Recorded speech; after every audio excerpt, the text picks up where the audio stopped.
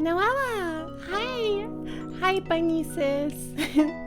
Thank you! I'll do my best. Hi, Nietzsche! Also, a smooch for Noella. Okay. Here, Noella. Mwah. Welcome in, everybody. I love you. I love you! How are you all doing tonight? I hope you're doing well. I'm going to open up Sayano Ute right now. You've returned. Welcome in. You're hungry? Well, here, I have pizza. Would you like pizza?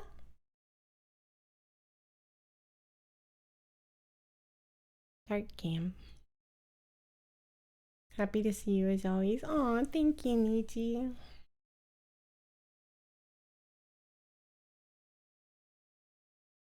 Is it cheese pizza? No, it's pepperoni. Comfy and warm at home. Sounds nice. I hope your day was well. I hope work wasn't too bad.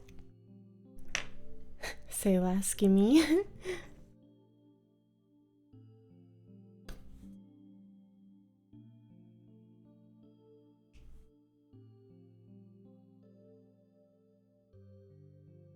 I feel like it's weirdly quiet.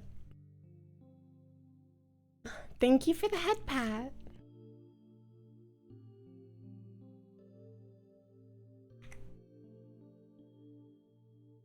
With goat milk, garlic, herb spice, and Cajun spice. That sounds so interesting. I hope yours went well too. Bunny Incorporated sister location. It's like Five Nights at Freddy's, except when I try to scare you, you don't get scared.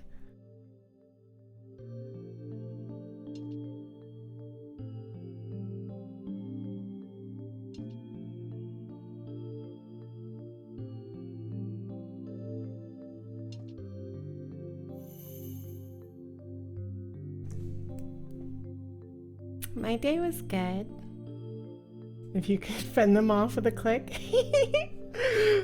Oh my god, furry Five Nights at Freddy's where you just use a clicker to tame them. It's a good idea. Hold on, write that down, write that down.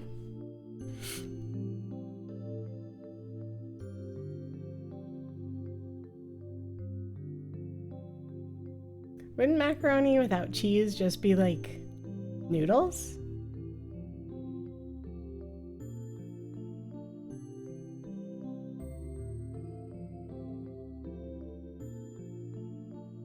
Or I guess pasta is probably a more accurate word. You're like, rawr, I'm gonna get you. Better close the door. Rawr! Cow, cow, cow. Cow, cow. Huh? Oh.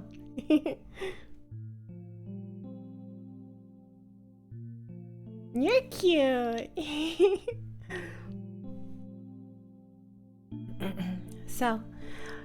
So, welcome in, Aversion. Let's discuss tonight's plan for book club. We will hopefully finish Sayano Uta. Last time I really wanted to finish it, but we went for like an hour and a half longer than I normally do, and I was sick. Honestly, I'm still kind of sick. I hope this cough goes away soon, but I think I might have something wrong. Because I don't think anybody should have a cough for this long. We will hopefully finish Sayano Uta. I would assume that there's not that much time left. Maybe like 30 minutes at most, but I guess we'll see. And then after Sayano Uta, I'm gonna be honest, I'm still not too sure what I want to do after.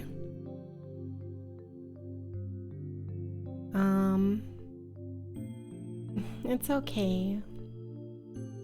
I've been coughing less and less, thankfully, but I feel like my coughs are way more violent Thank you for the hydrate.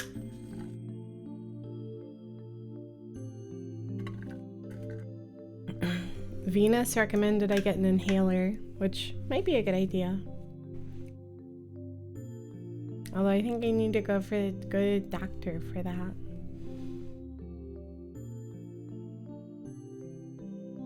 I don't think they do inhalers over the counter. Maybe.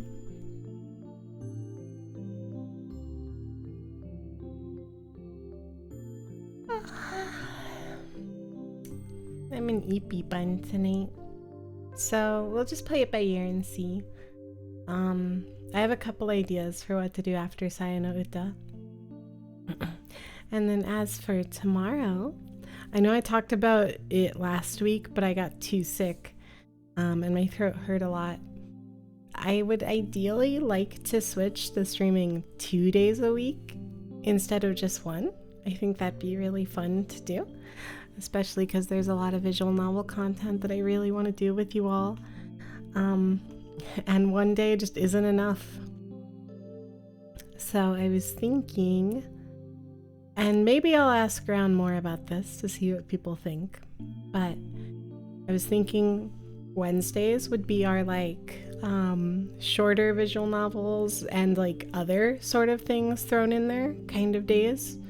Kind of like we could switch it up, do weird stuff, kind of just go with the flow. My notification. Yuki, thank you for the subscription. I love you. 48 months? That's like, is that 4 years? Oh yeah, how many? 12? Okay, so 12, and then another 12 is 24. Oh my god, you've been subscribed to me for 4 years. My 4-year anniversary was actually 5 days ago, so yeah, I guess that makes sense. Hi Mimi! Ressie, hi! I love you all, welcome in! So yeah, I was thinking Wednesdays would be our like shorter visual novels and weird stuff kind of days. Cybernetic, thank you! Gloria! As you can tell, I got my notifications working, but not correctly. Not yet. Also, I need a better sound effect. I was thinking the Nipa from Higurashi.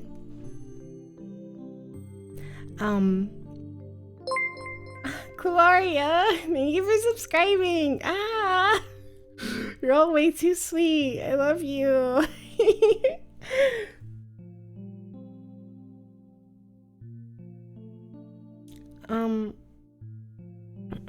So Wednesdays would be shorter streams, or not shorter streams, shorter visual novels and other weird kind of like things that I'm feeling at the time. And then Thursdays, I was thinking of tackling much longer visual novels, like the kind of visual novel that would take like weeks or even months to finish. And I was thinking about what I wanted to start with. And I'm thinking Fate, honestly. Fate looks really, really fun, and I'm very interested in it. There's also Umineko, but that is significantly longer than Fate. Dusty, hi Dusty. But yeah, we'll figure it out. Maybe I'll run a poll. I think I can do that on Twitch.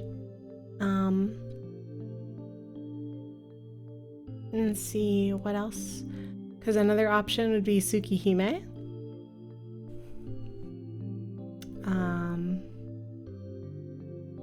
I don't know. I'll think of some other things though. Anyway, welcome in everybody. I guess we'll see how much time we have left in the game. If you remember last time, it felt like things were coming to a conclusion, and then there was just like another scene that felt like it just kept going and going and going. And I don't know how much longer this scene is going to be. I do have a sneaking suspicion it will be surprisingly short though. I'm going to turn the audio way down real quick because last time it was incredibly loud. I don't want to subject you to that. Let's do that. And load. And 101. How did I get here? Load. Better have the sensor ready as all. Don't worry, she's ready. She's on standby. Padoru on deck. Hi, Phantom. Oh, you're Charizard. Hi, good to see you.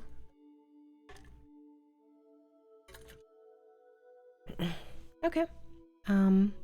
We could probably turn the audio up a bit now.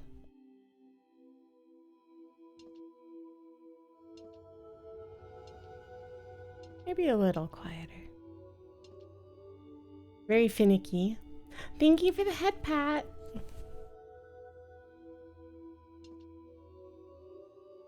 Is that good? Yeah, it's probably good. Okay.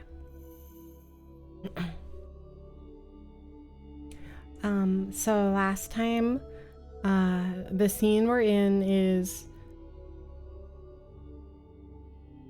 What's this guy's name? Koji? I think it's Koji. Koji and the doctor lady discovered this, like, secret lair in the well at, like, the house, like, way up in the mountains. And then Koji passed out and woke up in the house. So, I hope you're ready for book club. She turns a page, then takes a bite from the sandwich in her free hand. If you feel up to eating, there's food over there. Without looking up from the files, she gestures towards the convenience store bag sitting on the nightstand. How did I get here? Koji can't imagine that a woman, even a woman like Ryoko, could have climbed out of that well with him on her back.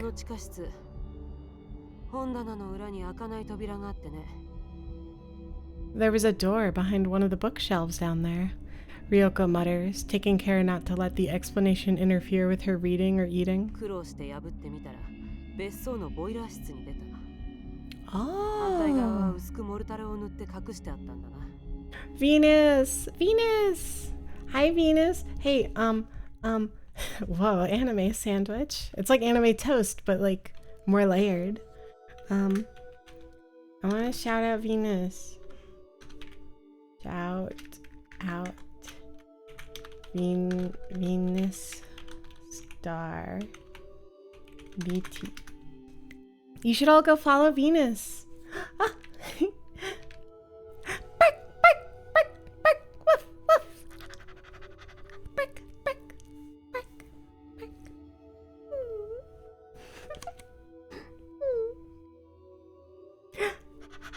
I'm good puppy, I'm good puppy.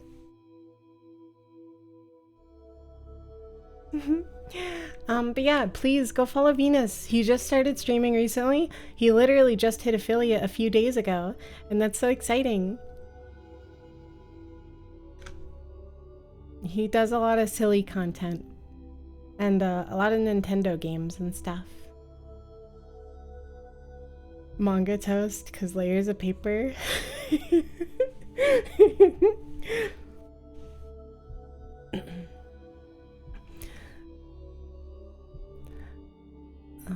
When I finally got it open, it led to the boiler room underneath the cabin. The other side was hidden with a thin layer of mortar.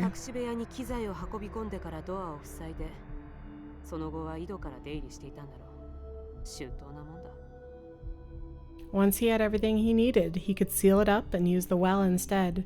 Pretty thorough. Gaz! Hi, Gaz. Welcome in. Bark, bark, bark. Woof, woof. Woof, woof. We're puppy to puppy communication right now. Puppy to slime puppy. Hajime no Ippo slathered with jam. 40 pages? That's a lot, I think. I don't know. I can't say I've ever tried to eat paper. Ow!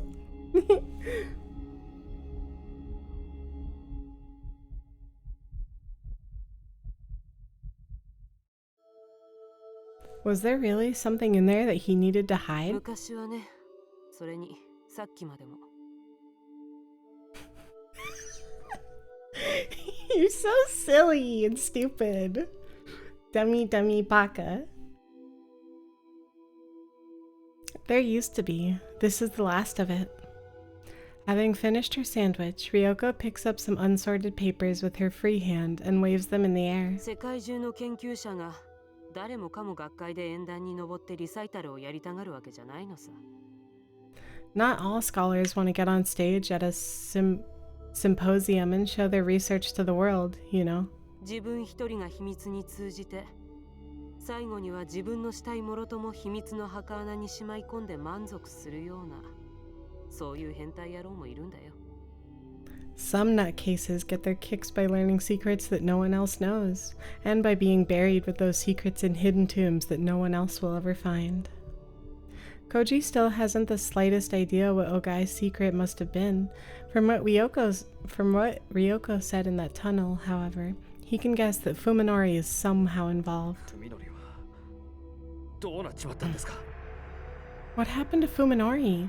Koji asks desperately, no longer caring who he gets answers from.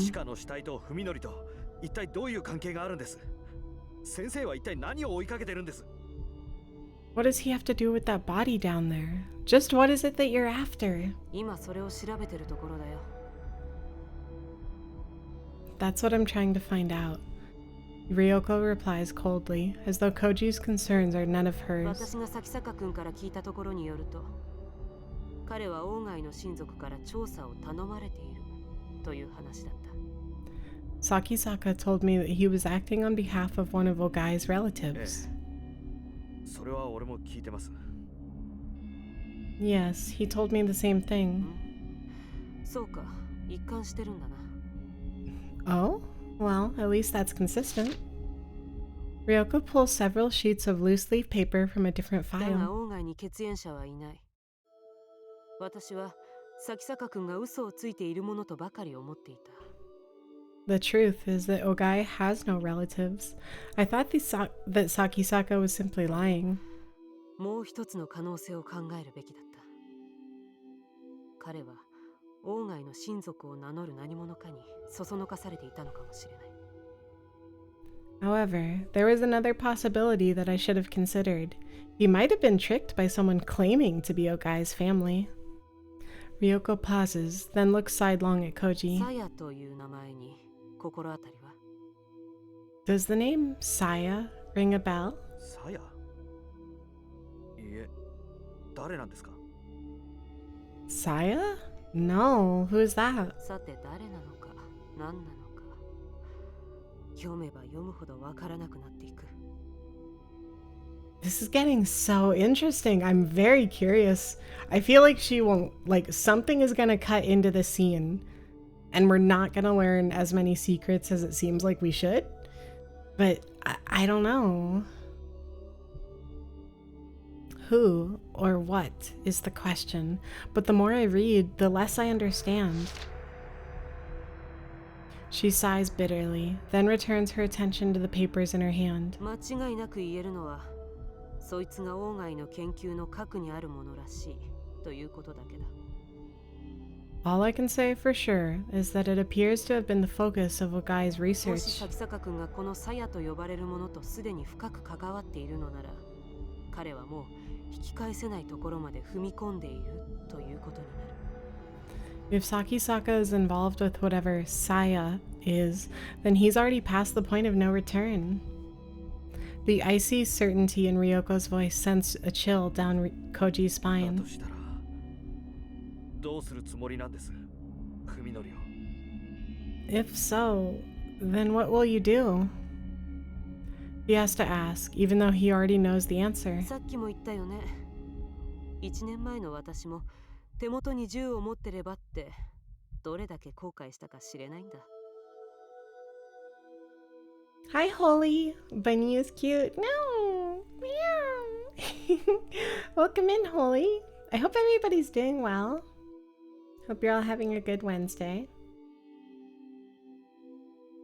It's like I said, Ryoko replies, smirking at the tension in Koji's voice. I have no idea how many times I've wished to kill Ogai when I had the chance. Thank you, Holy, for the head pat. Love Bunny. もう二度と後悔するつもりはない。 I won't make the same mistake twice. 俺が警察に行けば済むことです。 If I go to the police, it'll all be over. Ryoko doesn't respond, as though she didn't even hear what Koji just said. 海のりがやったことは殺人未遂です。俺が訴えれば、あいつは犯罪者として。 Fuminori tried to kill me, Koji continues persistently. If I report him, he'll be arrested and... 目撃者は、物証は、崎坂君が君を殺す動機は。 Ryoko cuts him off harshly. You have witnesses? Proof? What was Sakisaka's motive? なあ、トノ君。君は警察の仕事についてひどく勘違いしている。 You know, Tono, you're completely misunderstanding what the police do. 彼らの職分は正義を貫くことでも、市民の安全を守ることでもない。 Their job isn't to fight for justice, or even to keep people safe. I mean, yeah, it's pretty true. Police largely just protect rich people's property. そんな。 What are you saying? 不条理な物事について、きちんと条理に沿った体裁を整える。これが警察っていう役所の仕事だ。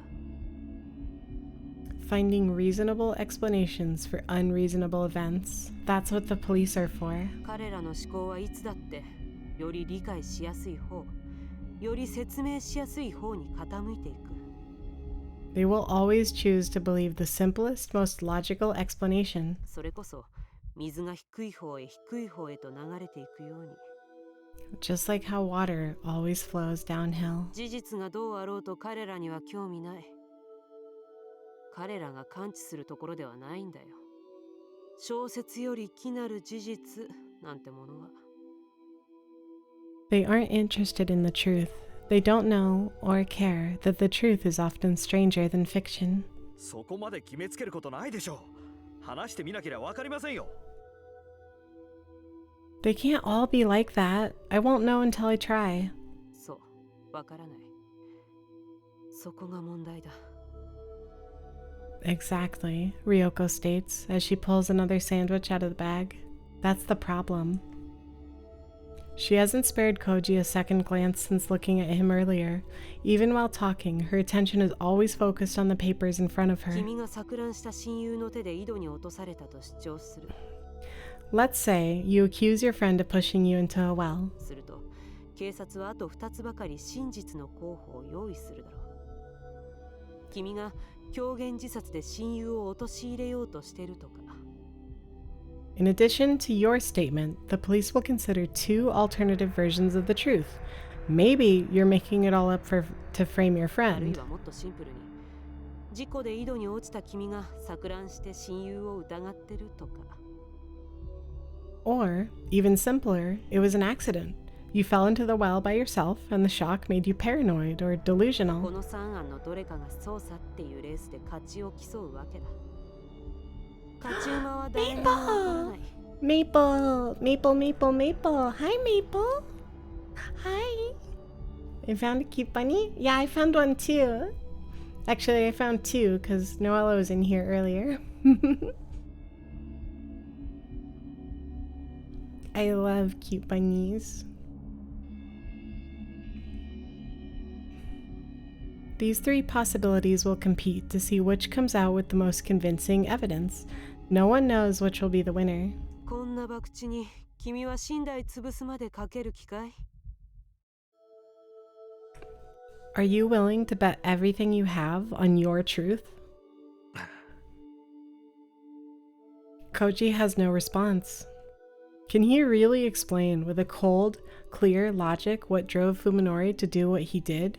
How can he convince anyone else when he doesn't even understand it himself? そして一番の問題は And here's the biggest problem. Ryoko says calmly, cutting into Koji's thoughts. 君がそういうランチキ騒ぎに手こずっている隙に先坂文則を追い詰めるチャンスを逃すことだよ。 While you're raising hell with the police, we'll lose our chance to corner Sakisaka. 身辺で火の手が上がれば彼は手遅れになる前にさっさと姿をくらますだろう。そうやってまた万事が振り出しに戻る。 If he sees trouble coming, we'll go into hiding, or he'll go into hiding, and then we'll be right back at square one. She pauses to take a bite of her sandwich before finishing. 私が鴎外を取り逃がしたようにね。 Just like when I let Ogai get away.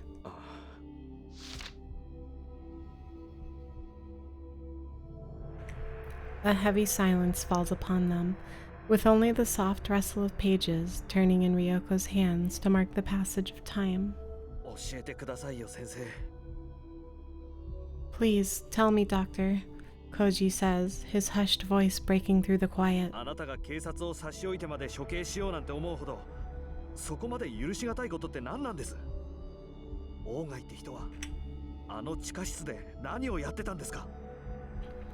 What crime is so unforgivable that you're determined to take justice into your own hands? What exactly did Ogai do in that room down there?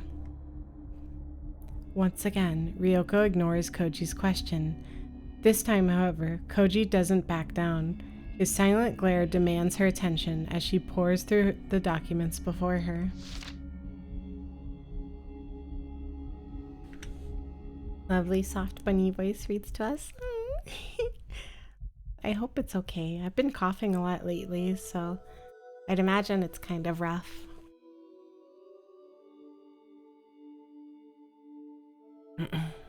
After some time, Ryoko rearranges the papers in her hands and sets them aside, as though having come to some conclusion. She then turns her chair to face Koji for the first time since he woke. なあ、Tono-kun。 Listen, Tono. Her hard stare belies the calmness of her voice. 君はここいら辺で降りた方がいい。ナスカ日光の温泉でゆっくり羽を伸ばして、何もかも忘れる気になってから東京に戻ってきなさい。 You need to get out of this while you can. There are a lot of fine hot springs around here. Go relax, and don't return to Tokyo until you're ready to forget any of this ever happened. 忘れろと。 Forget? Koji feels anger rise within him. 近江は俺の恋人でした。文則は俺の親友でした。それを忘れろと。 Omi was my girlfriend. Fuminori was my best friend. And you're telling me to forget about them? そうだ、忘れろ。これは提案じゃない。 Yeah, forget about them, Ryoko replies, coolly rebuffing Koji's anger. This isn't a suggestion, it's a warning. 今まではどうであれ。これからの君の人生に、その二人は一切関わりを持たないだろう。断言してもいい。 Whatever they were to you, that's all over now. You'll never see them again, I guarantee it. じゃあ筑波は？ Then what about Scuba? Koji shouts, unable to control himself. 彼女はどうなる？ Tsukuba. あの子は電話口で俺に助けを求めてた。どこかでひどい目に遭わされてたんだ。 If I was in Koji's place, the last place I would go is the hot spring. She begged me for help on the phone. Something terrible was happening to her. そりゃ何十時間前の話かね。 And how many hours ago was that? 私が君を助けてから何時間経ったと思う？そうでなければ、井戸の中の君があと何時間持ったと思う？ Do you know how much time has passed since I saved you? How much longer do you think you would have lasted down there if I didn't? 遅すぎるよ。彼女はとっくに死んでるだろう。誰もが君ほど幸運だなんて思わない方がいい。 She shakes her head, then declares coldly, It's too late. She's already dead. Don't expect everyone to be as lucky as you. あんたは。 You heartless, Koji growls, unable to suppress his あ anger. の井戸で俺の死体を見つけても、あんた、なんとも思わなかったんだろうな。 If you'd found me dead in that well, you wouldn't have thought anything of it, would you? そりゃ覚悟してたからね。まさか生きてるとは思わなかったよ。I was prepared for that, of course, Ryoko says with a shrug, unfazed by Koji's ire. I hardly expected to find you alive. It is futile to argue with this woman, Koji realizes. Her values are fundamentally different from his own. Nothing he can say will ever move her.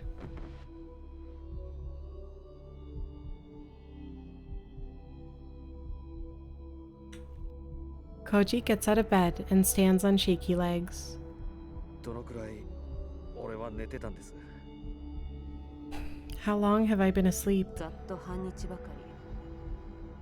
消耗した後速やかに休息が取れるってのは羨ましいね。若いうちだけだよ。そういう無茶が効くのは。 About half a day. I envy your ability to recover so quickly. It's a privilege of youth, so enjoy it while it lasts.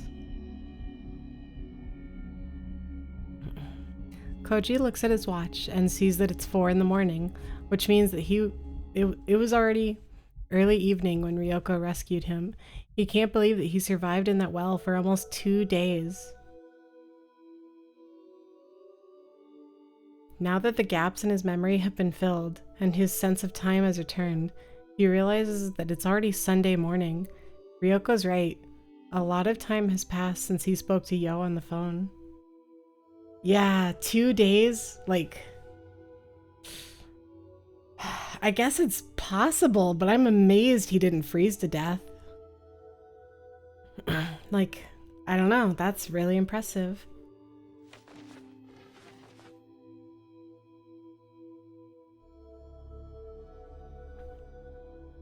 Koji grabs a sports drink and 2 jelly packs from the bag of food that Ryoko brought, then heads for the door. His legs are still a little unsteady, but he can compensate for that with sheer willpower. 念のため聞かせてもらうが、どこに行くつもりだい?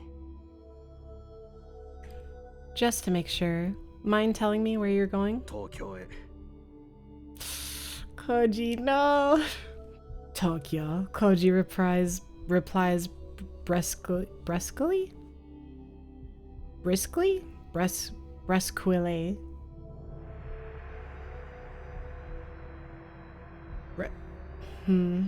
Brusquely? I don't know. His tone is hard as hers. Brusquely. Oh, okay. つくばようはまだ間に合うかもしれない。彼女を助けに行きます。 This is a terrible idea. Tsukuba might be alive. I'm going to save her. 人の話を聞かないやつだね、君は。 You just don't listen, do you? 聞く耳持たないのはお互い様でしょう。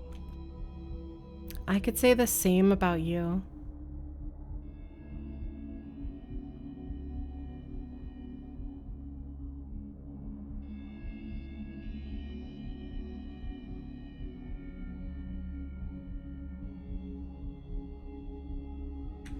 True, strictly speaking, she's not dead.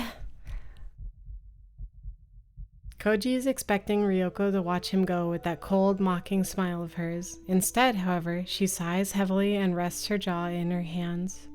もう少し待つ気はないか。こいつのどこかに。 Can't you wait a little longer? Somewhere in here.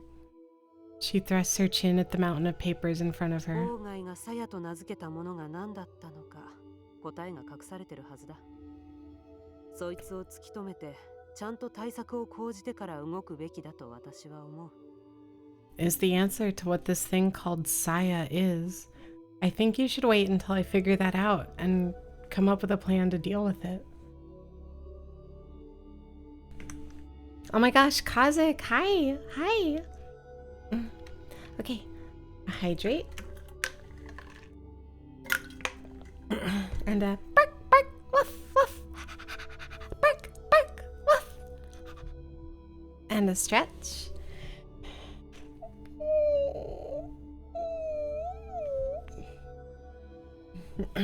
and a head pat, and a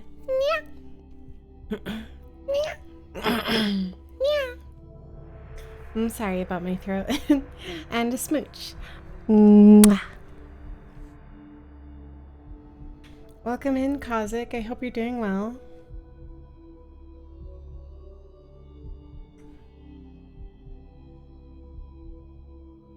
Tsukuba が死んでると決めてかかってるあんたなら当然そう思うでしょうね。 Adorbs. Ah, you're adorable. Adorable kitty. You would think that since you've already convinced, you're already convinced that Tsukuba is dead.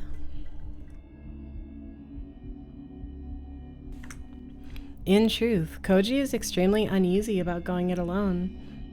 At the same time, however, he knows that he mustn't depend on Ryoko. She made it clear that she doesn't care about saving lives. Teaming up with her will only make it more difficult to salvage something, anything, out of this nightmare. You're sick, unfortunately. No, I'm sorry.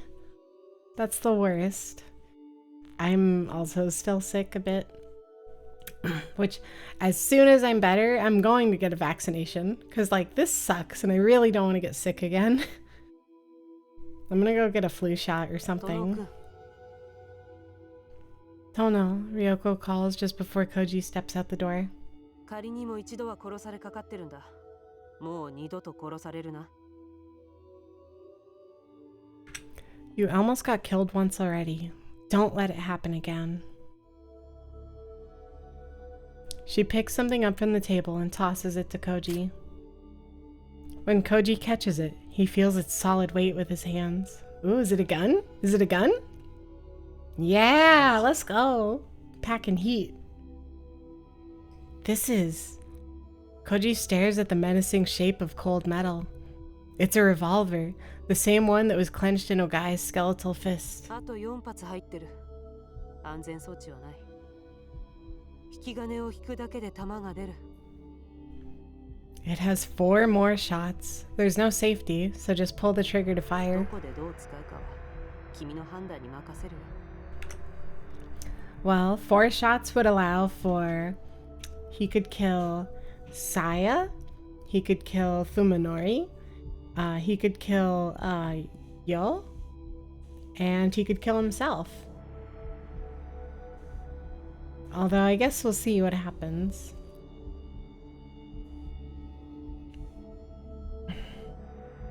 There's no safety, so just pull the trigger. How you use it is up to you. If Koji were his usual cautious self, he would not hesitate to reject the dangerous offering. The only time you truly need a gun is when all hope is lost. He'd prefer not to fight a losing war. And yet, without even knowing it, Koji has already set foot into Ryoko's world, choosing instinct over reason. He accepts the small but deadly weapon and stuffs it into his pocket.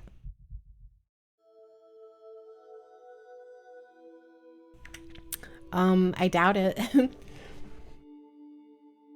I bet he panics, misses at least once, fails to get kill shot. Yeah.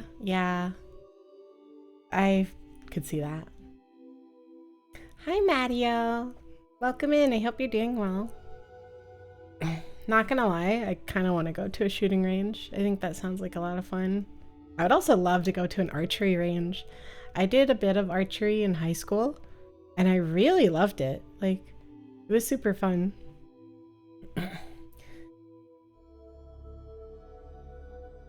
Yeah, no safety. Dangerous. Koji's really lucky to have survived in that well, as long as he had. The cold is the deadliest killer. Get the most silent. Yeah.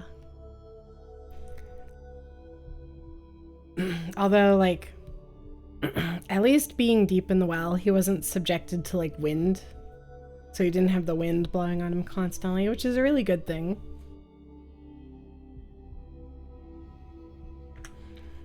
There is no question that Koji intends to save Yo and bring Fuminori to answer for his crimes. Yeah, that's true. In the back of his mind, however, he can hear footsteps of ruin approaching.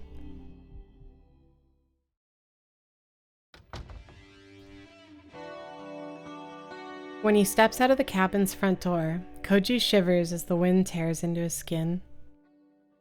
To his surprise, the outside air is even colder than the mud at the bottom of the well. Perhaps the cramped space mitigated the cold somewhat. If it had been exposed to chill all night, he would surely have frozen to death.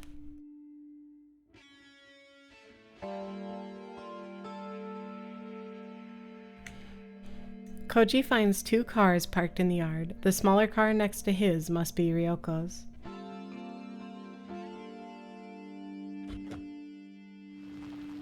When he sits behind the wheel of his car, he gets some relief from the feeling that he has taken the first step, however small, back into his world. He sips the sports drink, wetting his parched throat, then washes down some jelly. His stomach rebels at the sudden influx of food after 36 hours on empty, but he manages to force down the urge to vomit. Koji needs the energy. No matter how hard it is, he must regain enough stamina to overcome the challenges ahead. This is going on a lot longer than I thought it would. I was really thinking that something was going to happen in that cabin that would just kill both of those people and the game would be over. Like, I really did not expect things to continue. This is Fuminori's world. Very true. After forcing down as much food as he can handle, Koji leans back his seat and takes a short break.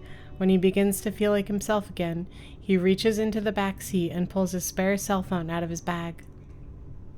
He never expected that carrying 2 phones would be such a stroke of luck. Good thinking.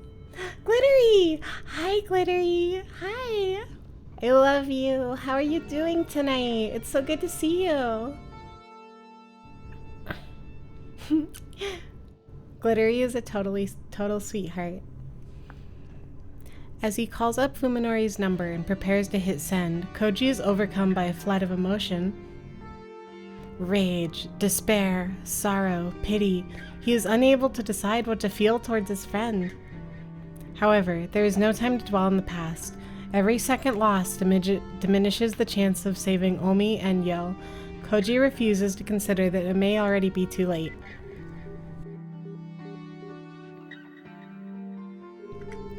Why would you call Fuminori? Why would you call the guy who literally pushed you in a well? I missed you. I missed you. You're amazing.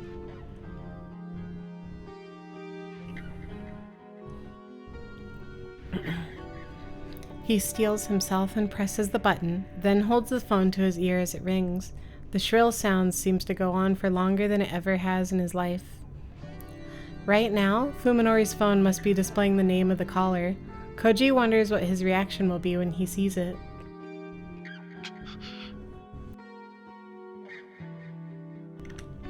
Yeah, I think calling Fuminori, terrible idea. Like, awful idea. The call goes through. In the silence on the other end of the phone, Koji senses surprise, apprehension, and dark fury. Feeling slightly gratified, Koji delivers the first jab.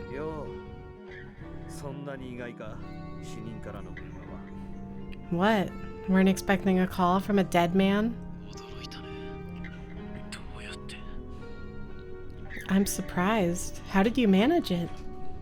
As Koji is about to answer, an idea suddenly comes to him.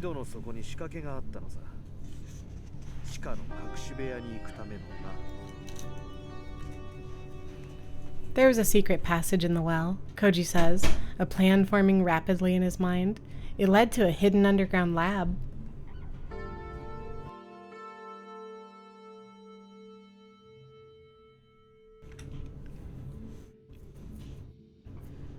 Hopefully, Koji doesn't mention the doctor. I really hope he does not mention her.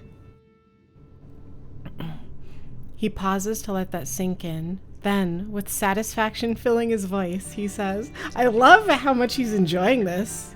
Like, this, don't get me wrong, this is a terrible idea and he never should have done this. But I do love how good it must feel to call someone who tried to kill you and be like, sup, guess who's still alive?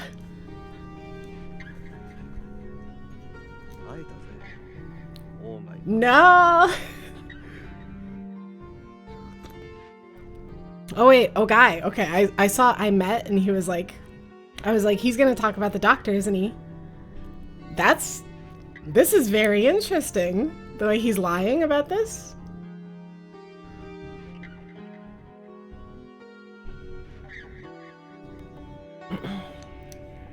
I thought he was gonna mention Ryoko.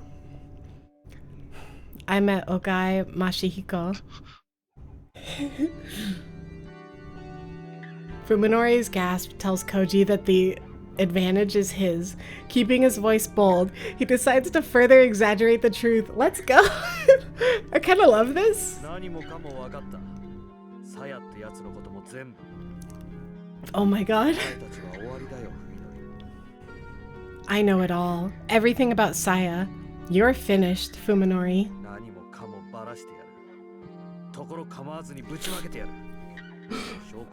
Oh my god. I've got all the proof I need to blow this thing wide open. You won't even see it coming. You son of a bitch. It's obvious from Fuminori's tone that rage has overwhelmed his reason. Koji's bluff is working perfectly.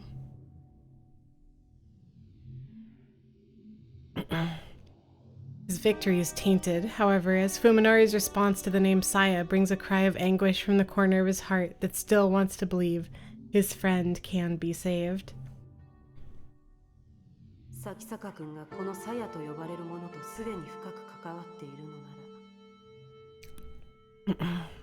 If Sakisaka is involved with whatever Saya is, Ryoko's words play back in his head, sounding even colder than before. Then he's already past the point of no return.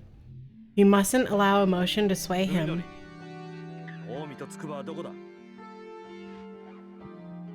Where are Omi and Yo? Koji suddenly switches topics, trying to keep Fuminori off balance. It all comes down to this.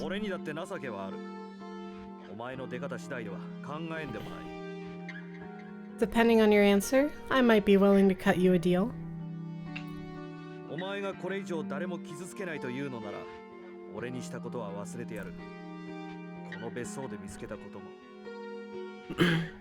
If you swear not to cause any more harm, I'll forget about what you did to me and about what I found at the cabin. I don't think he has enough leverage at this point to try to pull a maybe we could make a deal move. I don't think I would do that. I think what I would do if I had to call him is I would call him, throw him off balance, and then just hang up. I would not try to extend this conversation because I think the longer it goes, the more advantage you lose.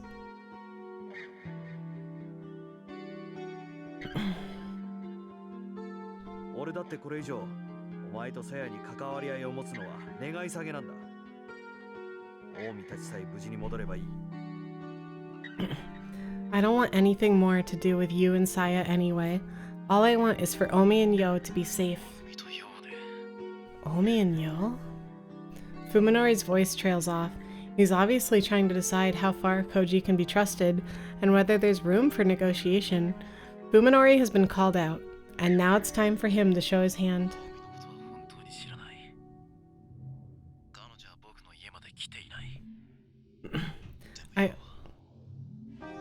I honestly don't know anything about Omi. She never came by my house. Yo, on the other hand. Fuminori pauses, then gives a knowing chuckle that sends chills up Koji's spine.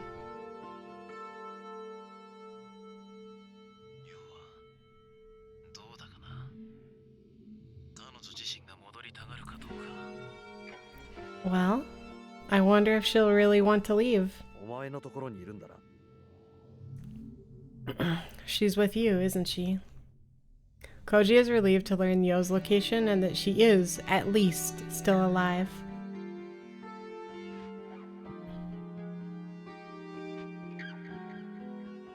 At the same time, however, he remembers that horrifying phone call. It is clear now that Fuminori is playing some part in Yo's suffering. Has she already fallen into his trap back then? What has happened to her? How is she being treated?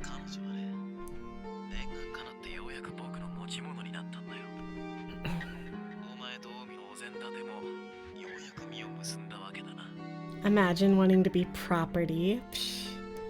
Psh. Her wish has finally come true, Fuminori says with a venomous sarcasm. She's my property now. I guess you and Omi got what you wanted after all. Koji feels despair settle over his soul. How much lower will this man go? Must Fuminori seek out and destroy every memory of their friendship they once shared?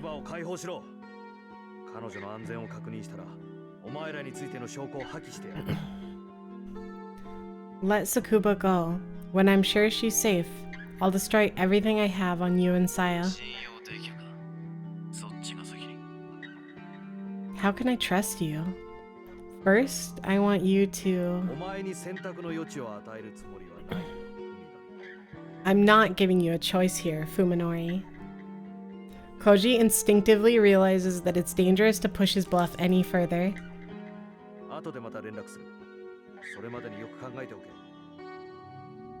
I'll call again later. You have until then to make up your mind. He hangs up without waiting for a response. Fuminori doesn't know that Koji is still at the cabin in Tochigi. Right now, he's probably worrying about whether Koji will show up in an hour or a minute. Koji hopes that he'll be able to take advantage of Fuminori's confusion. Yeah, definitely not a good thing.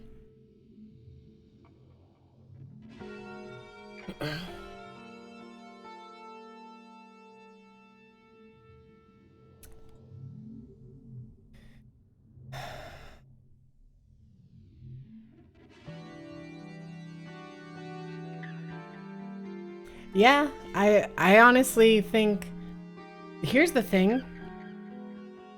What Koji did is honestly a pretty good move. And I think his best bet would have been to collaborate with Ryoko about this, because if they both set up a trap together, they could end this whole thing. But because Koji is letting his emotions get in the way and deciding that he has to do whatever he can to save Yo, he's putting this whole thing in jeopardy.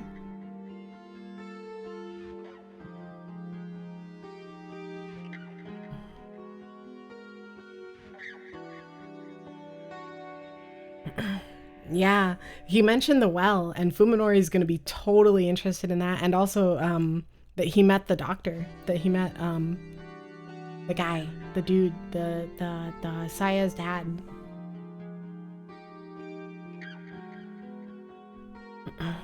"3 hours. That's how long it will take to race all the way back to Tokyo. Koji is afraid that his body won't carry him through such a long drive.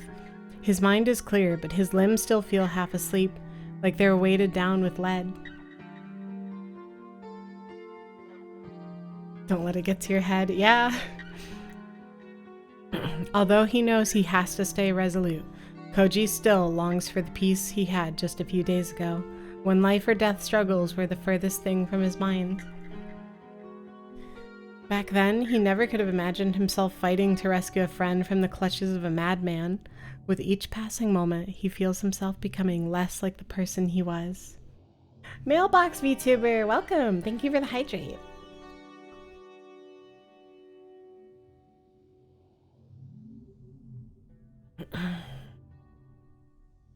Thank you.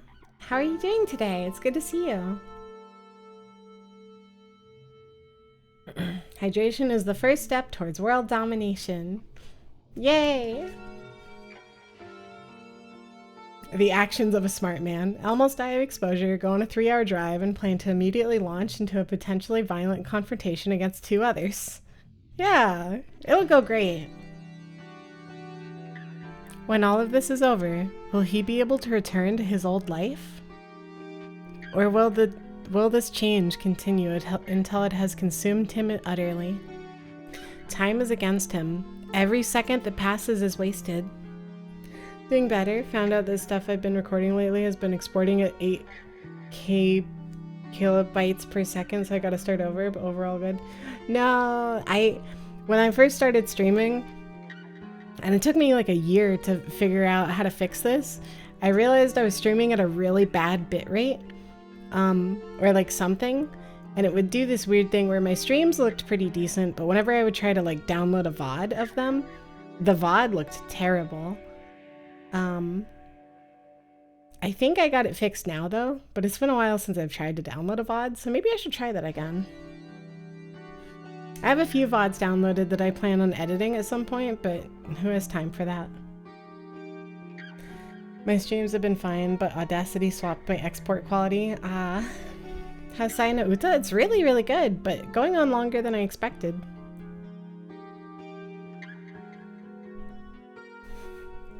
Worse than an Xbox 360 mic.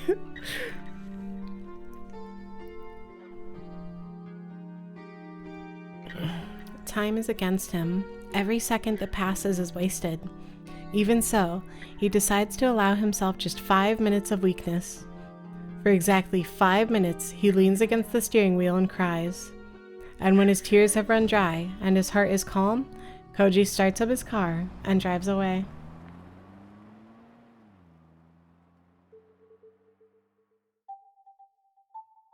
I stare at the silent phone in my hand. There is anger, of course, but something cold and heavy holds my emotions in check.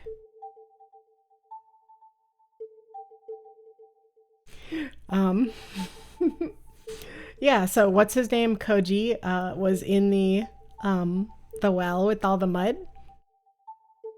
And you know that, I don't know if you met the doctor lady who was after Ogai, but she actually literally came out to that cabin and found him. And they found like a secret passage in the well to this like weird underground laboratory. And she basically rescued him and then was like, here, take a gun. We need to kill Fuminori. And he was like, okay, I'm gonna go save Yo. And she was like, no, don't do that right now. And he was like, no, I'm doing it right now. And so now he's driving to do that. Oh, he also called Fuminori and basically threatened him.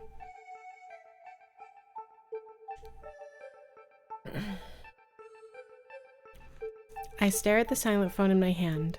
There's anger, of course, but something cold and heavy holds my emotions in check.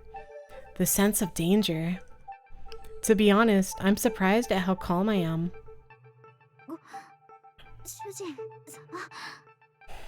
Master. Yo looks up at me apprehensively, her head between my thighs. She was attending me throughout the call. Dude.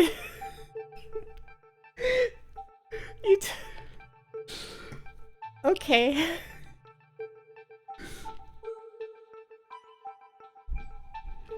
The remaining fragments of her memory seem to have joined together as she has regained some degree of speech.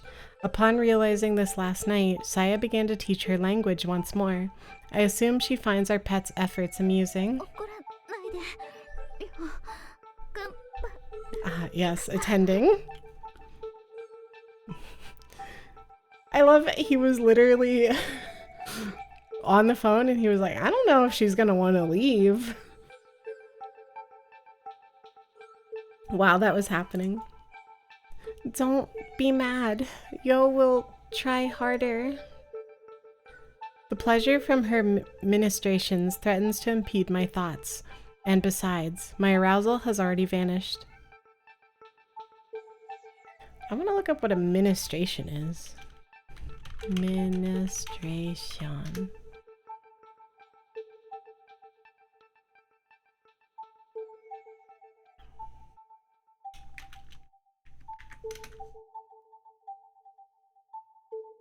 The provision of assistance or care.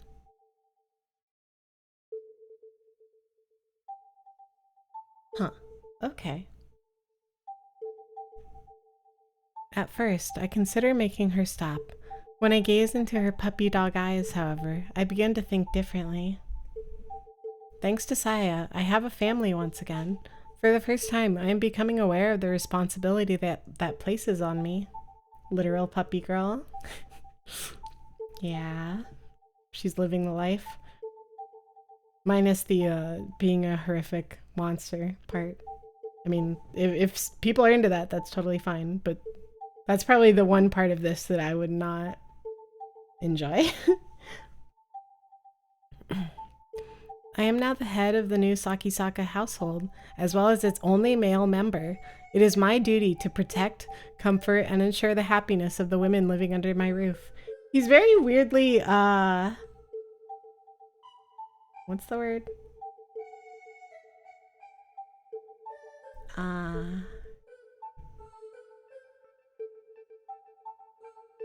He acts like women can't do anything.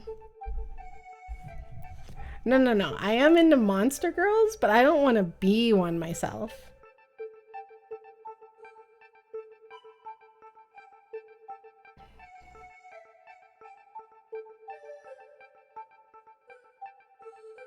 Yeah, gender essentialism.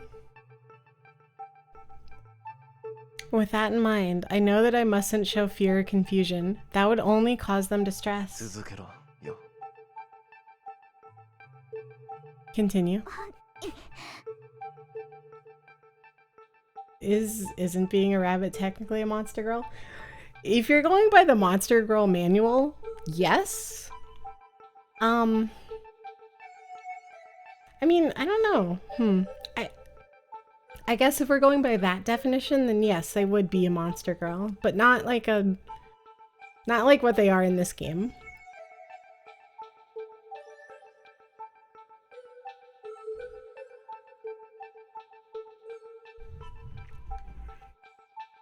Yes, master. I entrust myself to Yo's eager touch, basking in the pleasure with one part of my mind while contemplating our current predicament with the other.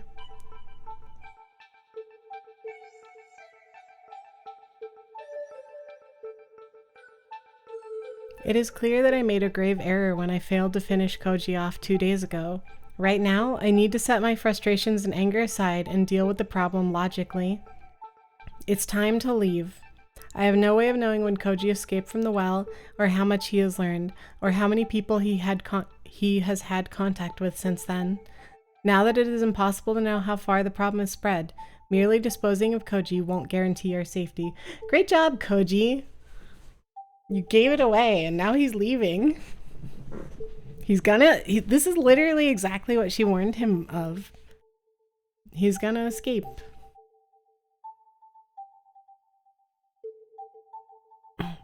When the enemy has poisoned your water supply, you can't take the risk that even one drop might remain. Your only choice is to stop drinking the water.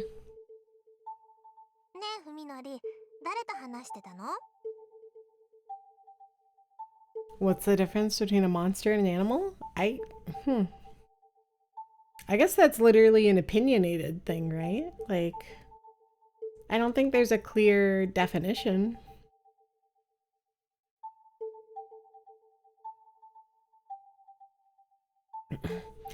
Luminori, who were you talking to? Saya returns from the kitchen, where she'd gone in search of a midnight snack. She's munching on her favorite, spare ribs. Delicious spare ribs.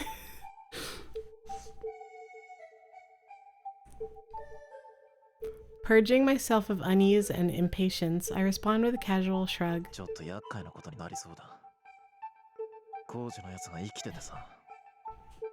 It looks like we have a little problem. That bastard Koji is still alive. Oh dear. By breaking the news suddenly and without any trace of anxiety, I am able to avoid frightening Saya. Instead, she is merely surprised. I knew that remaining calm would work.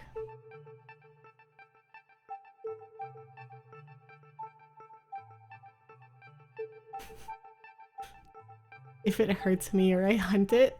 Oh, if it hunts me or if I hunt it. Well, I mean, like a tiger could hunt you.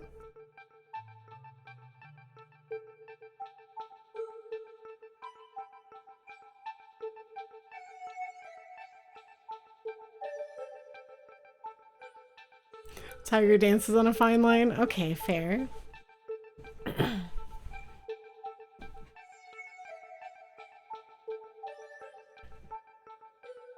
Moreover, I'm currently being pleasured by Yo. It would be hard for anyone to get too serious under these circumstances.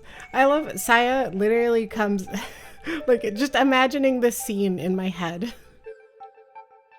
Like Fuminori is literally Saya's so casual about this. She just walks in and she's like, yeah, just the dog doing what the dog does. なあさや、僕たちこの家を引き払った方がいいかもな。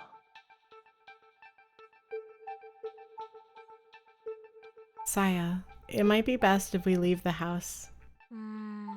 そうか。Saya lowers her eyes and strokes her chin thoughtfully. まあ、どっちみち鈴見さんの一家が消えたのがバレれば、この近辺も騒がしくなってただろうし、遅かれ早かれこういう日は来てたと思うよ。This was bound to happen sooner or later. Even without Koji, it's only a matter of time before someone reports the Suzumi family missing. うん。 Yeah, Saya nods. I can tell that she's reluctant to leave, but at least there is no sadness in her expression. Everything will be fine. I will protect my life with Saya just as I have up until now. I have that power. Knowing that we've overcome one problem fills me with new confidence. 大丈夫。安心していいよ。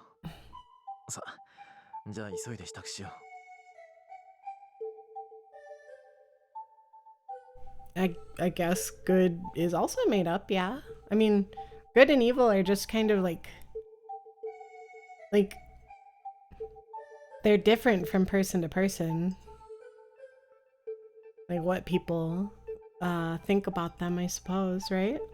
I don't know.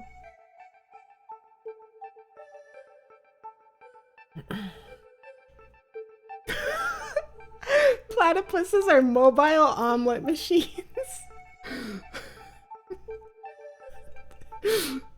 That is the funniest description I've ever heard.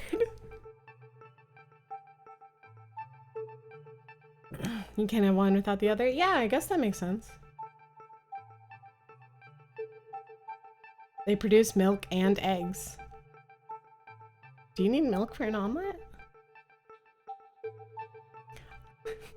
As you can tell, I don't know how to cook. I made boxed mashed potatoes last night. I did it by myself. Are you proud of me? Did I do good?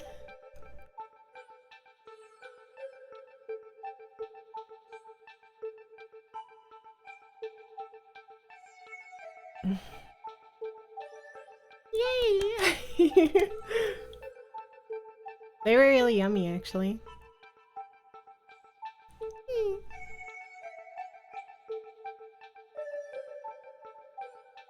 Scalloped potatoes, like the ones that are like frozen, or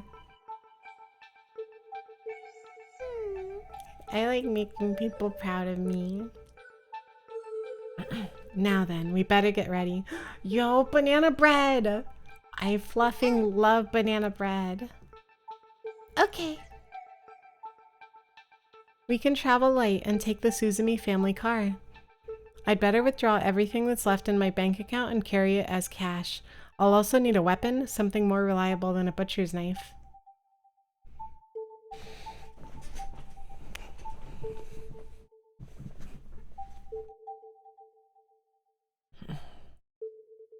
Koji will most likely follow. He thinks that Yo can still be saved. However, I'm not abandoning this house just to run away. As long as Koji knows our location, we're stuck on the defensive. Leaving gives me the chance to regain the initiative and deal with him at a place of my choosing. Yes, Holy? The next time we meet, I'll kill him with my own two hands. I'll make sure to wring every last drop of life out of his body. You want to smooch it, bunny? Okay. Mwah. Get kissed. Banana bread? At work?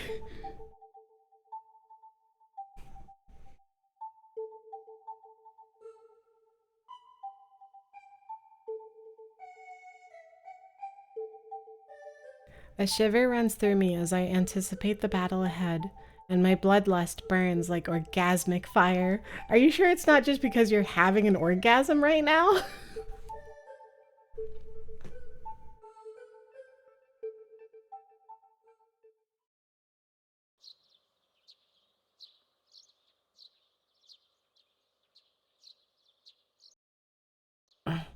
When Ryoko looks up, the morning sun is already streaming in through the window. So I bet Koji's gonna come to this cabin.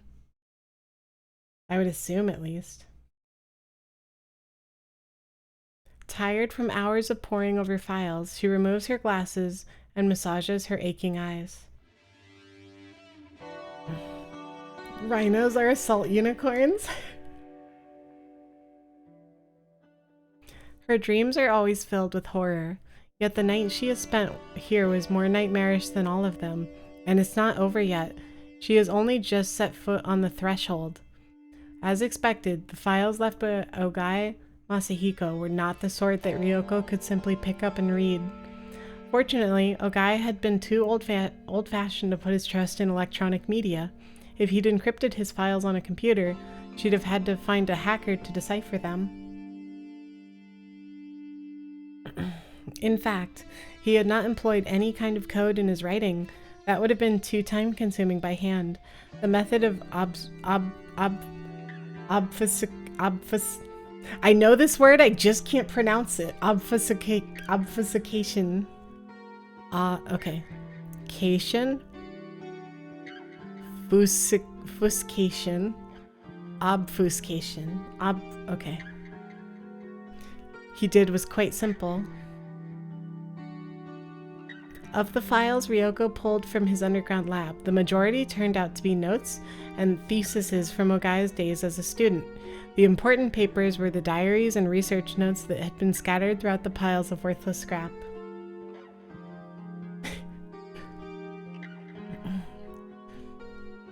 I love the way scientists work in media.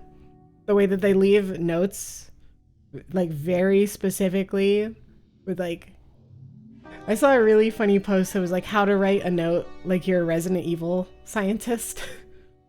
And it was like, day 1, we've injected a creature with a weird serum. Day 5, the creature's acting weird.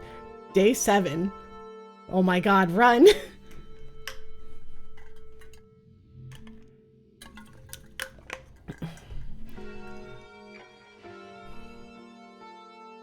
At first, she was unable to understand the documents that she had found. Each sheet was covered with text on one side and blank on the other. Each line was completely unrelated to the next. Huh.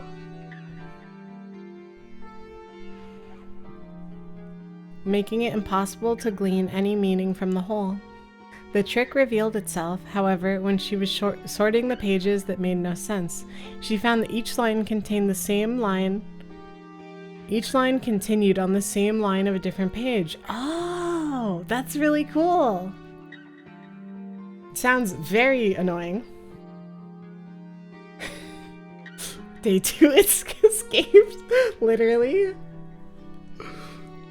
In Ogai's diary, for example, the first day began on the first line, then continued not with the next line, but with the first line on the next page. Similarly, the second day was the second line, and third was the third line, and so on and forth. After filling all the lines on one set of pages, Ogai had torn them out and scattered them among his files. I mean, the problem with that is you can only go up to, like, what, 15 days?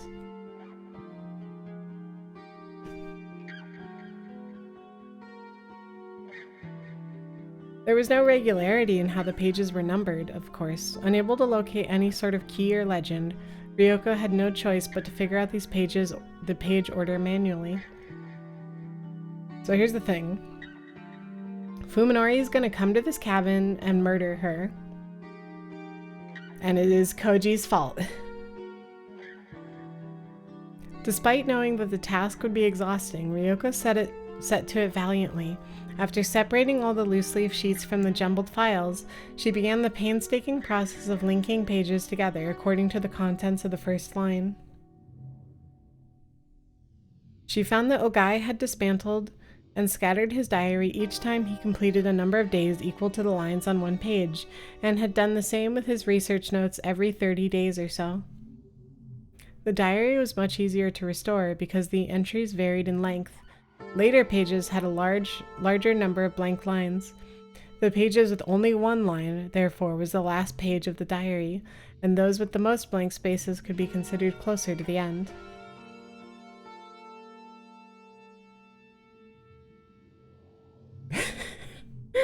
The gender essentializer and dissolves her to ash.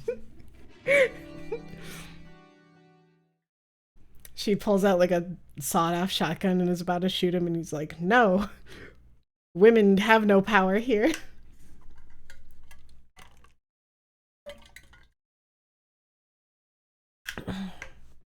Ryoko's perseverance has paid off, for she has already succeeded in restoring several volumes of Okai's diary. As she reads them, she feels despair draining her spirit, as it has so many times before. I really wish Koji had just stayed with her. I love you too. Thank you for stopping by. It means so much to me. I hope you rest well, and I'm excited to see you on Saturday.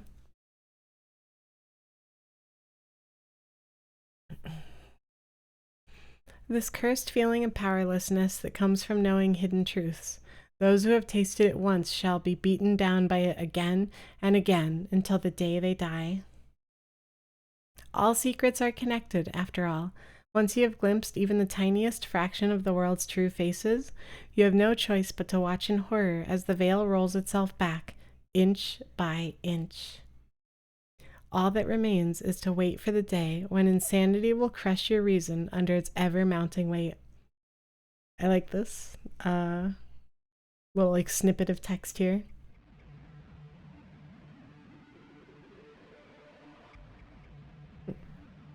I have succeeded in communicating with the organism. It shows enormous curiosity, and its intelligence is beyond doubt.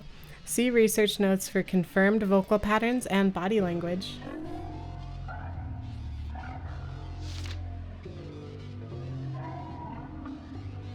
Its appetite for knowledge is insatiable, and its learning speed is off the charts. However, it exhibits absolutely no desire to be recognized as an individual. Its ego appears to be quite weak, suggesting a psyche wholly unlike that of a human. The speed of the organism's linguistic development is astounding. When I laughed at its mispronunciations, it immediately picked up the concept of puns. Ever since, it has been employing its entire vocabulary in an attempt to find puns that will make me laugh.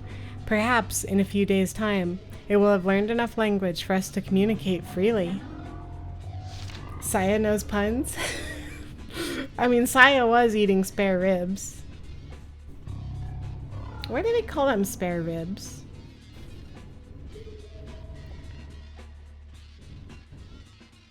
You don't, Saya.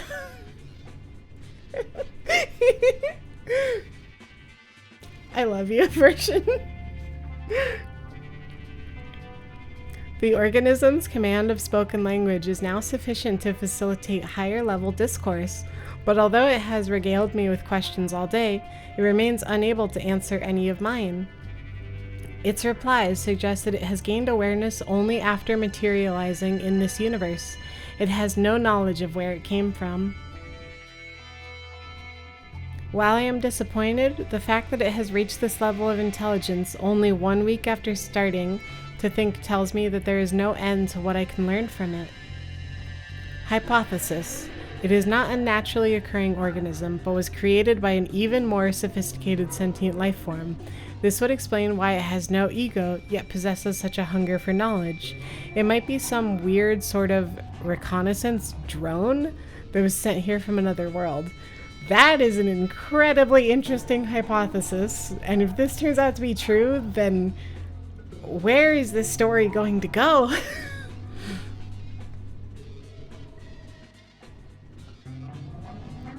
Hi, hungry, I'm dad bit. I kind of love dad jokes. Honestly, they're really cute. Ryoko smiles humorlessly for the upteenth time since she started reading. How wonderful it would be if she could laugh the diary off as delusions of a madman or the work of a science fiction author. Alas, she knows far too much.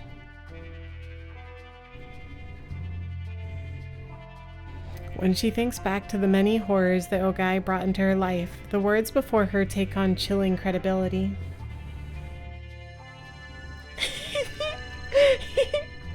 When does a joke become a dad joke? When it becomes apparent. I have confirmed that the organism's brain power far surpasses any human's. This morning, I taught it about prime numbers. After I explained the Lucas-Lemmer test for Mersenne primes, it immediately began to list examples that it had calculated in its head. I was only able to confirm by memory up to number 10M89, but it continued to list further examples without any trouble. Yeah, Saya, the best encryption cracker. I left it to its calculations, and when I returned a few hours later, I discovered that it had written down more than 70 of them. Computers are all over the world are currently working to calculate Mersenne primes, but the last one I remember being found was the 39th back in 2001.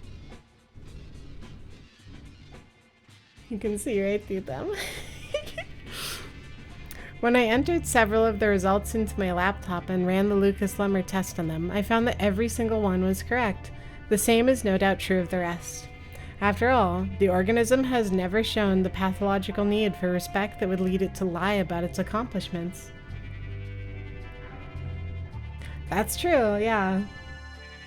I see no reason to doubt its veracity. If I could reveal to the world an expedient method of discovering Mersenne primes, the prize money would make me a billionaire. Of course, my current research is...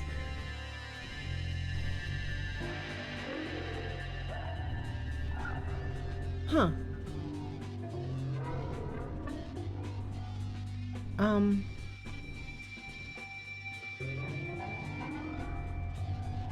That was kind of weird. My power flickered for a second, but at least my computer didn't die, so... Maybe it was just the light bulb that flickered.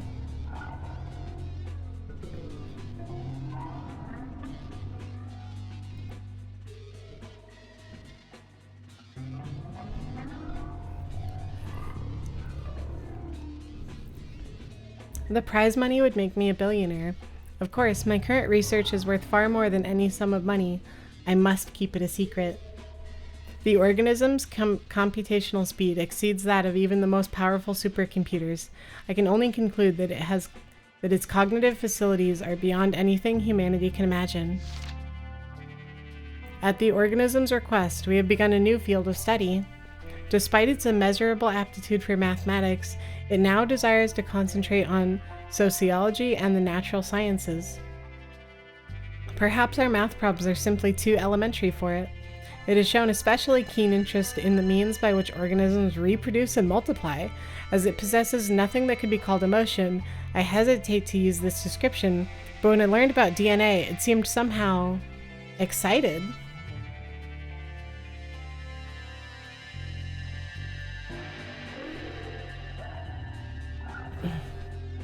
In fact, the organism itself seems surprised by its reaction. When asked about the nature of the impulse, the organism decided to label it instinct. If this description is indeed accurate, then this is an extremely significant development.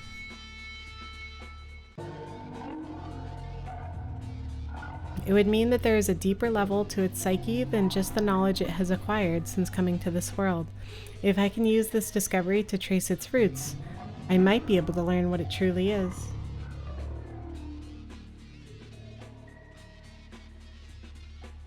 I feel like maybe you don't expose the possible alien reconnaissance to detailed information on Earth organisms and societies. I mean, it's fine. What's the worst that could happen?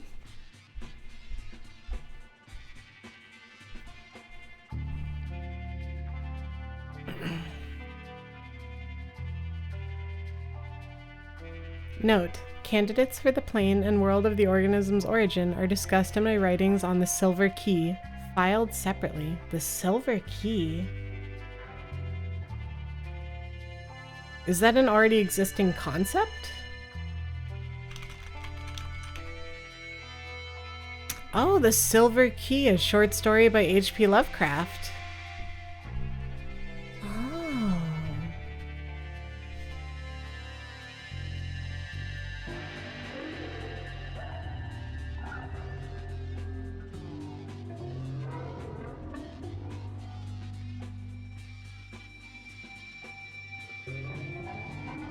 Hmm.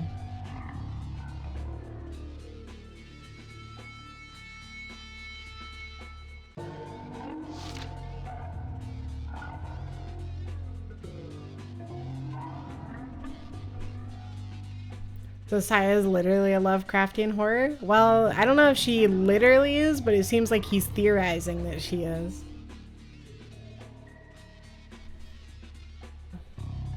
The Silver Key is a key of tarnished silver that can open gates of space and time and travel to different places and times. Oh, so he thinks Saya came from another dimension?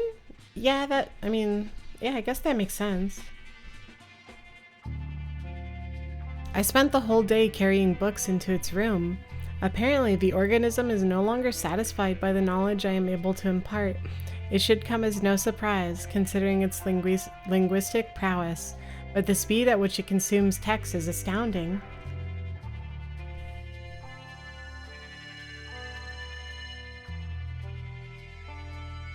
The diary continues for some time, chronicling the intimate relationship between Ogai and the organism.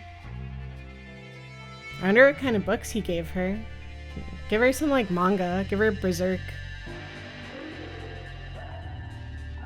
In the back of her mind, Ryoko imagines the old doctor climbing down the well in the middle of the night to hold congress with some inhuman creature in that bizarre laboratory.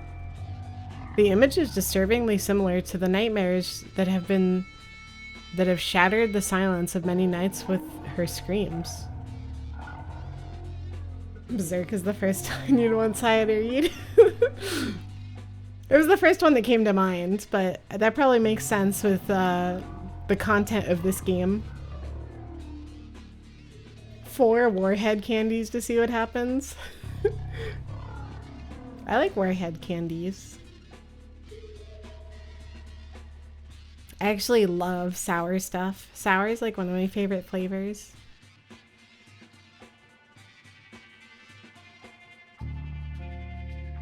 What follows, however, makes even her worst nightmares pale in comparison. This game is going on for so much longer than I would have expected. I wonder if Saya would like fruit gummy.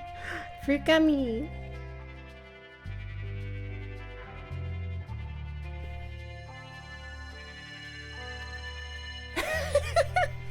The first thing we gave them is Berserk. They'd be concerned for our well-being.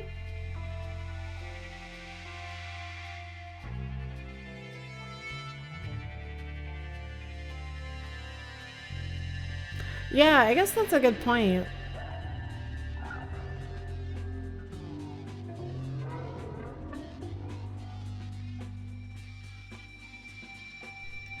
The organism has made a very strange request. This is the first time it has asked for anything other than food and reading materials. I can hardly believe it, but it wants to consume the sperm of living creatures. This is separate from its desire for food. Once again, it is describing the impulse as instinctive. Instinctively wanting sperm. Now that it has declared itself a life form that requires the seed of males, it has begun to identify itself as female. After today, I suppose I shall have to start calling the organism a she.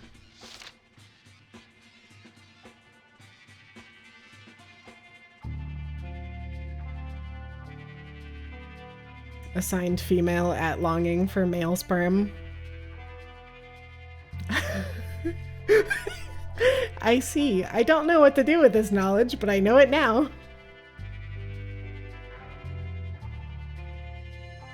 Is the personality that she has begun to exhibit really just an imitation created for her amusement?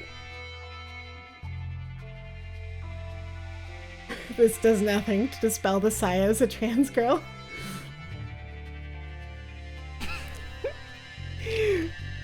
Ever since she started to immerse herself in our literature, she has been acting astonishingly human. She identifies herself as female and already possesses an enormous store of cultural knowledge. Is she trying to create a human identity for herself based on these? I also instinctively seek sperm. I have seen her laugh, grow angry, and today she cried. Is she just copying our emotional displays? If not, then she is already trans goals. Is the soul something that any intelligent life form can acquire? I feel that I am witnessing something more mysterious than the genesis of life itself. Today is her birthday. Happy birthday! Oh my gosh. Although it is a year late, I want to give her a special gift. Saya was the name of my mother's cat. In childhood, she was my sole friend and my beloved. I decided long ago that if I were ever blessed with children, I would give this name to my daughter. Happy birthday, Saya. Oh, okay, that's really cute.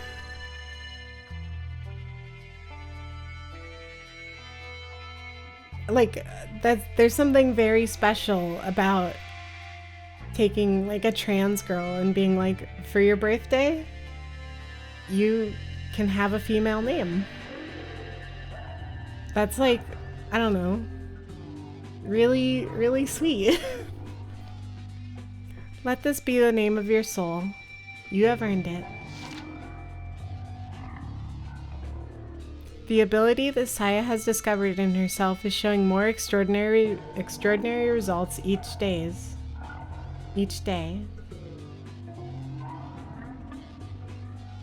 Yeah, I've seen stories like that too. I think it's very cute. Personally, I don't think I could ever ask anybody else to name me because, I mean, my taste in names is a bit eccentric.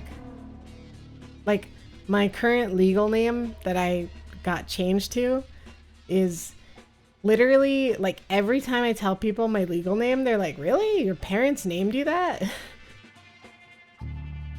Sometimes they're like, wow, your parents must have hated you. And it's like, really? I think it's a good name.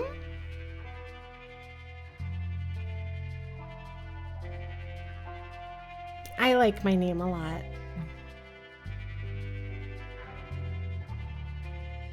I have no doubt that she is a kind of artist. What exactly is it that she has created in her body from the rat semen I gave her? She gonna become a rat? Huh? Astera, thank you. Astera? Yeah, Astera, thank you for the follow. Guys, we got notifications working. I fixed it.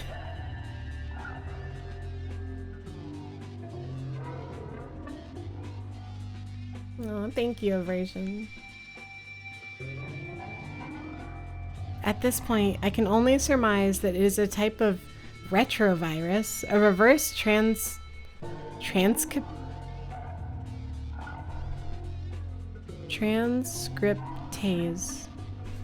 Hold on. I love looking things up a lot.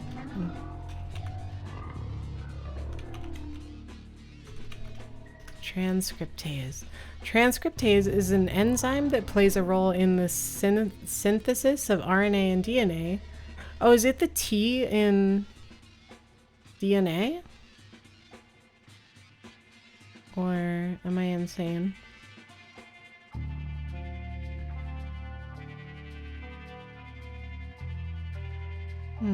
No, I don't think so.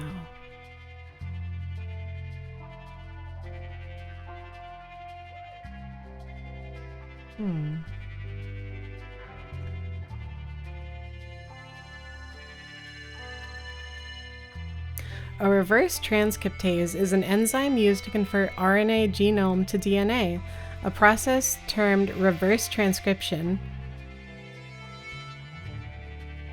Reverse transcriptases are used by viruses such as HIV and hepatitis B to replicate their genomes by retrotransposition, mobile genetic elements to proliferate within the host genome. Huh. Okay, I see.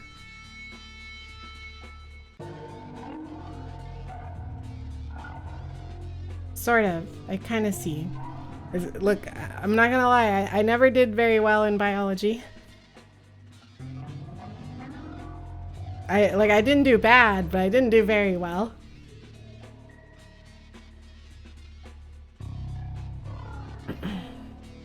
A reverse transcriptase enzyme that creates exactly what she desires. The rats that have been transformed by her are so very beautiful now. The many enzymes secreted by her body and the various appendages she uses are discussed in detail in my biological observations, filled separately. Here, I will say this. By witnessing Saya perform her operations on several rats, I have gained much confidence in my theory that her body is designed specifically to manipulate the biology of other organisms.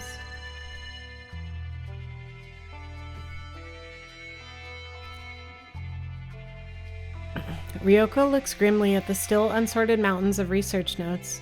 When she finally manages to separate those papers, she will probably find the many other files mentioned in the diary.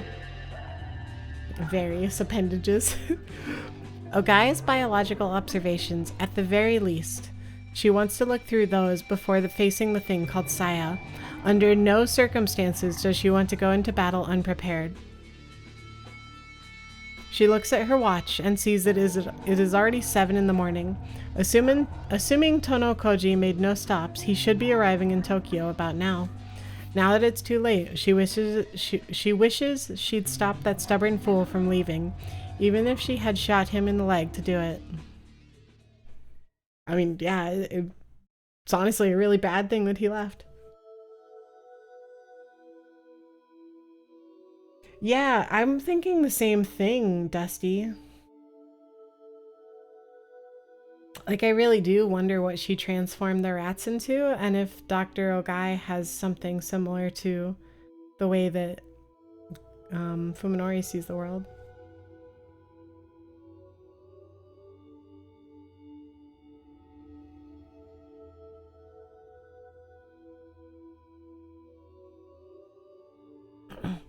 Koji pulls up 2 blocks away from the Sakisaka house and stares at the silent building.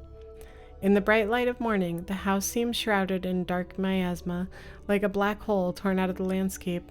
Is it just a figment of Koji's imagination? Every window is closed, offering no glimpse of the inside. Koji has no way of knowing whether Fuminori is home.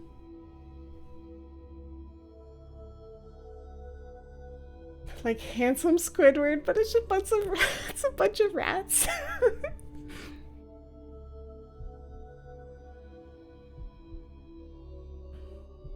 I did. Thank you for the tea. I appreciate it. It's helped my throat a lot.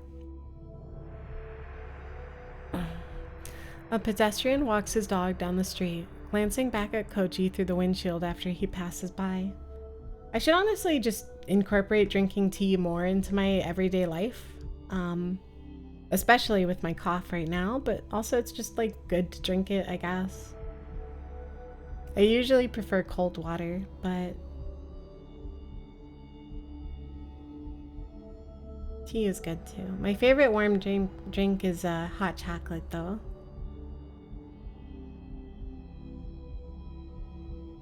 Koji isn't surprised by the attention. He hasn't bathed or changed clothes since spending the night buried in mud, so he must look like a vagrant, even inside his car. A gentle source of caffeine. Antioxidants too? Interesting, I did not know that. Hi, Pally. Welcome in. Fox plushie boops your nose. You booped me. Reject tea, embrace chewing on a mouthful of coffee beans. There's this coffee shop around here that I really like. And whenever you order a drink, they give you 1 free coffee bean covered in chocolate. And they're so good. I want to go there sometime. Thank you, Pally, for the head pat.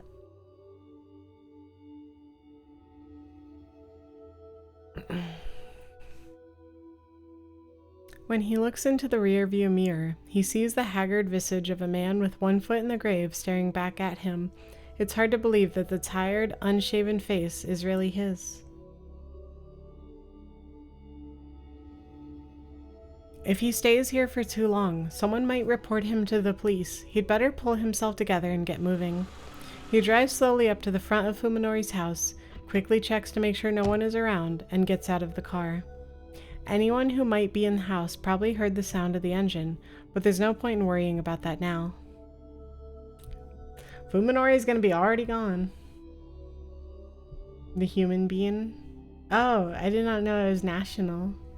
I love that place. It's really good. We should go there. Also, I have a Starbucks gift card that we should spend sometime.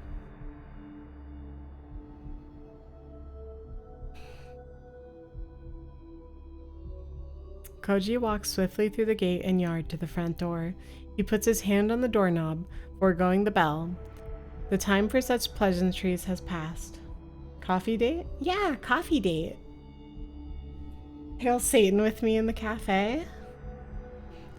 I don't know. Hailing Satan on a first date? It's a bit extreme.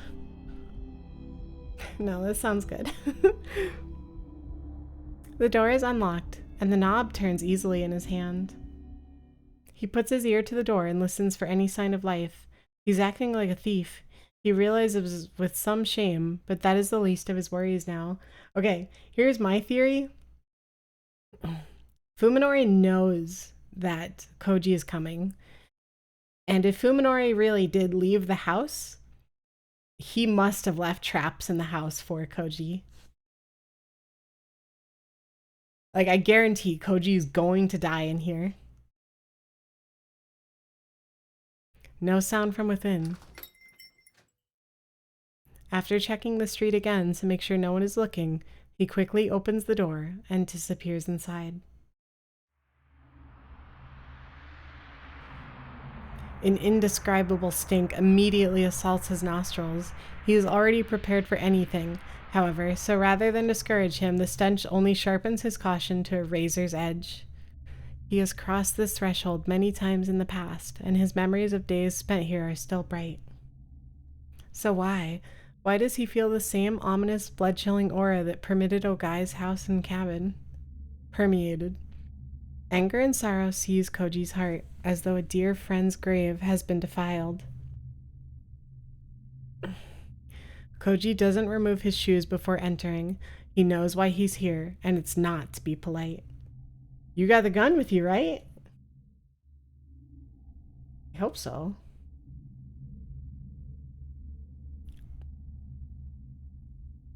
Every storm shutter is closed, filling the house with gloom. But he can see nothing, and he can see nothing but pitch-black darkness through the open doors in the hallway. He should have brought his flashlight from the car. He thinks ruefully, then remembers that he dropped the light when Fuminori attacked him. It's still lying in the backyard of the cabin in Tochigi. The house might be empty. Then again, it might not. Each particle of the air seems charged with silent menace. Is his enemy lurking somewhere in the darkness? It's not hard to imagine Fuminori waiting for a chance to take him by surprise and finish what he well failed to.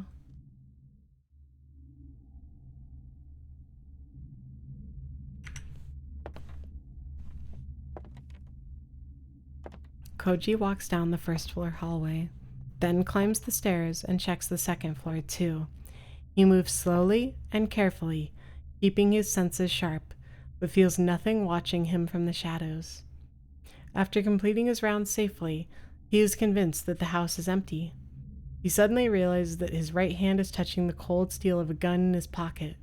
Did he intend to draw the weapon upon encountering Fuminori? Yes, literally, like, this is a shoot-to-kill situation. You cannot just, like, he literally tried to kill you. Now that Koji thinks about it, his own actions seem mysterious to him. What is he planning to do when he meets Fuminori? Will he lay into him with curses and epithets? Will he force him to turn himself in? Or will he... Koji shakes his head. This isn't the time for such hopeless questions. If he keeps thinking, he'll stop moving. If he stops moving, fear will paralyze him forever. His only choice is to keep marching on. He has to close the distance to his prey. In any case, Fuminori isn't home. What form their reunion takes will probably be decided the moment decided at the moment of their meeting. All Koji has to do is not hesitate when the time comes. Still, why does the whole house smell like stagnant water? It's been 3 months since Fuminori distanced himself from his friends. Just what kind of life has he been leading all this time? Koji enters the living room and feels along the wall for the light switch. The moment he flips it on, the answer to his question is revealed. What? How far has Fuminori gone? Koji realizes that this is the first time he has encountered Fuminori's insanity in visible form. From the dust piled in the corners of the room, it is clear the paint was not applied recently. How many nights has Fuminori spent surrounded by the maddening array of colors? Why, if such signs were available, why didn't Koji realize that something was wrong before it got this bad? Was he deaf to the dying screams of Fuminori's sanity? Was their friendship really so worthless? As he stands petrified in the unfamiliar living room, Koji directs his anger entirely at himself. If he could, he would like nothing more than to apologize to Fuminori for failing to help him through his suffering.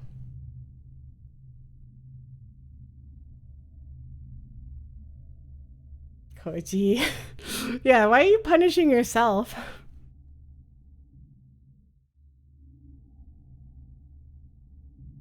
Koji feels that he might have been able to save his friend. Perhaps he is arrogant to think so, but if so, is his arrogance born of kindness? Oh, it is arrogance born of kindness. Koji passes through the living room and opens the sliding door that leads to the kitchen. When he enters, he finds the most disturbing of the house's many stenches is the strongest here. Blood. The room is redolent with the smell of countless layers of blood grown stale over time. He peers into the well-used sink. Around the rim, he sees faint brownish-red blotches that water alone couldn't rinse off. Even more obvious are the stains on the dish rag. Such stains are proof that the rag has been used and reused countless times. But what could it have been used on to make it that sickening burgundy color? Koji stares at the refrigerator next to the counter as though it were a monster waiting to swallow him whole.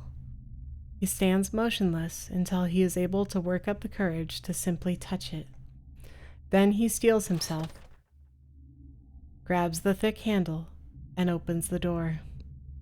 First, he'll check the freezer, then the refrigerator. The freezer is packed with frozen meat of varying shapes and sizes. As each piece is wrapped tightly and frosted over plastic, he can't tell what kind of meat it is. The meat in the refrigerator, however, has already been thawed for consumption.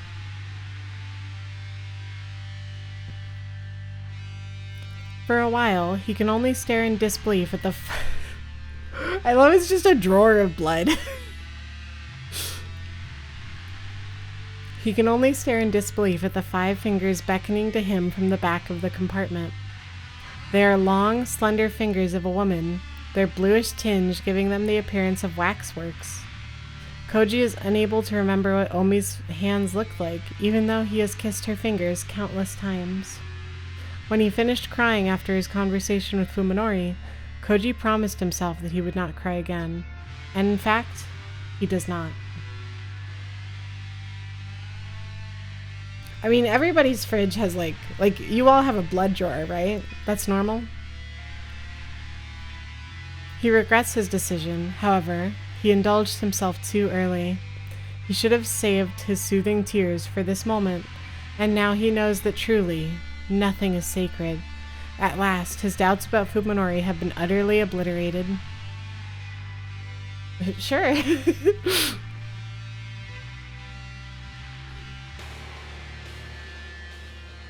Yeah, the blood goes in the bottom drawer. Yeah. One drawer is for vegetables, and one drawer is for blood. Koji pulls Ogai's revolver out of his pocket and wraps his hand around its grip like he would a charm. Its definite presence is its promise of merciful annihilation, is the only thing keeping his sanity intact. He will surely use it to kill Sakisaka Fuminori. Where would the blood go if not the blood drawer? Yeah, where else are you gonna store it? Not for revenge, not for justice, but to make this world once more a place governed by reason. For that purpose alone, he must eliminate the anomaly.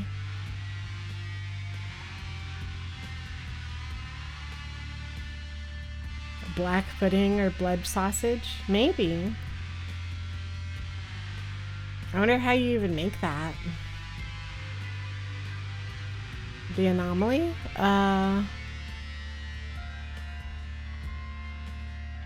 Anomaly.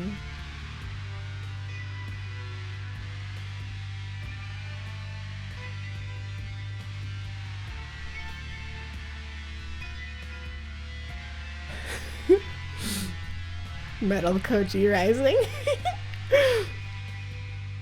Wait, actually, Fuminori literally, didn't his surgery involve nanomachines?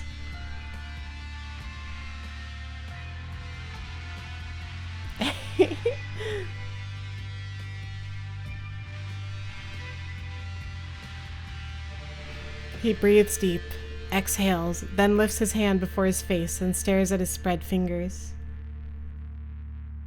All right, he's not shaking. He's prepared to face his new objective.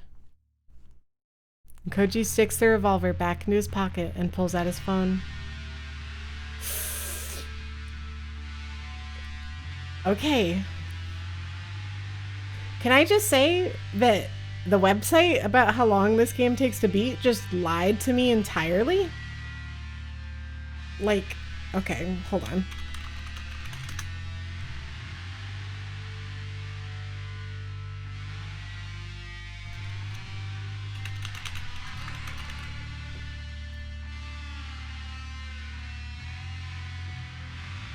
Like, what do you mean 6 hours?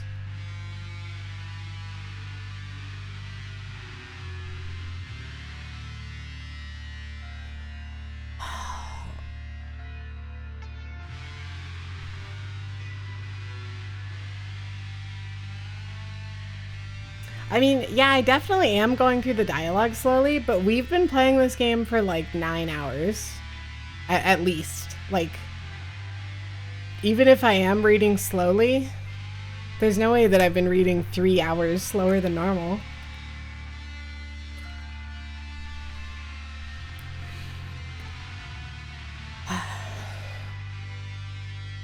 Okay.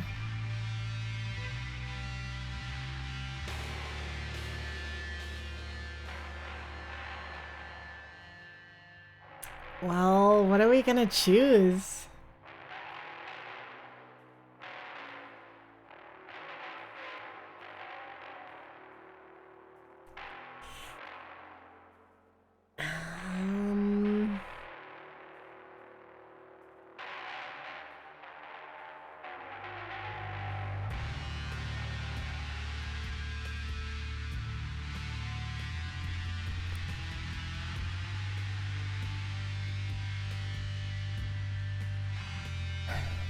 I'm trying to think about which one, because if this choice is like the last one of these will lead us to a dead end, or a bad end, I assume, and the other one will continue the story. So I'm trying to think about which one will just lead us to an end.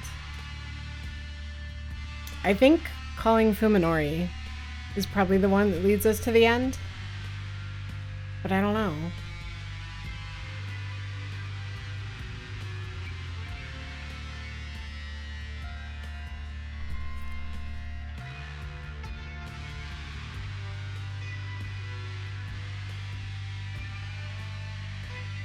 Yeah, okay, we're gonna call Fuminori.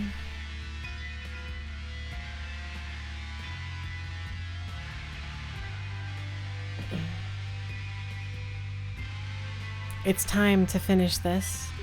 Just as he promised earlier, Koji calls Fuminori again.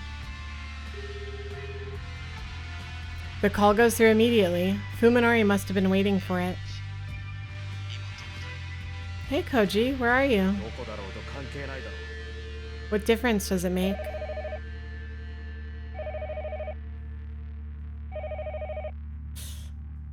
As soon as Koji responds, a shrill ringing fills the house. I don't like this at all.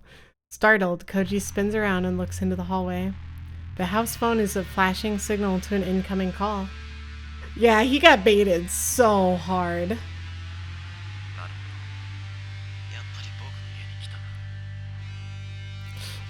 I see. I figured you'd be at my house.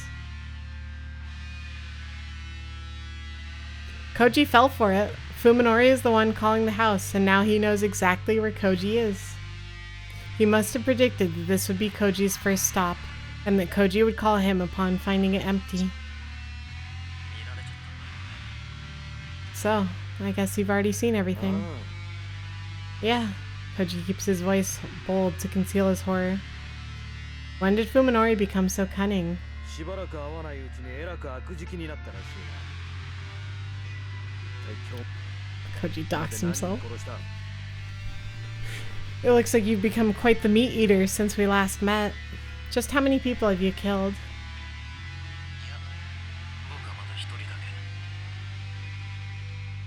Actually, I've only killed one so far. Fuminori replies unapologetically, his tone upbeat. Yeah.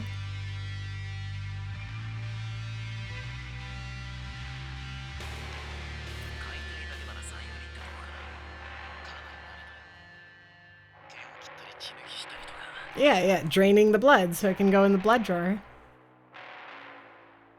You could make like sauces out of it and stuff. I've taken apart 3 or 4 though. I'm getting pretty good at removing the tendons and draining the blood and such. Koji no longer feels sadness or horror when faced with Fuminori's inhumanity. There is only the cold desire to kill the creature speaking such revolting words with his friend's voice. 近江を殺したな。知らないっていうのは嘘だな。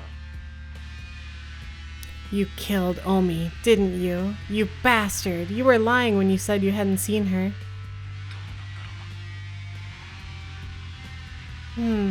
I wonder, Fuminori mutters, seeming somehow embarrassed.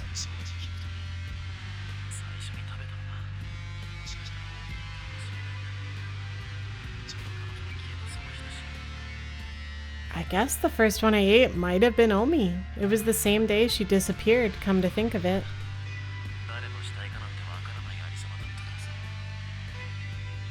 Yeah, it's funny, Fuminori didn't even think about it.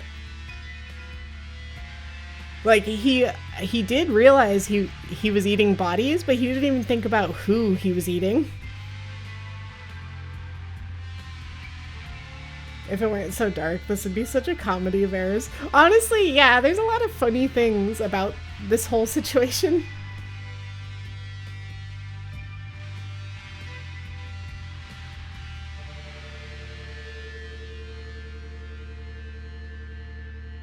The body wasn't in any shape that I could identify.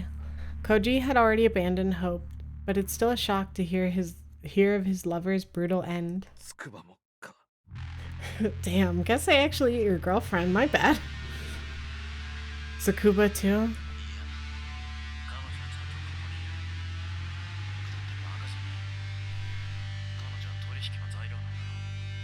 No, Fuminori says with an exasperated chuckle. She's here, like I promised. I'm no fool. I need her to trade with you, right? I won't waste her. 声を聞かせろ。 Oh, fruit. Yummy. Let me hear her voice. I don't think that's possible. She's in no shape to talk. Fuminori's dismissive words further sharpen Koji's 言ったは bloodlust. ずだぞ。彼女を無事に解放しないなら。 You forget what I said? If you don't let her go unharmed.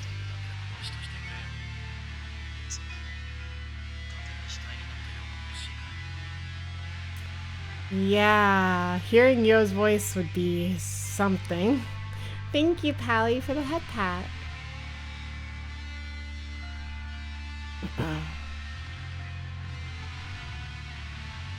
Come on, be happy that she's still alive. Or would you rather have Yo as a corpse?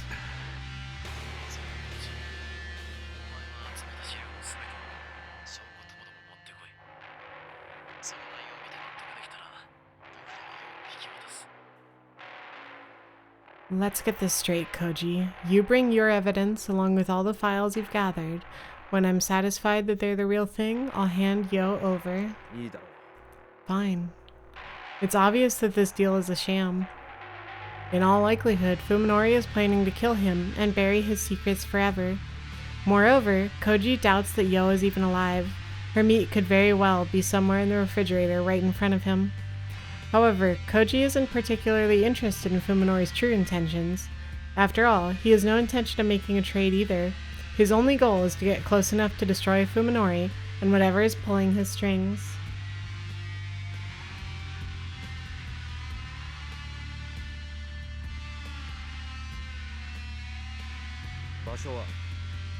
I mean, if your goal was to destroy Fuminori, you should have collabed with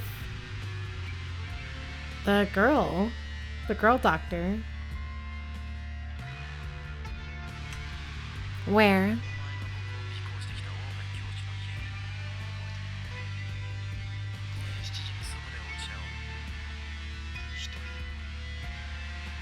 You remember Dr. Ogai's house? The one you followed me to? Let's meet there, tonight at 7. Come alone. Hey! Fuminori hangs up without waiting for Koji's response.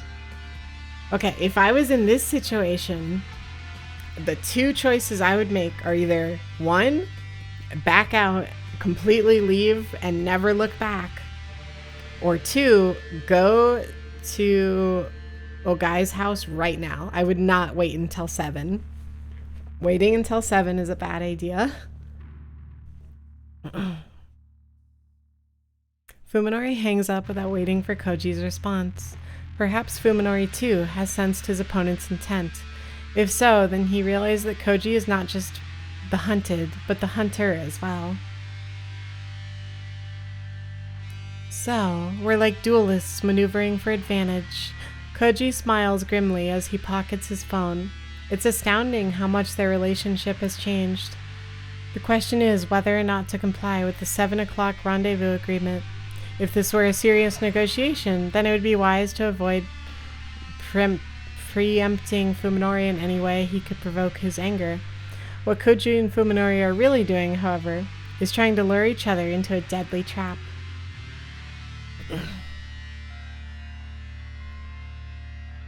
Koji doesn't know what Fuminori plans to do between now and then, but he's not about to let the enemy keep the initiative. Okay, so we were thinking the same thing. Which probably means that that's actually a bad choice. Because I don't really trust Koji to make good choices.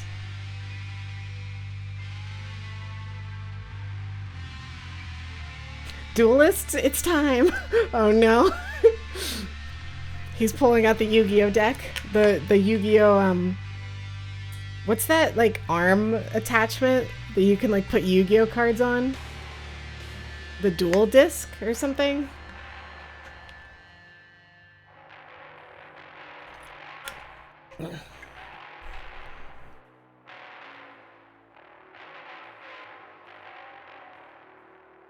The fierce bloodlust that has taken root in his heart is more than enough to recognize or to energize his exhausted body. A dual disc, yeah, okay, nice. Koji leaves the death-filled house, his stride more determined than before. Welcome in, Bearded Wonder. How are you doing today? Today was the first time I've driven since my accident last summer. The proposition was always too dangerous to consider, given my inability to recognize roads and cars. Things have changed, however. In the 3 months I've had to adapt to my condition. I know what cars and pedestrians look like now, and even though I can't exactly see colors, I've learned to decipher lights and turn signals. I still can't read street signs, of course. Nevertheless, I managed to make it safely to our destination with Saya and Yo in the back seat.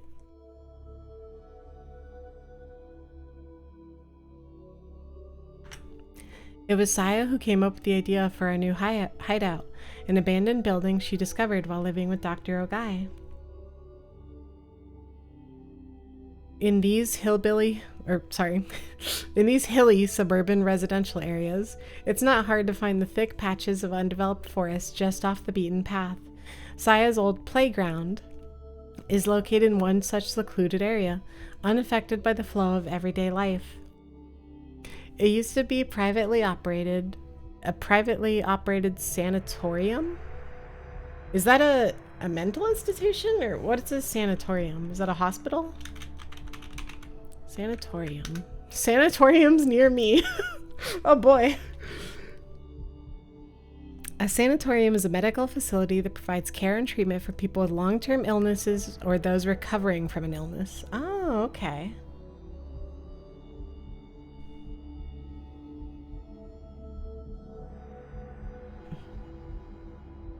After the owners went bankrupt, it remained unsold and was eventually forgotten.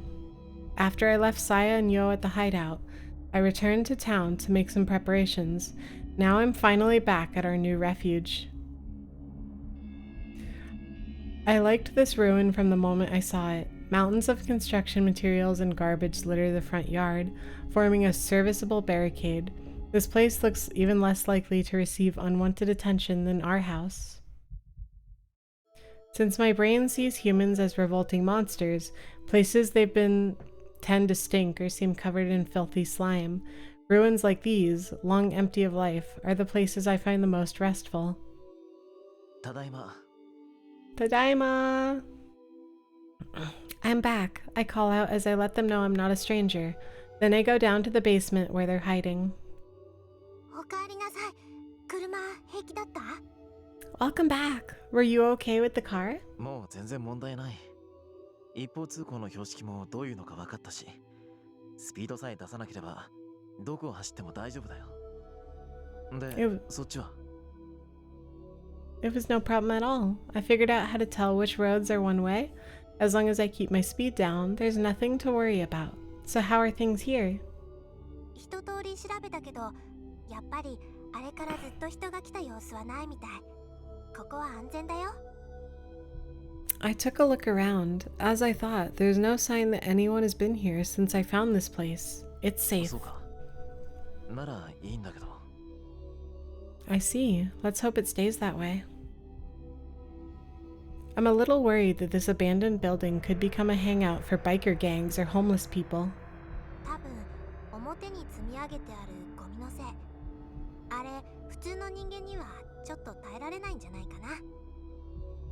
It's probably because of all the trash piled out front. Most people won't get anywhere near that, don't you think? I guess.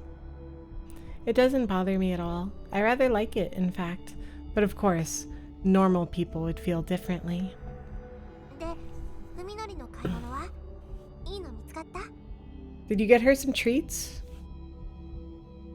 So how was your shopping? Did you find something good? あ、もちろん。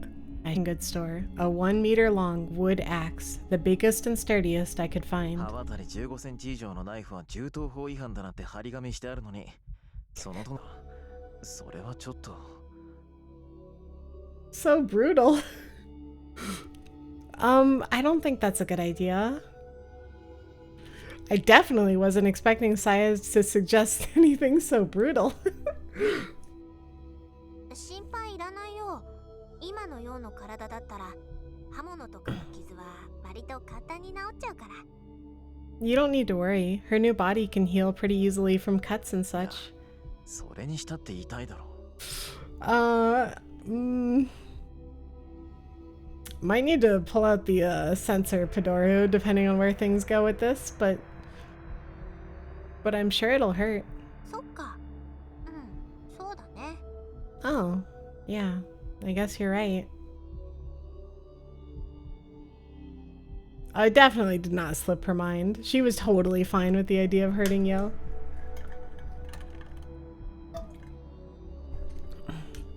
It must have slipped her mind completely. She smiles at the oblivious Yo as if to hide her embarrassment, then says, でもさ、痛くされた時のようの声って、それはそれで可愛いよね。 But her screams are pretty adorable, don't you think? いや、やっぱり人間に斧で切りかかるってのは気が引けるよ。 Messed up. How could you not support your trans girlfriend? And her kinks. Evil. Well, I just wouldn't feel right using an axe on a human. そうなの？じゃあコウジさんは？ Really? Then what about Koji? そりゃだって、 That's easy. It should be obvious, but I guess the Saya still doesn't やつは understand. 僕には人間に見えないから、切ろうが潰そうが平気なもんさ。I don't see him as human. I'll have no trouble cutting him to pieces. そんなに違うんだ。 That really makes a difference? そうさ。人間には良心があるからね。 Yeah, humans have a conscience, you see. どんなに憎い人間だろうと、人を殺すと思うとブレーキがかかるもんだ。そこが僕の称賛でもある。 No matter how much you hate someone, you can't help but think twice about killing them, and that's how I'll win. 本当に？ Really? Saya seems awfully subdued. I guess she's concerned about what'll happen when I have it out with Koji. 体格じゃあいつが上だし、普通に喧嘩したんじゃ勝ち目は薄いかもしれないけどね。 He's bigger and stronger, so I might not have much of a chance against him in a straight up fight. でも、僕にとっての化け物退治が、あいつにとっては人殺しなんだ。こいつは大きいよ。あいつはきっと。 If you don't see others as like you, it's okay to kill them. Yeah. Yeah, to be fair, Fuminori doesn't seem to have very good, he does not seem to be a very ethical person in a lot of areas.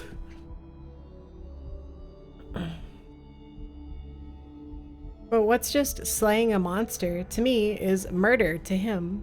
This is big. He'll definitely hesitate when it counts. なんだか不安なんだよね。そういう心理戦っていうの確実じゃないっていうか。 I'm a little worried, Saya says softly, staring at the floor with unusual gravity. You can never be sure how someone will react. It's dangerous to rely on that.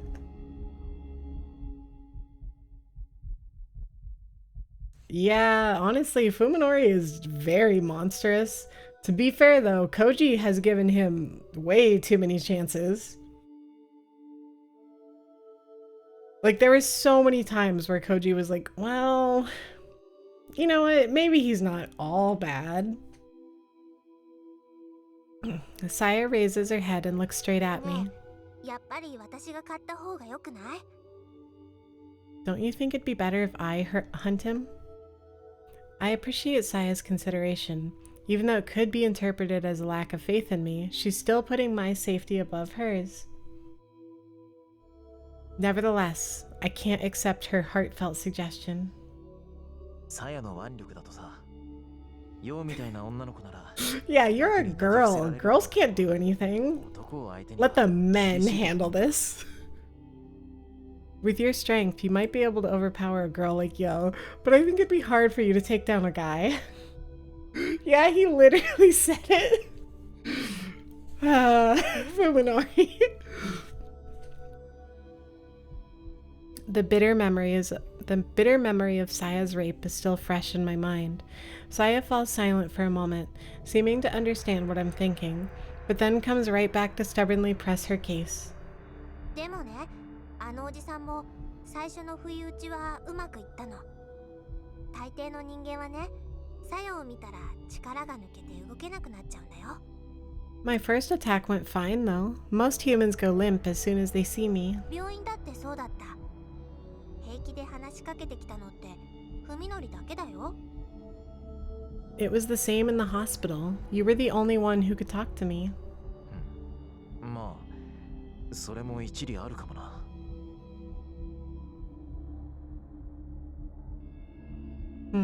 I guess you have a point.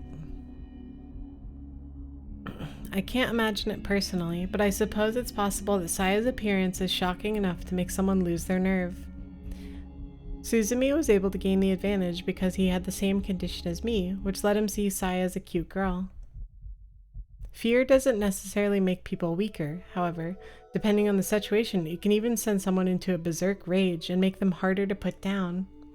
In other words, such a tactic would be the same sort of gamble that Saya's worried じゃあ about. さ、さや、こういうのはどうだろうか。 Alright, Saya, how about this?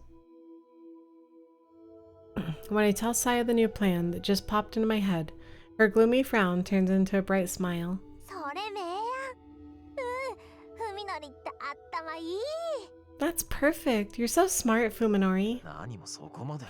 Oh, stop. It's not exactly a great plan, but I guess the fact that it lessens the risk to me is enough to excite her. She's so easy to please, but that's part of what makes her so cute. でいつ頃来るのコウジさん So when's Koji coming? 今朝あれから電話があってさ。とりあえず関係ない場所に誘い出してある。少しじらしてやろうと思ってね。Oh, because are they at a different house?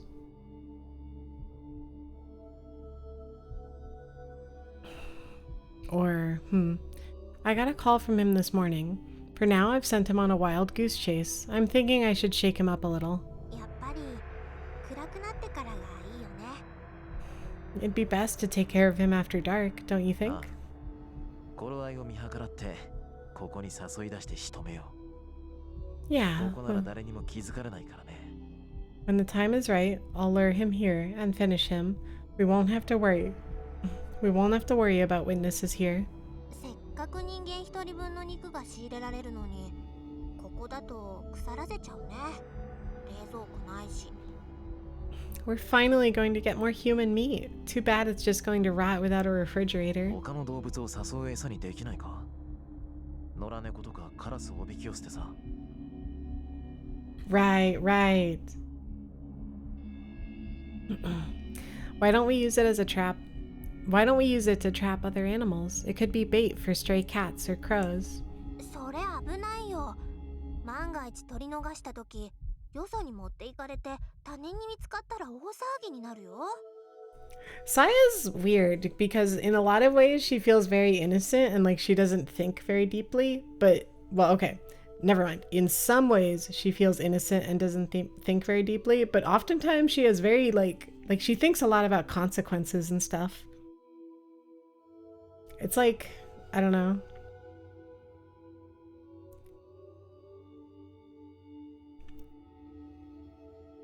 That's too dangerous. If an animal gets away with meat, someone might find it and wonder where it came from. そっか。それもそうだ。 Yeah, it is. Good point. Humans are extremely dangerous, and their filthy, stinking bodies make me sick just by being near them. Ironically, however, nothing tastes better than their meat. I truly regret having to abandon our well-stocked fridge. まあこの辺だと森にもいろいろと住んでるからそんなに食事には困らないんじゃないかな The forest around here is full of animals. I don't think we'll have any trouble finding food. 3人分だよ。大丈夫かい？ We have 3 mouths to feed, are you sure? 任せてこれでもさや狩りは得意なんだから頑張っていっぱい捕まえてくるよ Leave it to me. I may not look it, but I'm a pretty good hunter. I'll be sure to keep us well fed. そうか。じゃあ、今日からはサヤが一家の大黒柱だな。 Okay. Looks like you're going to be the breadwinner of this family. へへ Saya giggles happily at my praise. I find these childish qualities of hers adorable. 今度はどのぐらいのんびりできるかな I wonder how long we'll be able to relax this time. Because of the casual ways she says it, I almost miss the emptiness to which her question ど leads. のぐらいかな。 Yeah. Saya's right. This won't last forever. No matter how safe this hideout might seem, we will have to abandon it eventually. The slightest mistake could put our life together in jeopardy, just like when I failed to silence Koji. Damn, you Lovecraftian creature. Some dumb kids might decide that this old ruin is a good place to test their courage, or this land might be targeted for new development. In order to be together with Saya, I have chosen to live apart from society. We will never find lasting peace in the world teeming with humans, not unless we can somehow escape from it. 長い旅だと思えばいいさ。 Think of it like going on a journey, just the two of us. I pull Saya into my arms and fold my hands around her slender shoulders, then whisper, どうせ人生なんて旅みたいなものなんだ。永遠に変わらない場所なんてない。 Life is like a journey anyway. Nothing stays the same forever. 時の流れを見送るか、自分自身が流れていくか、それだけの違いだよ。 The only difference is whether time passes you by or sweeps you up in its flow. そうだよね。 I guess you're right. Saya smiles softly, perhaps in resignation, perhaps in sadness. Either way, there is peace and contentment in her expression. それでも一人ぼっちじゃないし、だからさやは寂しくなんかないよ。 But we'll be together, そうだよね。 so I'm not lonely. You're not lonely either, are you? あ No. I have no regrets. As long as I can hold Saya in my arms, I will gladly pay any price. それにね、 And besides, she adds brightly, trying to cheer me up, いつかは私たちが人目を忍んで暮らさなくてもよくなる日がきっと来るよ。 one それ day は約束してあげるから。 we won't have to hide anymore. I can promise you that. It sounds like a fairy tale, but for some reason, she seems absolutely certain. それは明日かもしれないし、ずっと先のことかもしれない。 That day might be tomorrow, or it might be far off in the い future. つ印が来るのか私にもわからないの。初めてのことだから。 It's my first time, so even I don't know when the sign will come. The sign?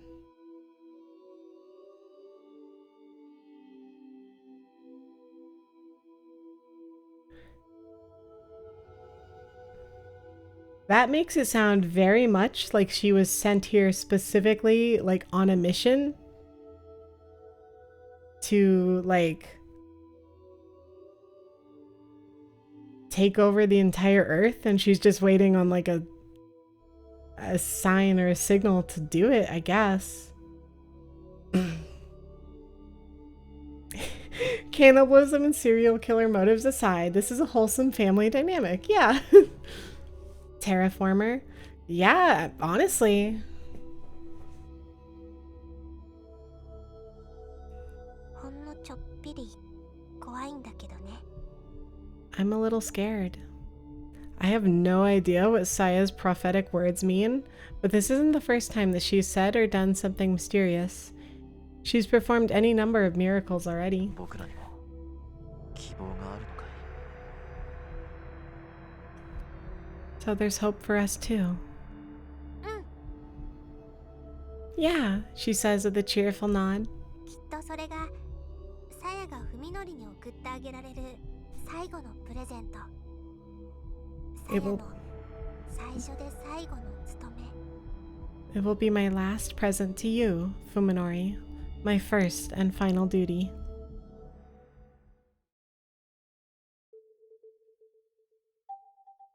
Koji has nothing to do but wait.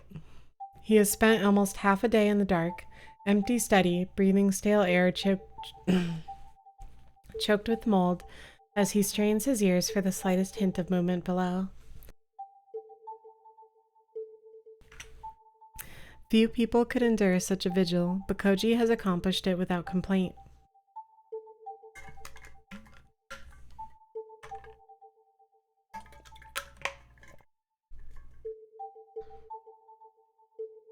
If anything, the suffering is welcome, but it keeps his nerves honed to a razor's edge. Or for it keeps his nerves honed.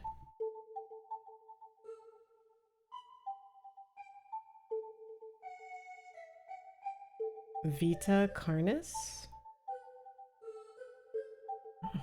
Without a doubt, his single-minded focus is the only thing allowing him to push the limits of his stamina. Koji understands this and embraces the pain. What is Vita Carnis? Analog horror series.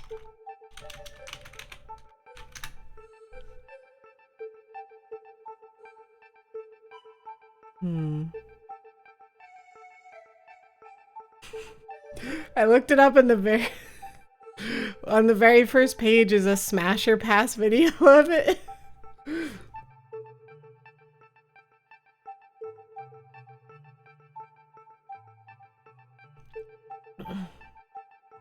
Without a doubt, his single-minded focus is the only thing allowing him to push the limits of his stamina. Koji understands this and embraces the pain. His closest friend has shattered his world like glass, and now Koji feels only hate towards the madness that has replaced it, and towards himself for allowing it to happen.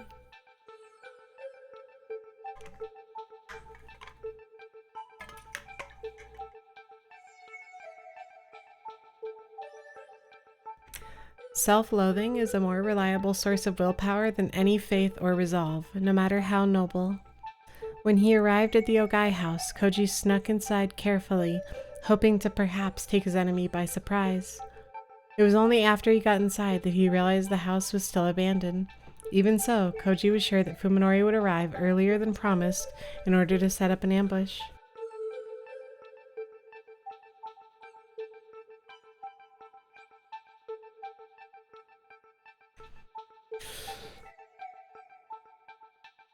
This really is such a game of chess. It's like he thinks he's setting up a trap for Fuminori, but in reality, he's already fallen for Fuminori's trap.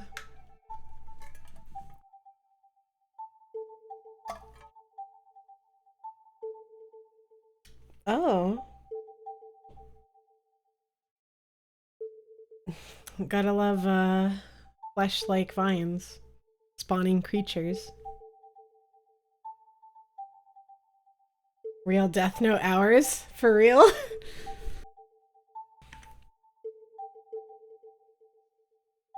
However, the light streaming through the windows turned red, then faded to darkness with no sign of anyone coming.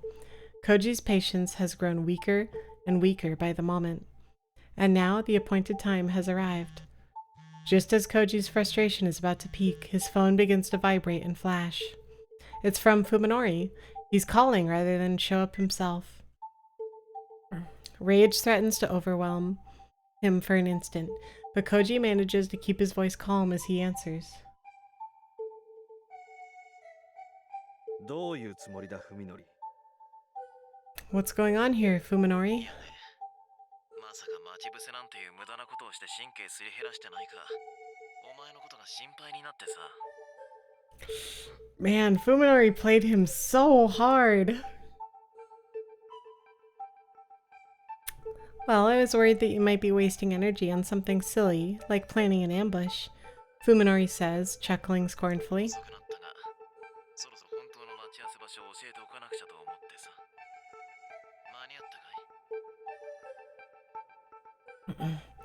It's kind of late, but I guess I should tell you the real meeting place before you lose your mind. Did I make it in time? ふざけたまねよ。 Son of a bitch. Come on, don't get mad. I'm just being careful, right?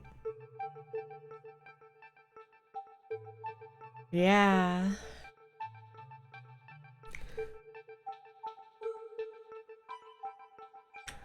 Fuminori laughs with unrestrained malevolence, as though to emphasize that he's seen through Koji's plans.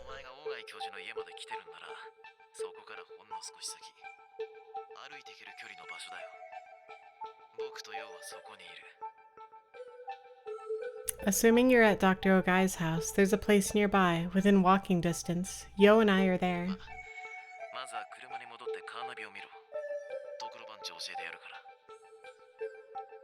I'll give you the address. You should be able to find it on your car's GPS.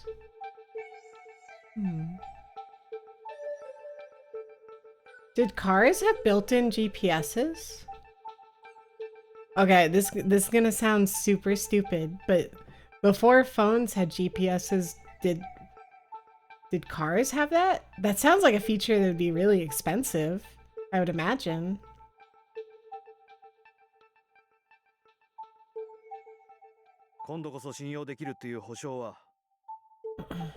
You have proof that this isn't another trick?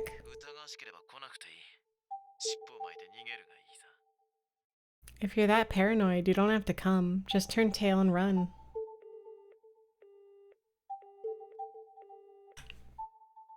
Fuminori hangs up immediately after speaking his challenge. It scared me. Koji leaps out of his chair and kicks it across the room, unable to find any other outlet for his rage. He has no choice but to do what Fuminori says. His stamina is already exhausted. Only his obsession is keeping him going. If he allows himself even a moment's rest, he fears that he'll never again find the strength to face this madness. That might be the best thing to do, though. Tonight is his only chance to kill Fuminori. I don't know. Oh, a dedicated GPS unit you would plug into the car? Oh, that makes sense. Interesting. Tonight is his only chance to kill Fuminori. Koji knows, of course, that his enemy is planning to ambush him. Fuminori isn't going to fight fair, but then neither is Koji. With the unsteady stride of a man half asleep, Koji leaves the Ogai house and heads for his car.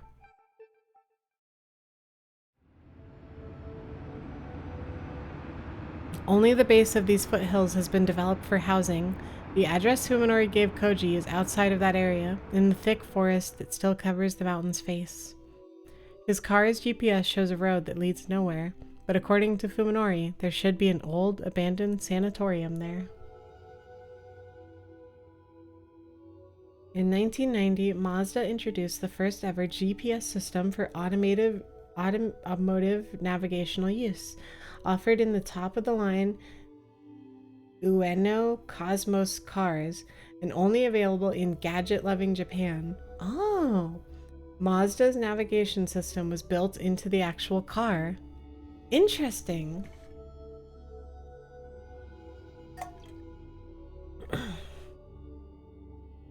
It's definitely a place that no one could find, not even by accident. Maybe this next stop really will be the last. Koji drives up the steep incline, soon leaving the residential neighborhood behind. Even though the hands of progress are right at its doorstep, the undeveloped forest is darker than he expected. This looks like a great place to live in secret, or to kill someone and hide the body. This was released in like 2003, so enough time for them to become a little more common. Yeah, that makes sense.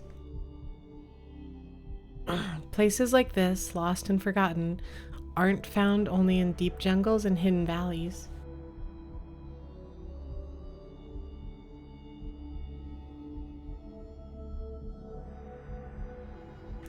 Holes in the world are everywhere, even in the midst of civilization.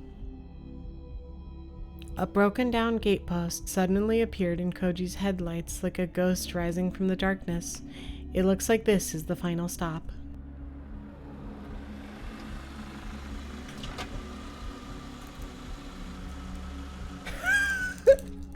In 1998, The Undertaker threw mankind off Hell in a Cell and plummeted 16 feet through an announcer's table. Thank you. I've heard that story a lot.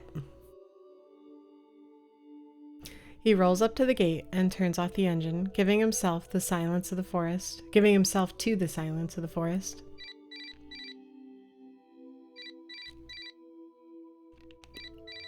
His phone starts ringing almost immediately. He doesn't need to check who it's from.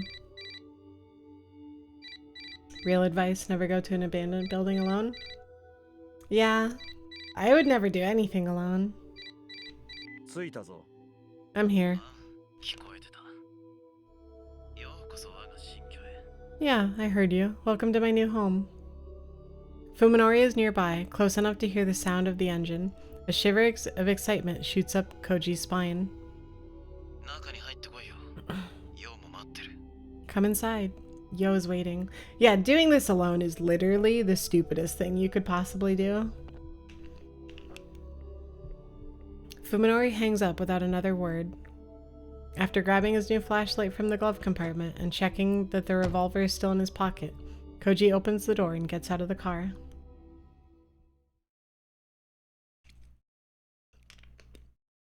Mountains of trash litter the front yard, forming a serviceable barricade. on his lone wolf man protagonist arc? He is, and it will not last very long. I am sure of that. Koji sees everything from the small refrigerators and mopeds to huge chunks of concrete and plaster that must have been abandoned by construction workers. The fact that they could get away with leaving all this stuff behind shows just how remote this place is.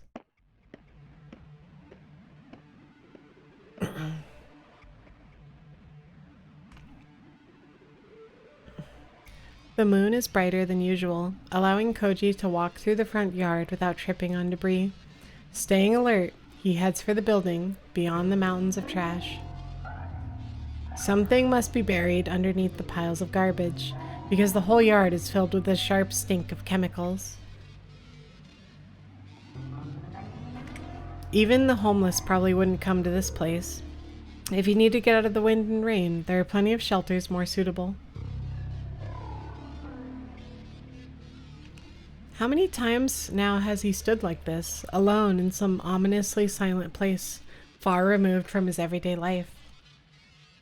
Sneaking into deathly quiet houses to find traces of unimaginable happenings has become as normal as going to class. The houses that he's explored before were like freshly shed cicada shells, empty and dilapidated, but with traces of the life that they had sheltered. This place, however, is different. A perfect ruin, its walls and pillars rising from the dark forest like an army of ghosts, with no sign at all that people once lived and worked here. The structure resembles a skeleton more than a shell. Time and the elements have stripped it of its former shape, and now there is only death. Koji has gone as far as he can. This must be the final stop. What will Fuminori's next move be? He must be planning to kill Koji, but how? Isn't a shell also a skeleton? It's an exoskeleton, I guess, right? Well, I don't know. I guess I'm not too sure.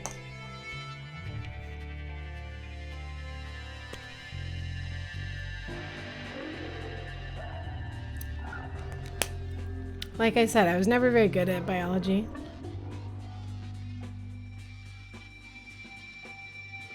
Oh, I didn't get it.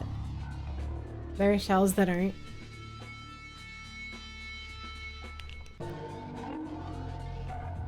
Just as he's about to turn on his flashlight, Koji reconsiders. If he wanders around with the light on, he'll be broadcasting his exact location. That will give the advantage to Fuminori, who's probably lying in wait for him right now. He holds the light before him in his left hand with his fingers poised on the switch. In his right hand, he raises the revolver, keeping it pointed in the same direction.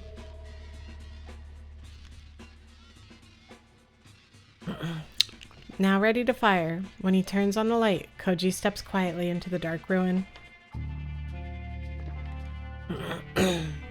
It takes a while for his eyes to adjust, but even when they do, he has only moonlight streaming through empty windows to guide him. Everything appears gray and indistinct. However, Fuminori has to deal with the same conditions if he's hiding here. This is a battle of nerves, exhausting and deadly, where the first to make a sound and give away his position will lose.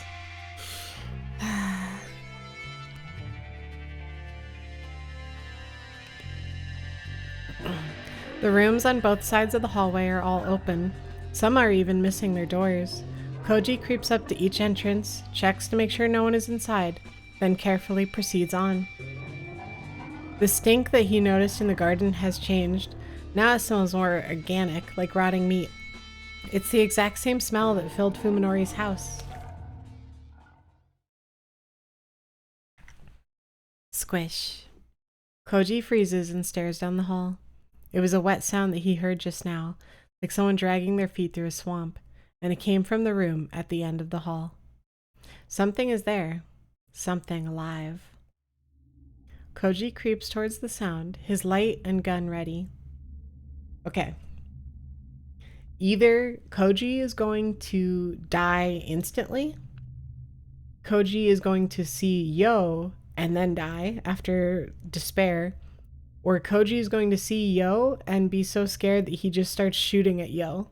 Because he won't realize that that is Yo, and then he will fall into despair and then die.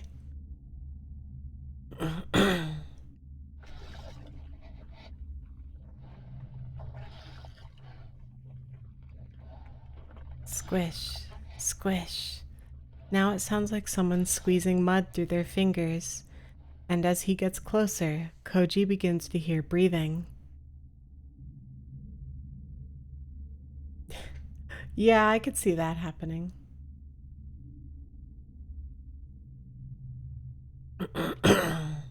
Could it be Fuminori? No, that's impossible. He should be waiting for a chance to ambush Koji, not making careless noise. As he proceeds, the strange sounds coming through the cracks in the concrete walls grow clearer.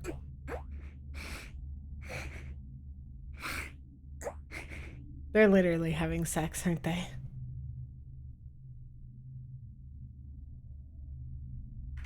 Before he knows it, he is standing on the threshold. The room is filled with a thick, viscous darkness, just like every other room that he's passed. There is more than just darkness, however. Something is there. You can hear pained breathing, like that of a wounded animal, and what sounds like sobbing. Sobbing? Who's there? Koji whispers into the darkness. Now that he's giving away his position, he might as well turn on his light. For some reason, however, Koji feels that to do so would have disastrous consequences. The last time I heard her voice on the phone, she was sobbing. The wheezing suddenly stops, and then... Koji? A whisper comes out of the darkness, though not a human voice, not by any measure. It speaks some blasphemous semblance of human words. A nightmarish flash of insight connects the dots in Koji's mind. Tsukuba. It can't be. Yo doesn't sound like this. She doesn't smell like this.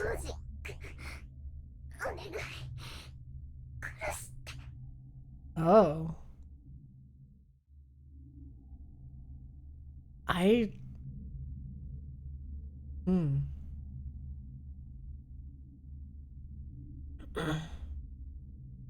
Please, Koji, kill me. But if it's not Yo, then how does it know his name? Why is it begging him for help?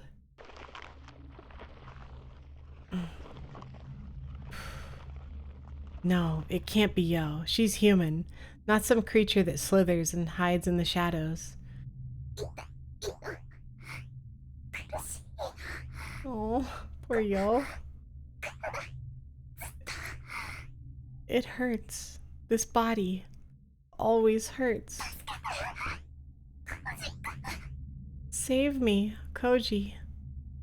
The thing wriggles closer. His reason cries out, imploring him to switch the light on before it's too late, or to turn and run if he cannot.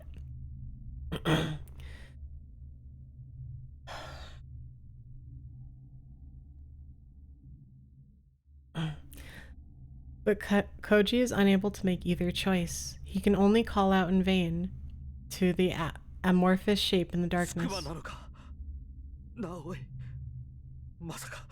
Is it you, Tsukuba? Is it really you?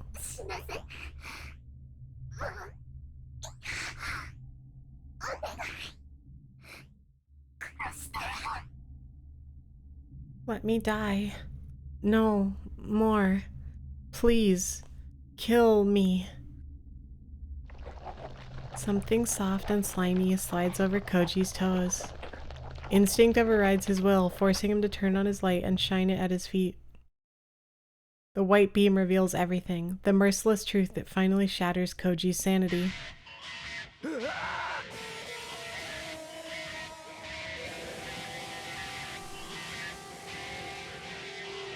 Terror wipes his mind of all but two words, gun and trigger.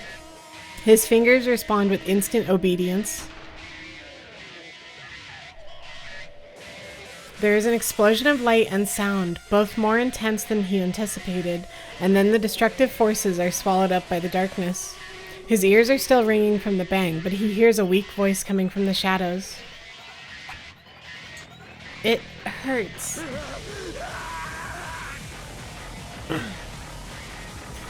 Koji screams and pulls the trigger again and again, certain that salvation can only come from the barrel of his gun.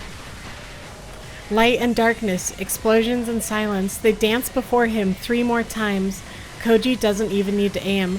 The horrible creature is right at his feet, far too close to miss. Ryoko warned him how many bullets were left in the gun, but that information has already been driven from his mind.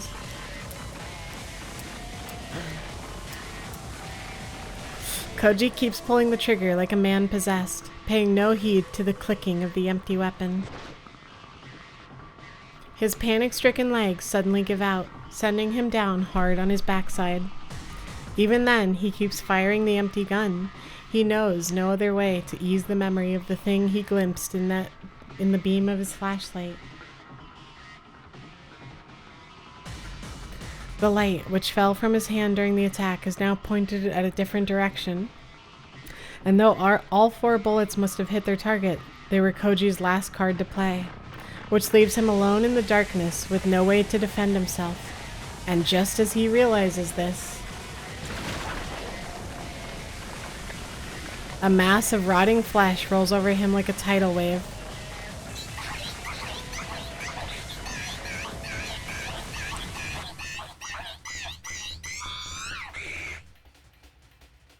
It hurts, it hurts, it hurts, it hurts, it hurts, it hurts, it hurts!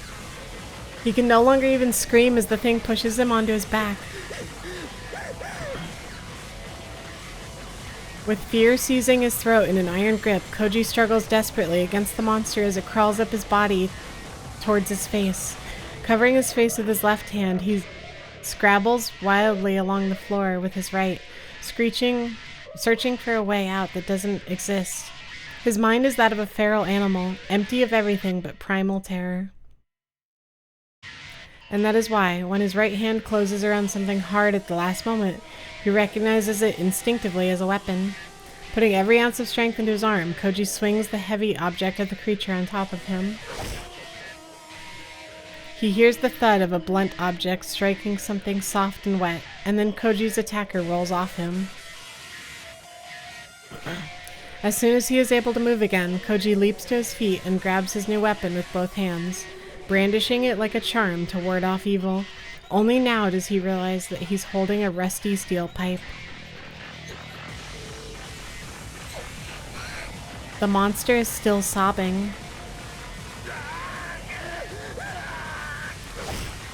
With a cry that is part scream, part roar, Koji raises the steel pipe and brings it crashing down onto the cowering creature.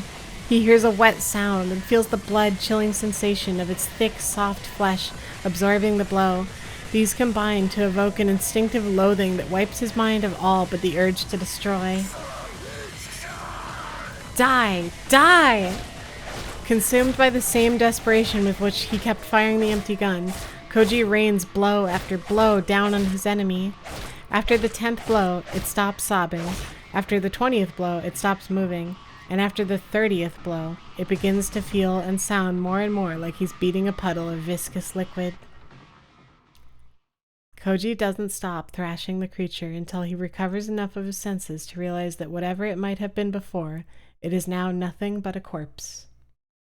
The pipe in his hand, covered with unidentifiable fluids and filth, suddenly feels unbearably heavy.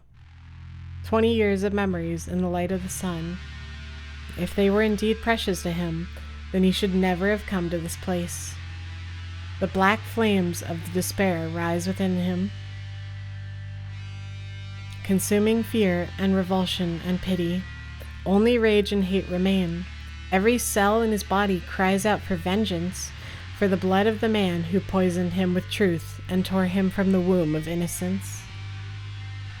And then Koji, slave to hate, hears the sound of someone sneaking up behind him. Koji whirls, swinging his pipe with all the force he can muster. His enemy hastily leaps back to avoid the strike, surprised by his failure to catch Koji off guard. Twisted shadows dance in the beam of the light on the floor. Readying his pipe for the next blow, Koji faces off against his second attacker. Sakisaka Fuminori. Before this moment, Koji could never have imagined that he would ever speak his friend's name with such hatred.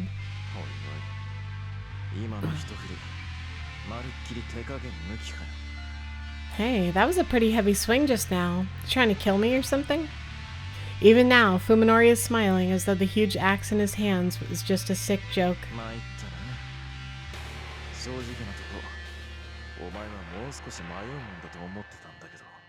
Damn, Koji. I thought you'd hesitate.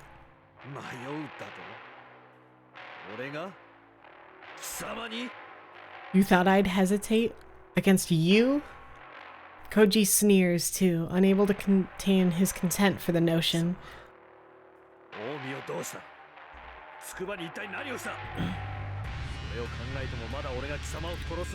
This is getting so good.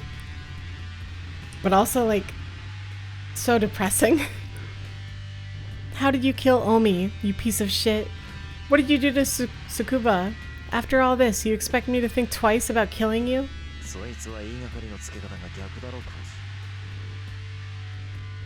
That's my line, Koji. Fuminori growls, looking sadly at the pile of dead flesh at Koji's feet.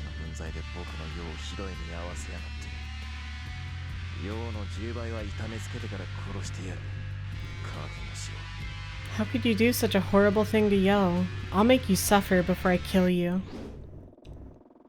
The blade of Fuminori's axe carves a murderous arc through the darkness, glittering menacingly in the faint light coming from the floor. Koji raises his pipe to block the ferocious swing. The heavy impact numbs his arms, but his large frame takes the blow without giving any ground. Fuminori presses the attack, delivering a second blow, and a third. His axe, designed for chopping down trees, is deadlier and more durable than a piece of pipe Koji found discarded on the floor. Each strike Koji blocks sends chunks of rust flying from his makeshift weapon. He can't win as long as he's on the defensive. He needs to create an opportunity to attack. Bastard! Koji blocks a crushing downward swing, then pushes back hard before Fuminori can pull away, throwing him off balance. Fuminori stumbles backwards, then plants his feet to steady himself. Taking advantage of his opponent's temporary immobility, Koji delivers a punishing low kick to Fuminori's outer thigh. Fuminori grunts and retreats, swinging the axe wildly to prevent Koji from following up with another attack. Koji, however, does not press his advantage. He just stands where he is, calmly spearing Fuminori with his stare. You've never been in a fight, have you? Fuminori roars and comes in for another attack, but the damage to his right leg seems to be slowing his swing. Easily blocking the axe with his pipe, Koji waits for Fuminori to exhaust himself. Die! Die! Fuminori delivers blow after heavy blow, howling savagely all the while. What he does not realize, however, is that the situation now favors composure, not brute force. When Fuminori raises his axe high for yet another attack, Koji sees that his movements have grown dull enough. Seizing the opportunity, Koji charges into Fuminori's range and grabs the haft of the axe with his left hand. As Fuminori recoils in fear, Koji swings his pipe hard at his enemy's unprotected side. He feels the crunch of ribs breaking. The pain drives Fuminori to his knees. Staring down at Fuminori's defenseless head, Koji, surprised by his own lack of emotion, raises his pipe high to deliver the finishing blow. Which is when something wraps itself around his left ankle. What? The instant Koji panics at the unexpected sensation, something soft yet strong winds itself around his right leg and drags him to the floor before he can resist. He twists his body and tries to swing the pipe at the unseen enemy behind him, but his right hand too is seized by the same flexible force. He wasn't able to feel it through his pants, but now his blood turns to ice at the cold, slimy sensation of the thing wrapped around his uncovered wrist. That monster is still alive? That's it, Saya, Fuminori says encouragingly, even while kneeling on the floor, his face twisted in pain. He manages a terrible, victorious grin. Saya. This monster is Saya. Koji struggles desperately to free his limbs from the creature's slimy grip, but more tentacles swarm over his body, stealing his freedom of movement.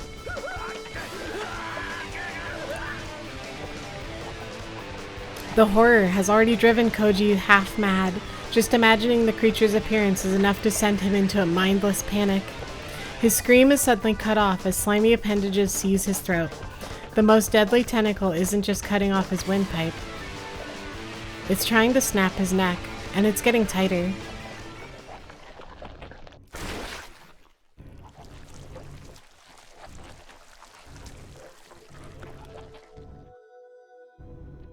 Probably best that he died instantly like that. Wow.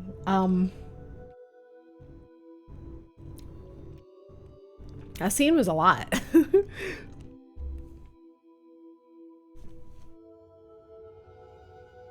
My mind hazy from the pain, I watch as Saya feasts upon her slain prey. We've won. It was hard, and I wasn't able to do it alone. But together, we have defeated our enemy. Yeah. If it wasn't for Saya intervening, Koji would have won that. The price was steep. At least 2 of my ribs are broken, sending a sharp pain shooting through my chest every time I breathe. And then there's Yo. I didn't expect her to fall to Koji so easily. I suppose that, unlike Saya, she might have been unfamiliar with how to use her new body in combat. Well, it's clear that she was not trying to attack. My injury must have fueled Saya's anger. Her slaughter of Koji was merciless and complete. As soon as her prey stopped moving, she sank her teeth into his vital organs and ruthlessly extinguished the last embers of his life. Though her brutal, grisly actions were unbecoming of her girlish appearance, Saya's face, covered in blood and gore, was that of a victorious queen of beasts lording over her defeated foe. There was something noble and sacred about her primal ferocity that made me reluctant to disturb her. I don't know how long I've been sitting here watching Saya feast. I've nearly fainted from the pain several times. To be honest, I'm not used to violence. The wounds I suffered in the car accident were worse, of course. But these broken ribs are the most severe injury that's ever been deliberately inflicted upon me. You'd think that Saya could show a little more concern for my condition. Koji is already as dead as can be, so there's no reason for her to be so greedy. I suddenly realize that Saya has stopped eating. Now she's laying on her back, rolling from side to side. Has she eaten too much? It's been several days since we've had fresh, unfrozen meat, so I understand where her enthusiasm is coming from. But still, I'm wounded here. She could give me a hand. Come on, Saya, I'm dying. Because I'm preoccupied with my own selfish wants, I'm slow to realize that something is wrong. Saya isn't resting. She's trembling in agony. My blood goes cold, and the pain from my broken ankles is suddenly forgotten. Saya! Did that say ankles or ribs? Oh, ribs. I don't know why I said ankles.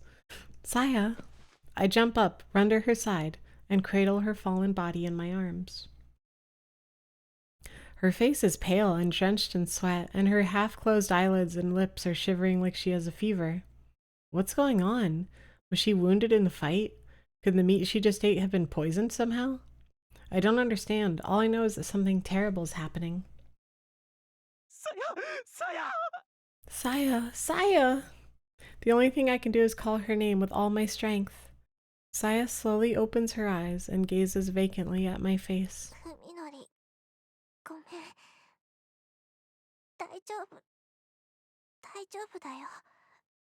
Sorry, Fuminori. I'm fine, really. It just hurts a little.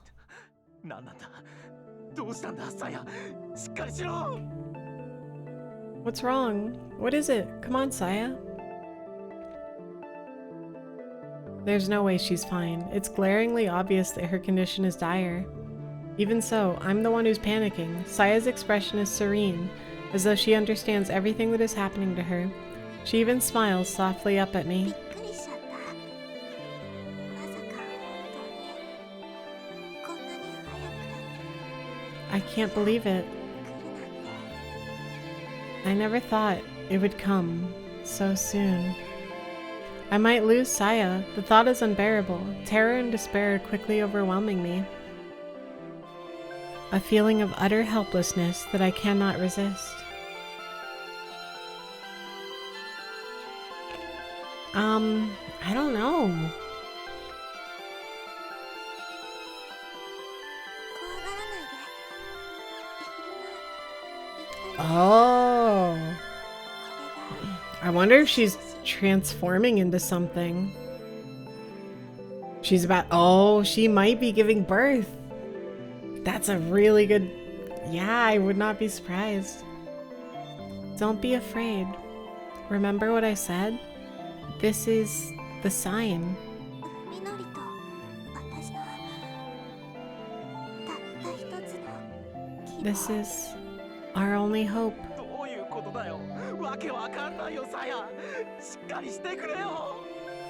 What are you talking about? I don't understand. Stay with me, Saya.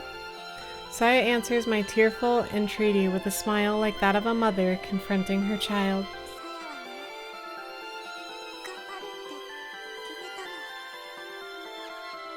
の。 I did it. I decided to do my best. さやのこと可愛いって After all, you said you loved me. 綺麗だってそう言ってくれたから You said that I was pretty. やめようよ、サヤ。 Stop this. Whatever is happening, I can't just sit by and watch as it causes Saya such agony. もういい。無茶しないでくれ。何をするつもりか知らないが、サヤが苦しむ姿なんて見たくない。 Please, whatever you're trying to do, I don't want to see you suffer. ひどいな。みのり、分かってよ。 Don't be like that, Saya chides me. Please understand. In a soft voice, she reveals her secret. 生まれるんだよ。 Yep, さやとみのりの子供たちが they're going to be born. Our children. For a moment, my mind goes completely blank. そんな。いつの間に。 What? But when did you... 私もねびっくりねえふみのり I'm surprised too, Fuminori.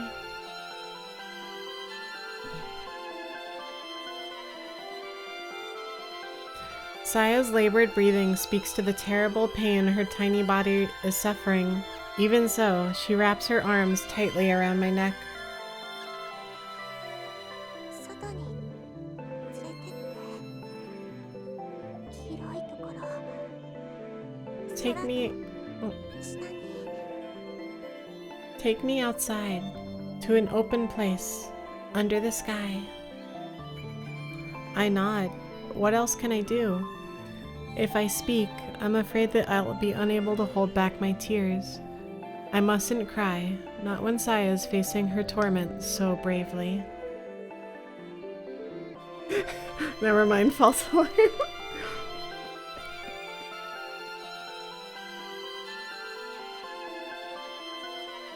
It feels like Saya is burning up in my arms, and I fear that the terrible convulsions that shoot through her at intervals will tear her fragile body to pieces.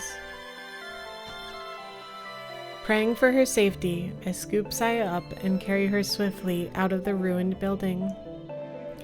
Maybe the cold night air will soothe her fever, but that hope is futile, cruelly dashed as her breathing grows shallow and she moans through bluish lips. サヤ。外だよ。 Saya, we're outside. In response to my call, she opens her eyes once more.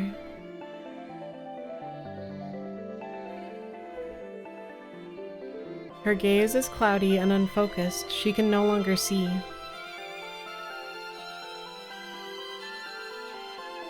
Nevertheless, Saya looks at me.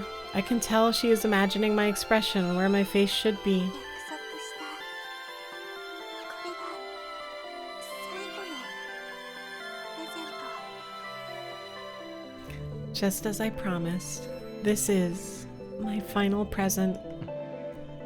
I know. 喜んでくれるといいな I hope you'll like it. 嬉しいよ。 Of course I will. It takes every ounce of my willpower, but I manage to make my voice light and cheerful. In Saya's mind's eye, I know that I am smiling. She won't have to see my face streaked with tears. みのり私を愛してくれたあなたに Fuminori, to you who loved こ me, の星をあげます I give this planet. Saya's whisper is weak and pained, but there is ecstasy in her voice. Ecstasy and joy. Her back suddenly shifts, then bulges outward. この世界はきっと綺麗な場所に This world will be beautiful, she whispers in exultation. さやとみのりのためだけの世界に A world just for us. Whoa. And then Saya blooms. How else can I describe it? Flower petals, long and wide, spread from her back like the wings of a newly formed butterfly. Their brilliant glow comes from the countless tiny scales that cover each petal like particles of light. さよならなのか。 Is this goodbye? I ask her, carefully to keep the sorrow out of my voice. 違うこれは始ま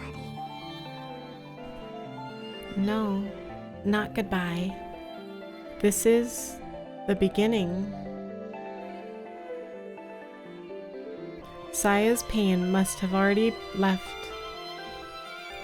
have left her, for her expression is infinitely peaceful and content. 私とみのりの The beginning of our world. 始まり The radiant motes rise on the wind, painting rivers of light in the frozen winter sky. Wow. It is beautiful. Overwhelmingly, painfully beautiful. Singing victoriously of their freedom, the shining seeds of life are released into this vast and fertile land. Their song heralds the coming of the new world and the destruction of the old. It is a boundless healing. It is an eternal blessing. We shall fill the world with our joy. これからはずっと一緒だね。 Now we'll be together forever, won't we? Embracing Saya's pitifully shrunken body, I gaze into the shining sky and let my tears flow freely. Thank you. Thank you for this final gift, Saya.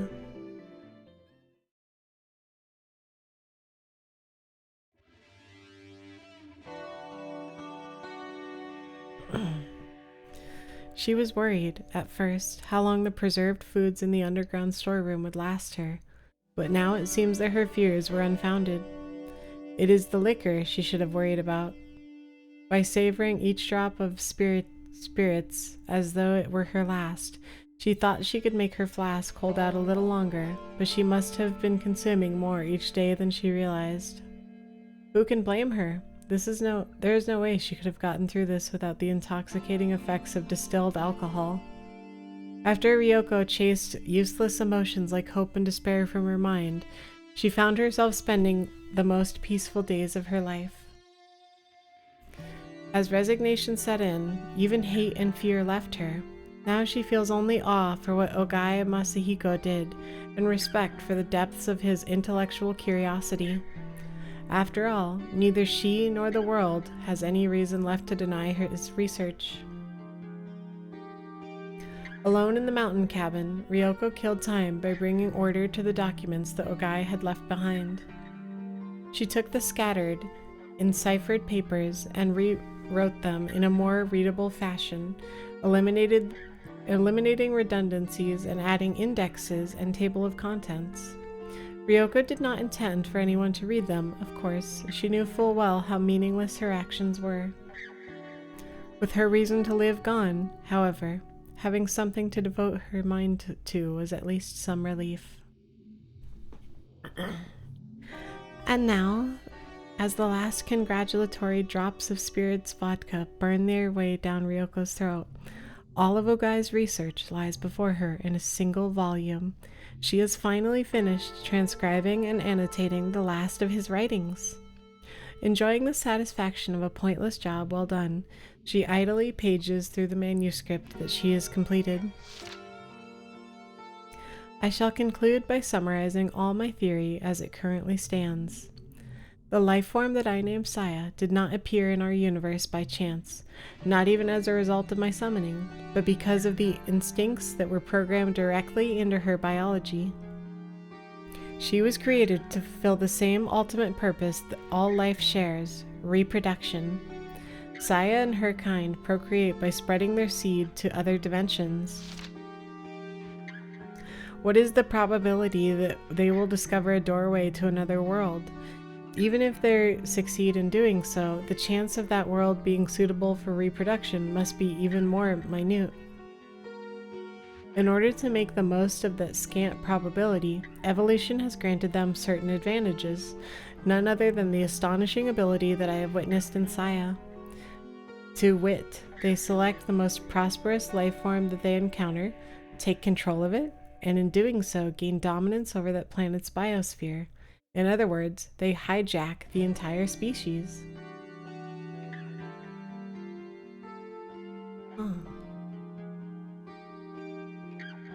They do this by analyzing their target's genome, then overriding its genetic code to remake it in their own image.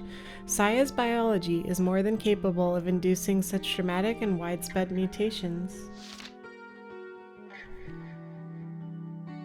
There is a significant probability that the target species will have evolved into intelligent life.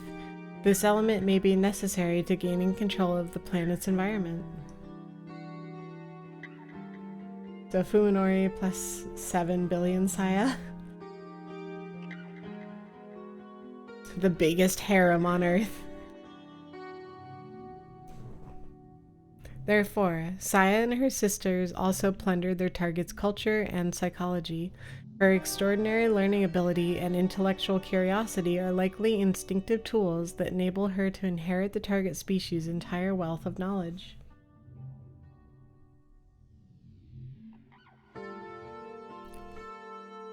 In fact, it may be that Saya's kind has always had its sight set on intelligent life. Perhaps they wait patiently for some foolish extra-dimensional species to gain knowledge of other worlds and, in attempting to satisfy its curiosity, make contact with the outer universe in which they dwell, rather than send Saya and her kin to their dimension journeys with only luck and their own strength to depend on. Would not waiting for such contact greatly increase the chance of finding a world worthy of conquest? Oh, that's so interesting. Just as I, having acquired the Silver Key, fancied myself an explorer of the unknown, how many intelligent life forms on other worlds have thoughtlessly congratulated themselves for discovering Saya's sisters?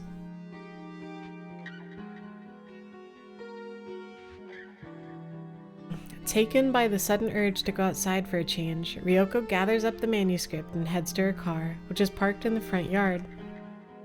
She has completed her self-imposed final duty. There is no longer any reason for her to remain holed up in the mountain cabin. The dark forest hypothesis? What's that?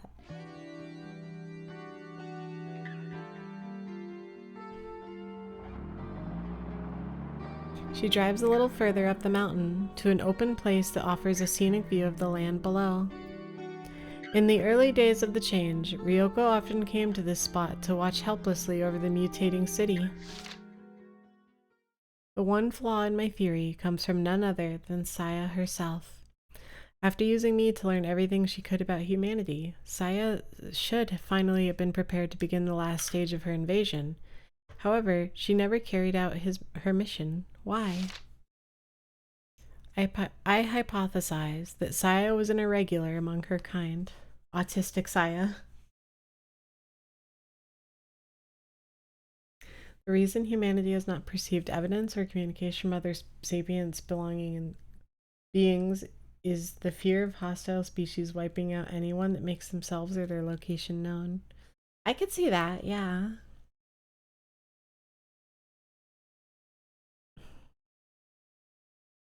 It is said that the human race's intelligence has allowed us to conquer only natural instinct. Perhaps in absorbing the human psyche, Saya accidentally inherited the disease that infects our entire species.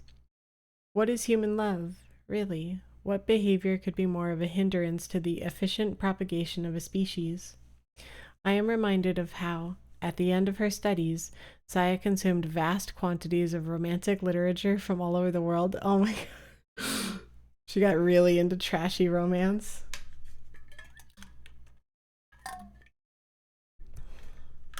If I was an eldritch creature, I would just read Yuri all day. Actually, that's what I already do. Maybe I already am an eldritch creature. She tried to understand romance as an integral part of the human reproductive process. As a result, she might have unwittingly neutered some of her unparalleled reproductive abilities. We are all eldritch. After all, she had not known love. She had come to this world to rule it in our place, and had studied humanity to fulfill that purpose, but ultimately she could not share love with a human. Without love's blessings, Saya was unable to find the passion to fill the world with her kind.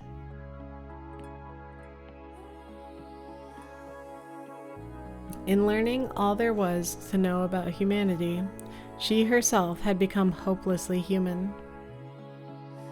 Wary of loneliness, she despaired of the world. Naif Gaming, thank you for the follow. Welcome in. How are you doing?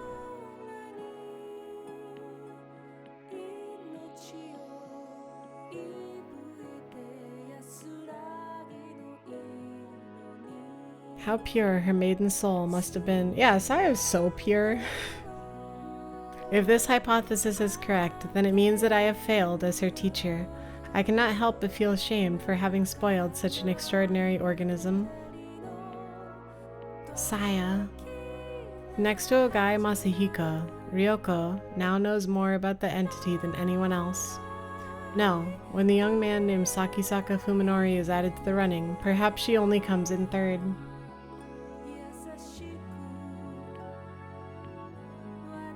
In the end, she never encountered the creature face to face. She would like to have met it once, though.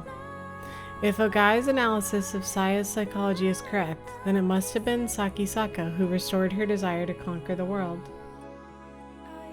Perhaps, as Sakisaka's chief physician, Ryoko played some role in bringing this lonely young maiden and Saya together, in which case she should have at least had the right to attend their wedding to end all weddings.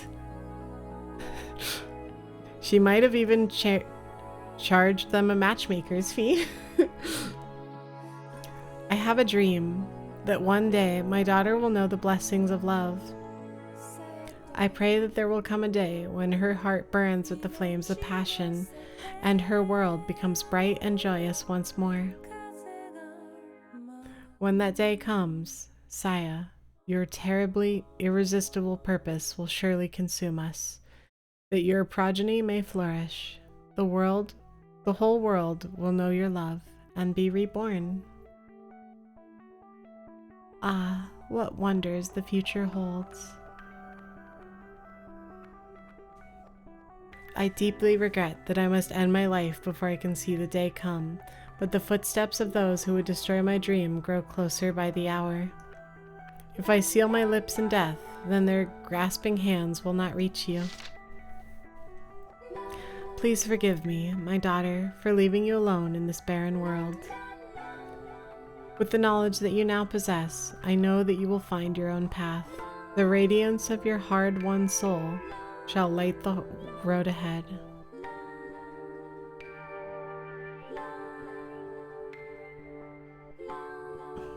Have no fear, have no doubt. March onward until you reach your answer at last. And I, Saya, will dream forever of the world that you will create. Perhaps it is the isolated environment or the mountain air. Maybe she's just more resistant to the change. Whatever the case, Ryoko has not yet to become as inhuman as the creatures wriggling through the cities below. She does not know how exactly how many people on this planet could still be called human, but she's one of what may only be a handful of survivors who are left to watch over the end of mankind. Of course, it's only a matter of time before she changes too. It has been 3 days since she chopped off her right hand, which had ceased to function as anything resembling a human hand, but the itching that had spread across her entire back is growing more intolerable by the hour. She could look in a mirror to see what she is becoming, but she doubts that it would make her happy. Ryoko thinks that maybe it would be best to just go to sleep here, with the world spread out before her. When she awakens, perhaps she'll be ready to descend the mountain and join in the city's revelries. Or maybe she won't even need such resolve anymore. Whatever the case, Ryoko thinks dreamily as she licks the very last drop from her flask.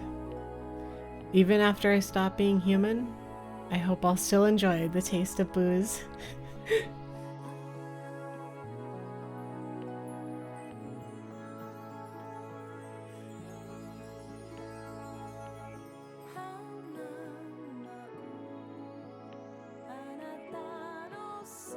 We did it!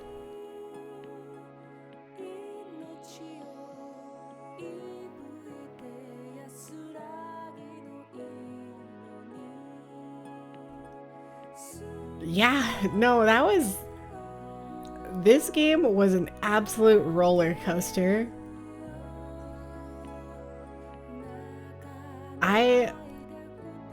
I can see why, even after so many years, this game is still talked about so much, though. Because this is fantastic. It is full of so much interesting, like, content and concepts and ideas, and the only thing that can never change is the doctor's alcoholism.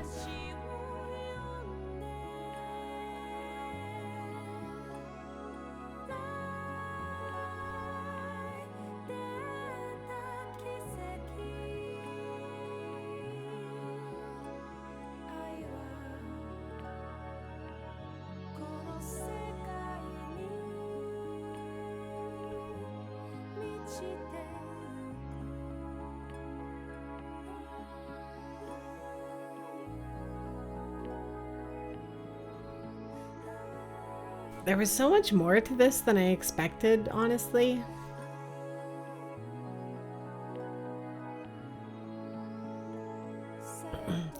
And I don't know, did they ever officially explain why Fuminori was seeing the world the way he was?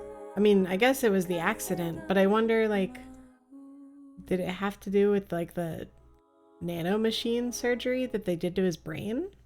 Or was it just the accident? I don't know. The specific shape in his brain.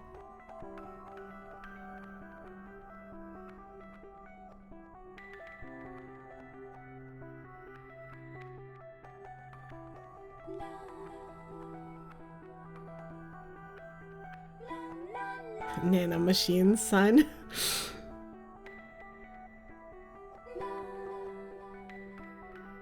Right.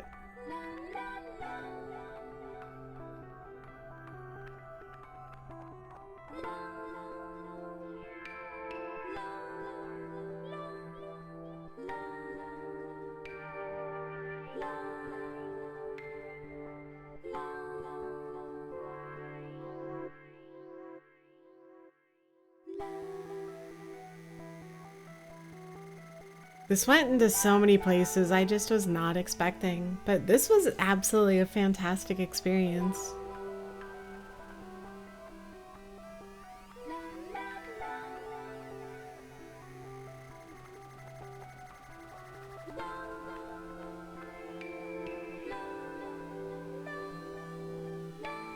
Any normal human can fix aside from Saya. Yeah, true.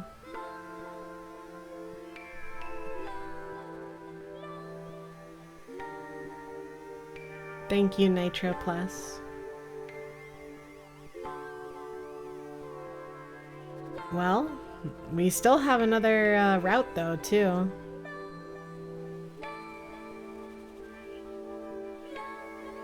I'm in the house like carpet.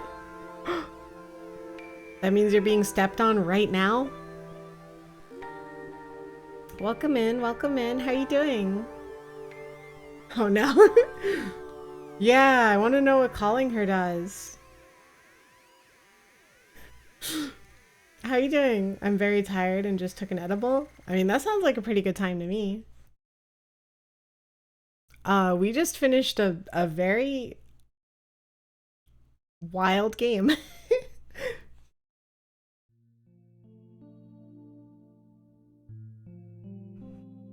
Okay. Let's load. Wanted to stop by and say hi before I go to sleep. Thank you for stopping by. It's good to see you.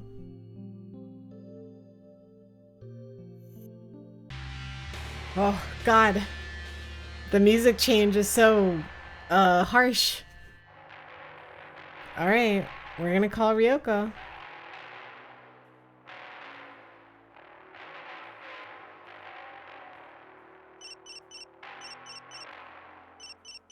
The ringing of her cell phone interrupts Ryoko's labors. When she sees that the caller is Tono Koji, she unwittingly breathes a sigh of relief. This is Tanbo. What is it? I've searched Fuminori's house. Even over the phone, Ryoko can hear the change in Koji's tone. His is the dull, flat voice of someone who has had all the energy beaten out of him. Fuminori has murdered people.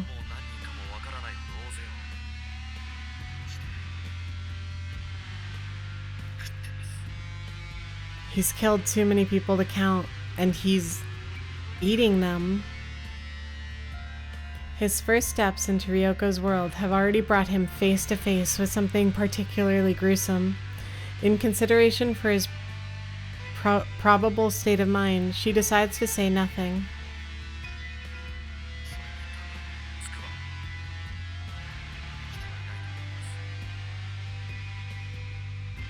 Omi is dead, Koji continues. Scuba, too. Doctor, I was wrong.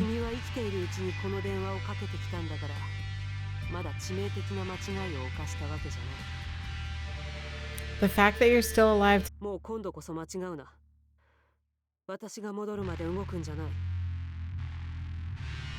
Anyway, don't screw up this time. Do nothing, whose principles hardly mesh with his, a praiseworthy change indeed.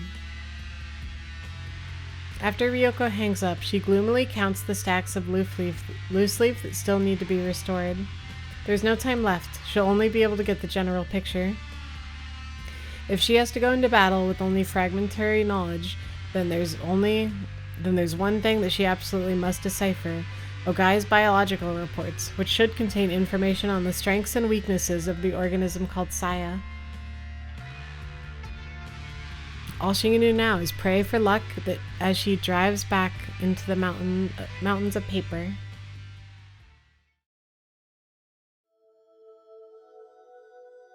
Today was the first time I've driven since my accident last summer. Oh. If it's... Okay, so if the text is darkened like this, does that mean that I've already read it?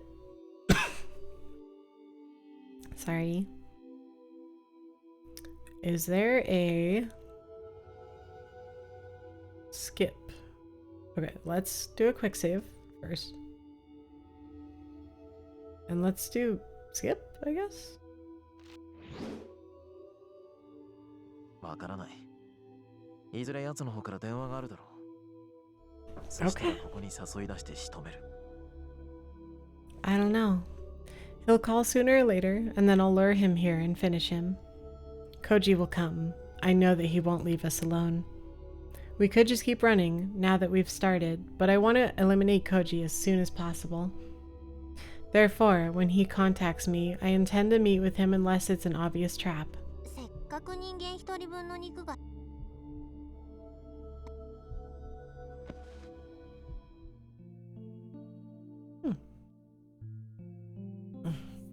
The hands of his watch move with agonizing slowness, as though counting down to the end of the world. In the hours since contacting Ryoko, Koji went back to his apartment, showered, changed clothes, and even had his first full meal in days. He wanted to take a nap, knowing that he needed the rest, but no matter how hard he tried, sleep never came. Forcing himself to relax only made his nerves colder and sharper. With nothing else to do, he decides to wander the city until nightfall. Downtown Tokyo is bustling. I like Papasonic instead of Panasonic. Downtown Tokyo is bustling, surrounded by smiling pedestrians, bright lights, and windows decorated early for Christmas. He feels as if all the happiness in the world has been gathered in this very place. Koji takes it all in, burning it into his memory, like this is the last thing he'll ever see. Is the world so beautiful because of the horrors that lurk in its shadows? The glow of the city can no longer warm him. Perhaps that is why it seems so precious.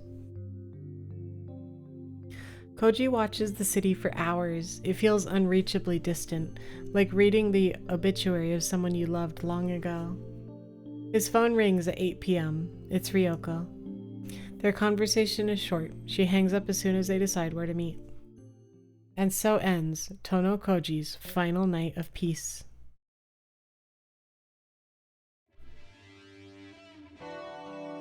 Ryoko arrives at the diner at 1 a.m., 1 hour later than agreed upon. She has a heavy-looking duffel bag under her arm. Koji doesn't feel like asking what the bulges represent. What the bulges represent? Uwu. Sorry, I had a lot to get together. Ryoko doesn't sound at all apologetic, but Koji decides to just nod expressionlessly. Only a few tables are filled at this hour, like lonely islands in the midst of the vast restaurant. After sending the bleary-eyed waitress away with an order of 2 coffees, Koji and Ryoko are left all alone in the corner of the dining area. で、調べ物は終わりましたか? So, did you find what you were looking for? Koji asks bluntly while sipping directly from the 3rd cup of watery, tasteless coffee. 待たせただけの甲斐はあると思いたいね。何分確証を得るまでには至ってないんだが。I'd like to think I didn't make you wait for nothing, at least, though I'm still not sure of anything. みのりも相当じれてると思います。こちらから連絡すると言ったきり、丸1日放置してますからね。I think Fuminori is under a lot of stress. I've left him hanging for a day since I told him I'd call. そんなにも彼は君との接触を意識してるのか? Do you really think you have him on edge? サヤっていう名前には露骨なほど反応してました。His reaction to the name Saya was very clear. In the silence that follows, Koji tries to soothe his parched throat with another mouthful of the weak coffee. やはりサヤなのか? I see, Ryoko mutters. So it is Saya. It's obvious that her grimace isn't for the 今 coffee. なら田んぼ先生はもう答えを知ってるんですね。サヤというのが何なのか。You know, don't you? Koji asks, his tone almost confrontational. You know what this Saya is. Ryoko tries to ignore Koji's questions by nursing her coffee, but that only works until they couldn't sleep. That's all. Ryoko pauses, perhaps needing time to decide how best to explain. それまではベッドサイドに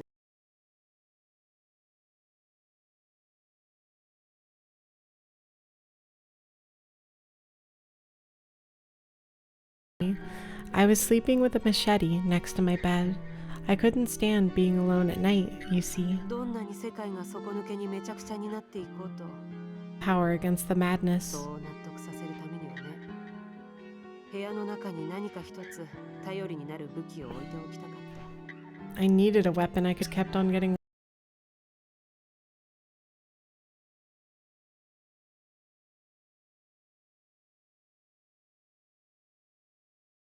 worse. 安眠するにはナタじゃまだ足りなかったんだそれで父の銃を盗んできた A machete just wasn't 散弾がもっと広範囲に飛び散るようになって殺傷力が増すんだそうだ by cutting the barrel down like this, the shot spreads over a wider area and causes more damage. アメリカでも重罪になる改造なんだとさ私はそれを Even in America? 突っ込んでそれで Yeah, that's true.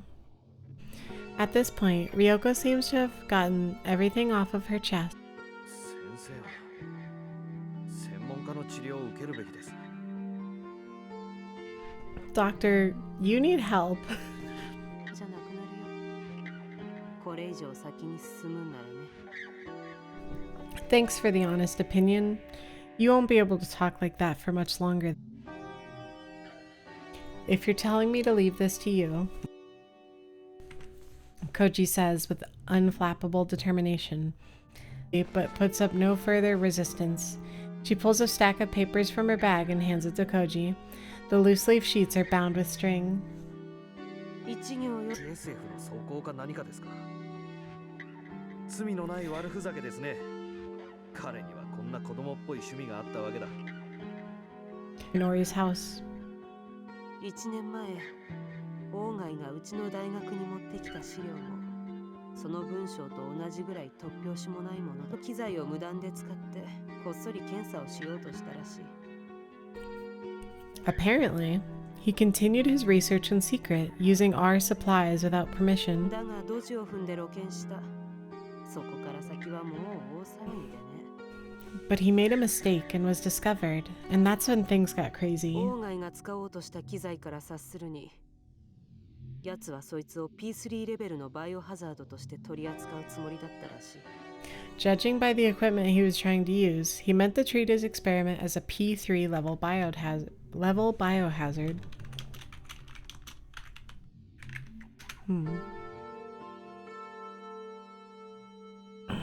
A biosafety level 3 biohazard.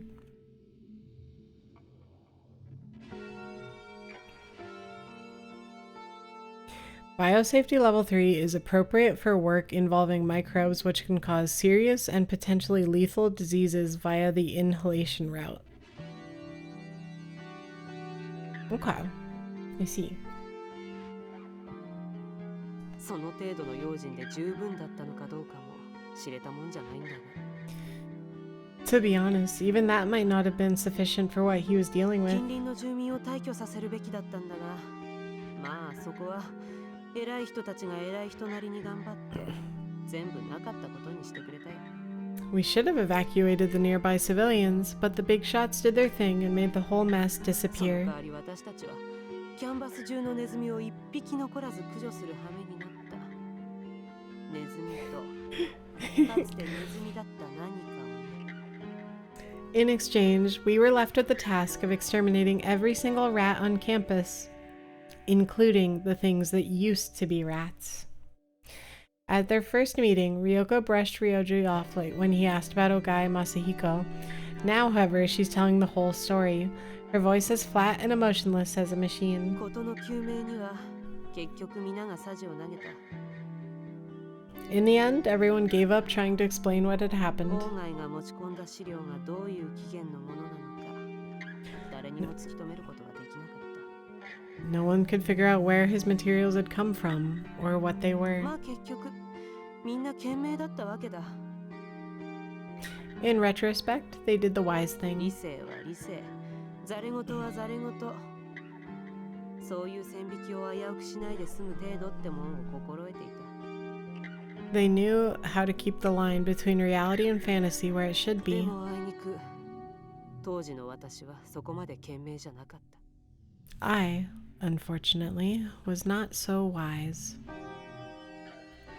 Ryoko pauses for a moment, then grins with self-disdain, so maniacal it strikes Koji like a あれ blow. これ探って暴き出して私は鴎外が何をしていたのか知った That's okay.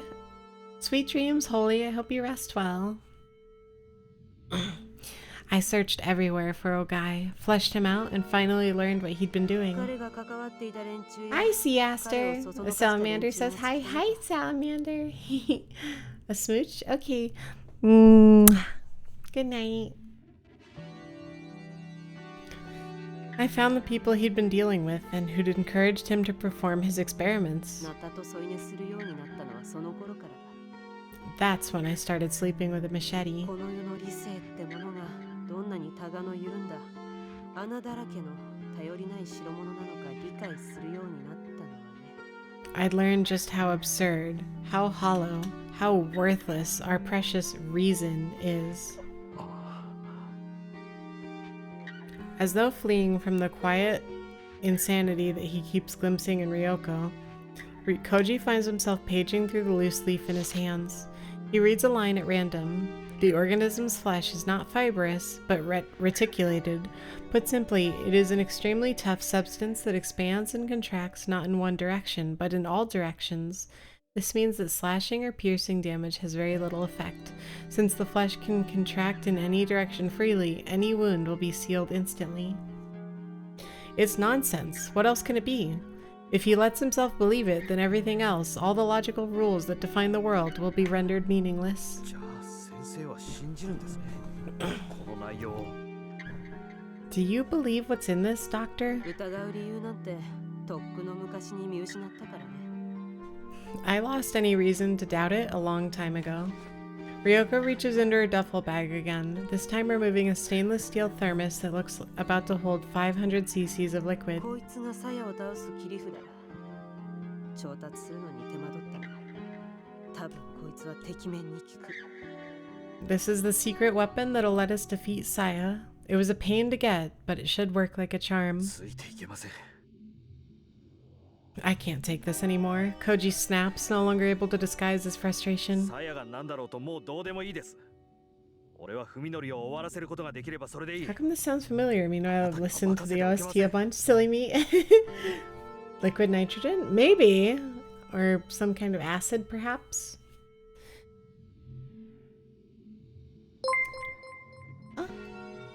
Oh my gosh! Liz! Thank you for the raid! Welcome in, raiders. Oh, okay. I gotta work on my notifications and make sure that they actually like look good, but welcome in! Hi! How's it going? Let me give you a shout out.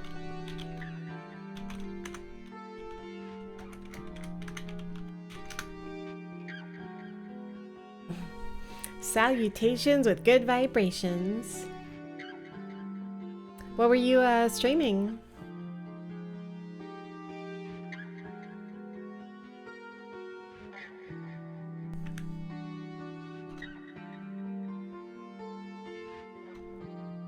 I don't care what Saya is. All I care about is killing Fuminori. I can't leave this to そう you. か I see. Now that she's given up on persuading him, her ascent is swift and cold. At this moment, Koji's fate has likely ceased to matter to her. いいだろう君は先坂文則を仕留めるために全力を尽くすといい Alright 私 then. もその気に乗じさせてもらうとする You do everything you can to take Sakisaka down. I'll take advantage of the opening you 君 create. の邪魔はしないし君が仕損じた時にはきっちりと私が帳尻を合わせてやる I won't get in your way, and I'll even take care of things when you screw up. Despite the determination in her voice, Koji can't bring himself to trust this paranoid doctor completely. あなたの持ち合わせている理由で文則を殺せるんですか Do you have a reason to kill Fuminori? 潔癖症なんだよ私はああやって人の世界の拉致外に隠れ住んでいるような奴らが我慢ならない I like things neat and tidy. I can't stand people like him who lurk outside of the world. 奴らは寝室のゴキブリだ枕元でカサコサ這い回る音を無視して眠れるか They're like cockroaches in your bedroom. Can you sleep with them scuttling underneath your pillow? 見つけ次第殺して駆逐するそうせずにはいられない。私の精神衛生上の問題だ。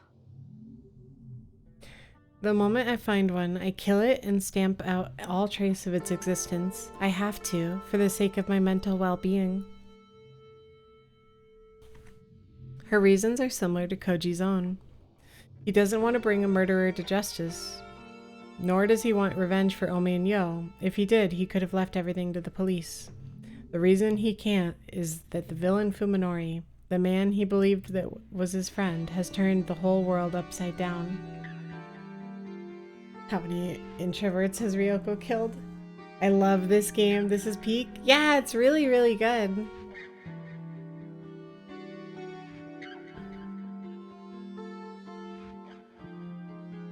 Everything and everyone with a part in his madness is to blame, and that includes himself for allowing the betrayal. His self-loathing, his desire to destroy, is what's keeping him on his feet.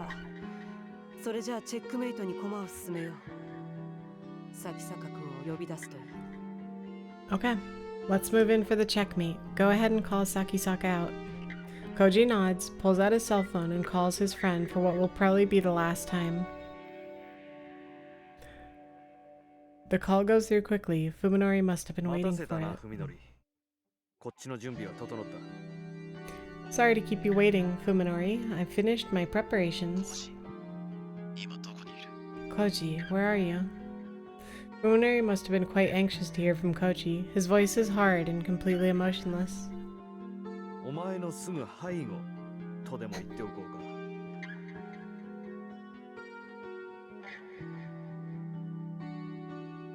Let's just say I'm right behind you. Koji can't help but smile at Fuminori's disappointment. Perhaps Ryoko's maniacal sadism has rubbed off on him. で、スクバを解放する決心はついたのか? Well, have you decided to let Tsukuba go? Yeah, I suppose I have no choice. He's lying, Koji thinks, remembering the contents of Fuminori's refrigerator. Just what part of Yo did you eat, huh? Did you carve that poor girl up like a pig?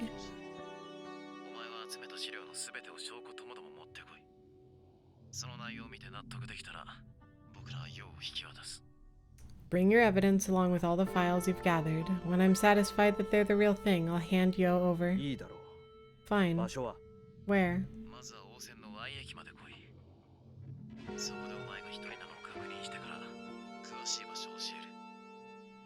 First, come to the Y station on the O line. Then, when I'm sure you're alone, I'll tell you the exact location. 念の言った話だな。 You're being awfully careful. No tricks. You have 45 minutes. Fuminori hangs up without waiting for Koji's response. 俺が単独なのを確認するまで居場所は教えないつもりみたいです。 He won't tell me his location until he's sure I'm た alone. だの医大生にしちゃ心得てるな。感心だ。 Not bad for a medical student. I'm impressed. Thank you, Pally, for the head pats.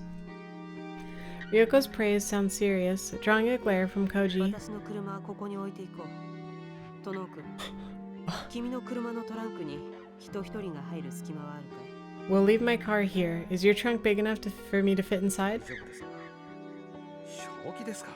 Yeah, but 映画の見過ぎ are you ですよ。 serious? You've seen too many movies. そんじょそこいらの映画よりは危険な冒険なんだよ、これは。 This adventure is more dangerous than anything you've seen in a movie. With those bold words, Ryoko grabs her duffel bag and rises from her seat. で、この店を待ち合わせに選んだのは君だったな。 Weren't you the one who chose to meet そ here? うですか? Yeah, why? コーヒーの責任を取れ。 Take responsibility for the coffee, she says, and tosses him the check.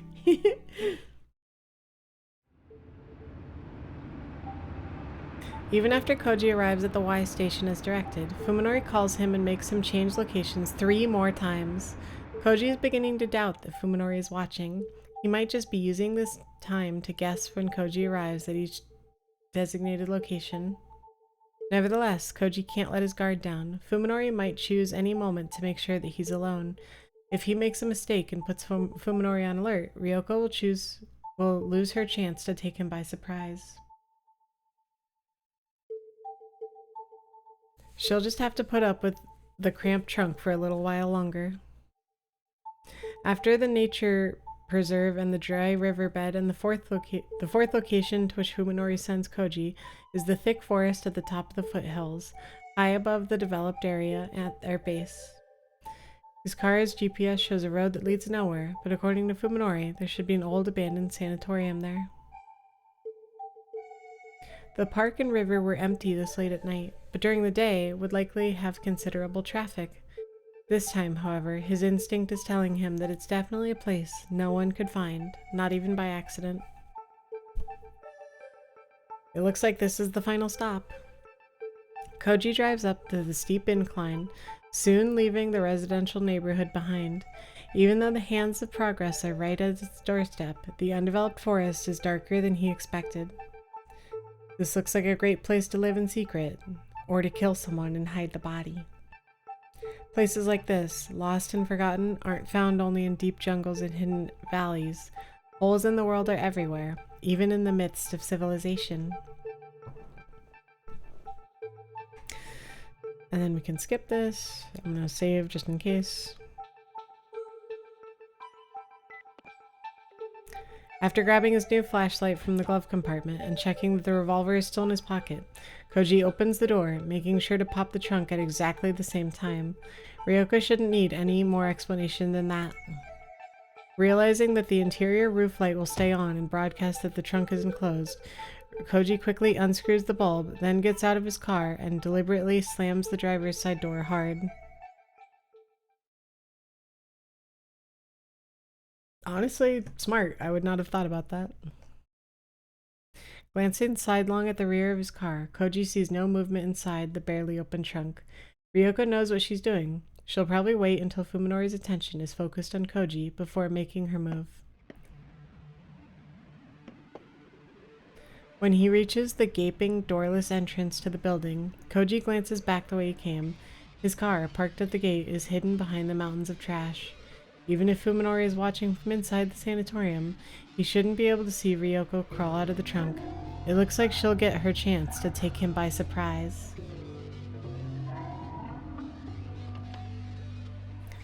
The organism's flesh freely expands in a manner that renders piercing damage meaningless. Meaningless. Koji grits his teeth and forces the madman's words out of his head. What good can come from taking them seriously? This isn't the time for such useless...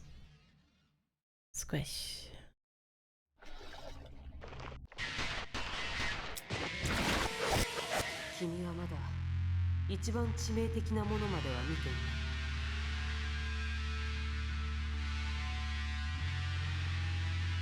So this is right after he killed Yo. You still haven't seen the most damning part of all of this. Ryoko's voice plays back in his head. At least he knows how merciful her warning was. Now that his eyes are as open as hers, he is able to laugh in contempt of his own foolishness.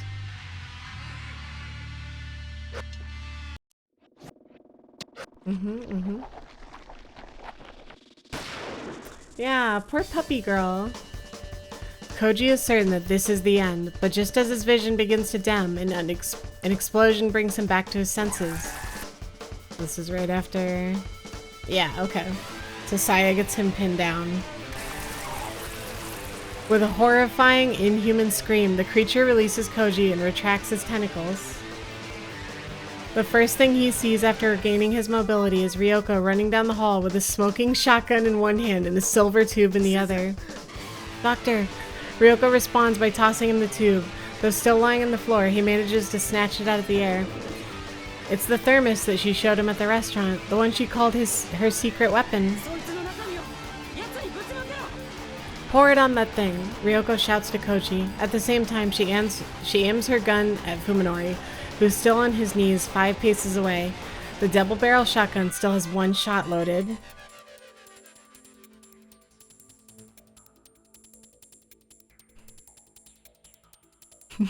Sawed-off double barrel.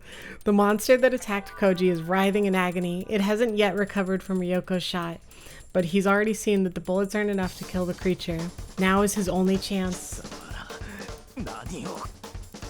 What are you doing? Fuminori growls, gritting his teeth against the pain of his broken ribs. Forcing himself to be calm, Koji stands and carefully unscrews the lid of the thermos. There's no question in his mind that something extremely potent is inside.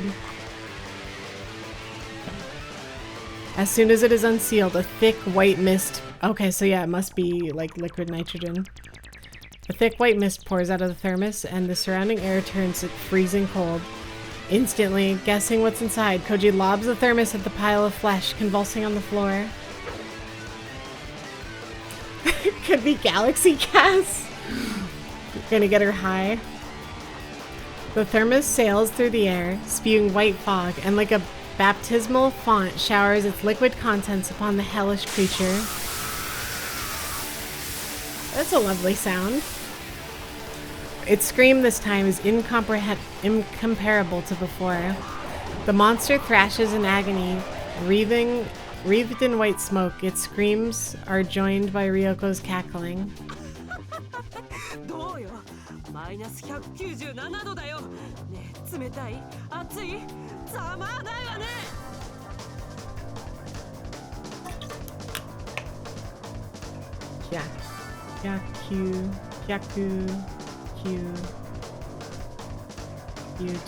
Nana. Haha, that's minus 197 degrees, you fucking monster. How's it feel? Cold? Hot? Not so tough now, are you? Perhaps the joy of vanquishing her nightmare was worth the last remnants of her sanity. The manic glee blazing in her eyes can belong only to a shattered mind.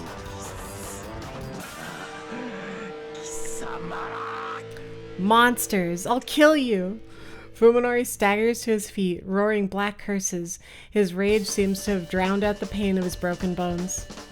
Ryoko is not one to underestimate the threat posed by his axe.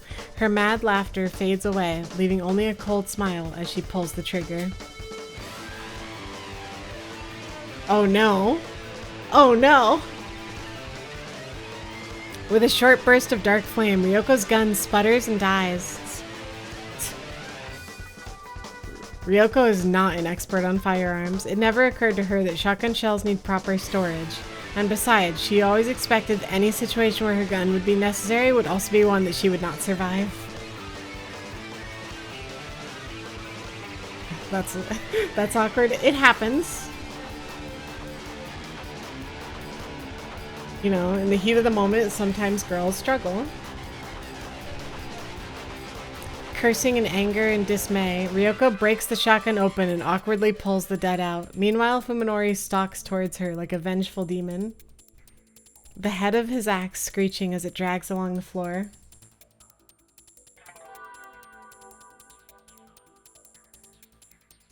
I have to stop him. Koji tries to charge Fuminori, but only succeeds at sending himself sprawling. One of his shoes is stuck to the floor, frozen by the liquid nitrogen. As Ryoko fumbles in her pocket for a new shell, Fuminori closes the distance and raises his axe in both hands. Damn. Koji curses and rips his shoe free from the frozen concrete, but he knows that he'll never make it in time. Ryoko thrusts a new shell into the chamber of her shotgun and snaps it closed, then looks up to find her target. Fuminori is right before her, too close to evade, and his axe is already crushing down with the wind howling in its wake.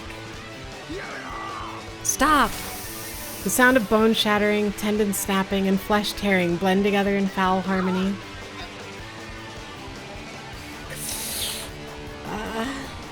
The thick blade enters through Ryoko's left shoulder, plowing through her collarbone and shoulder blade, smashing several ribs and popping her lungs like a balloon before stopping at the center of her chest.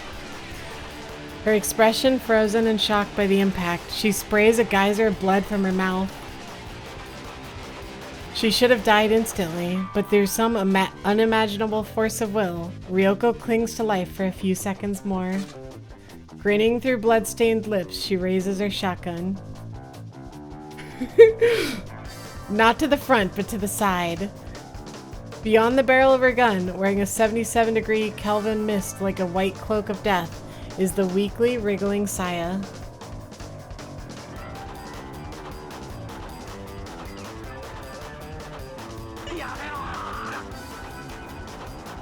No! Fuminori's screams vanish into the roar of the shotgun.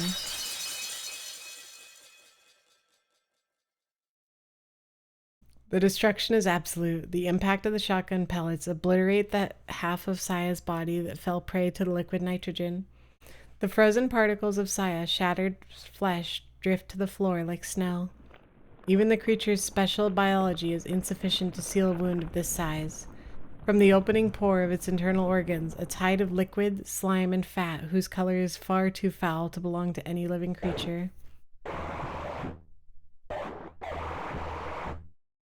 The monster convulses, wailing in a weak, pitiful voice. Saya. Saya. With his axe still buried in Ryoko's body, Fuminori stares at the dying creature, his expression utterly devoid of emotion.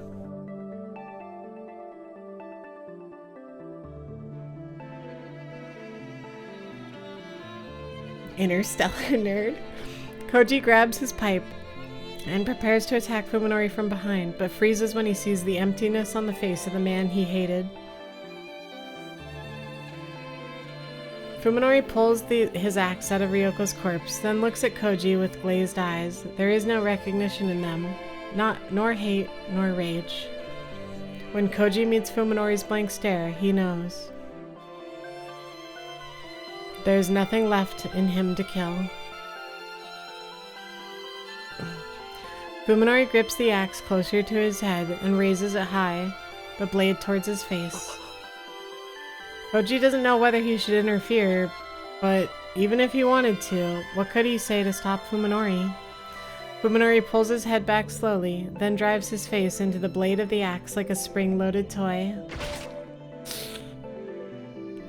Crunch. His skull caves in with a dull, wet sound, and the spray of blood catches Koji in the face. Killing yourself with an axe sounds really awkward and difficult to do. Despite Fuminori's utter lack of hesitation, his first attempt at suicide succeeds only in transforming his face into a hash of crimson.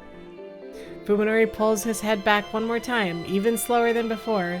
Then, with every ounce of strength still left in his body, he slams it into the blood-stained axe. The sound is wetter than before. Fuminori's body goes limp, then tumbles face first to the floor.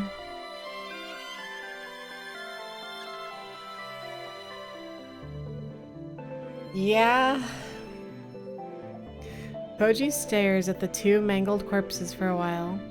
He feels completely left behind, like he can't remember why he's standing in this place with a steel pipe in his hand. The stale air filling the ruined building becomes choked with the stench of blood, and the crimson puddles gradually spread across the snow-covered floor. Yet the tranquility of the scene makes it seem like a painting. A soft, slimy sound breaks the silence. Koji looks at the mortally wounded monster. The creature is on death's door, but even so, it moves slowly, feebly. It drags its broken body through the sea of blood. It's coming for Fuminori. Koji has had a bad week. It's Always Sunny in Philadelphia theme plays. Koji's bad week. Koji had forgotten his anger, but now it comes surging back at full force. Die. He growls and stabs the monster with the end of his pipe. It convulses in agony, but keeps crawling towards Fuminori. Koji explodes into a frenzy of rage.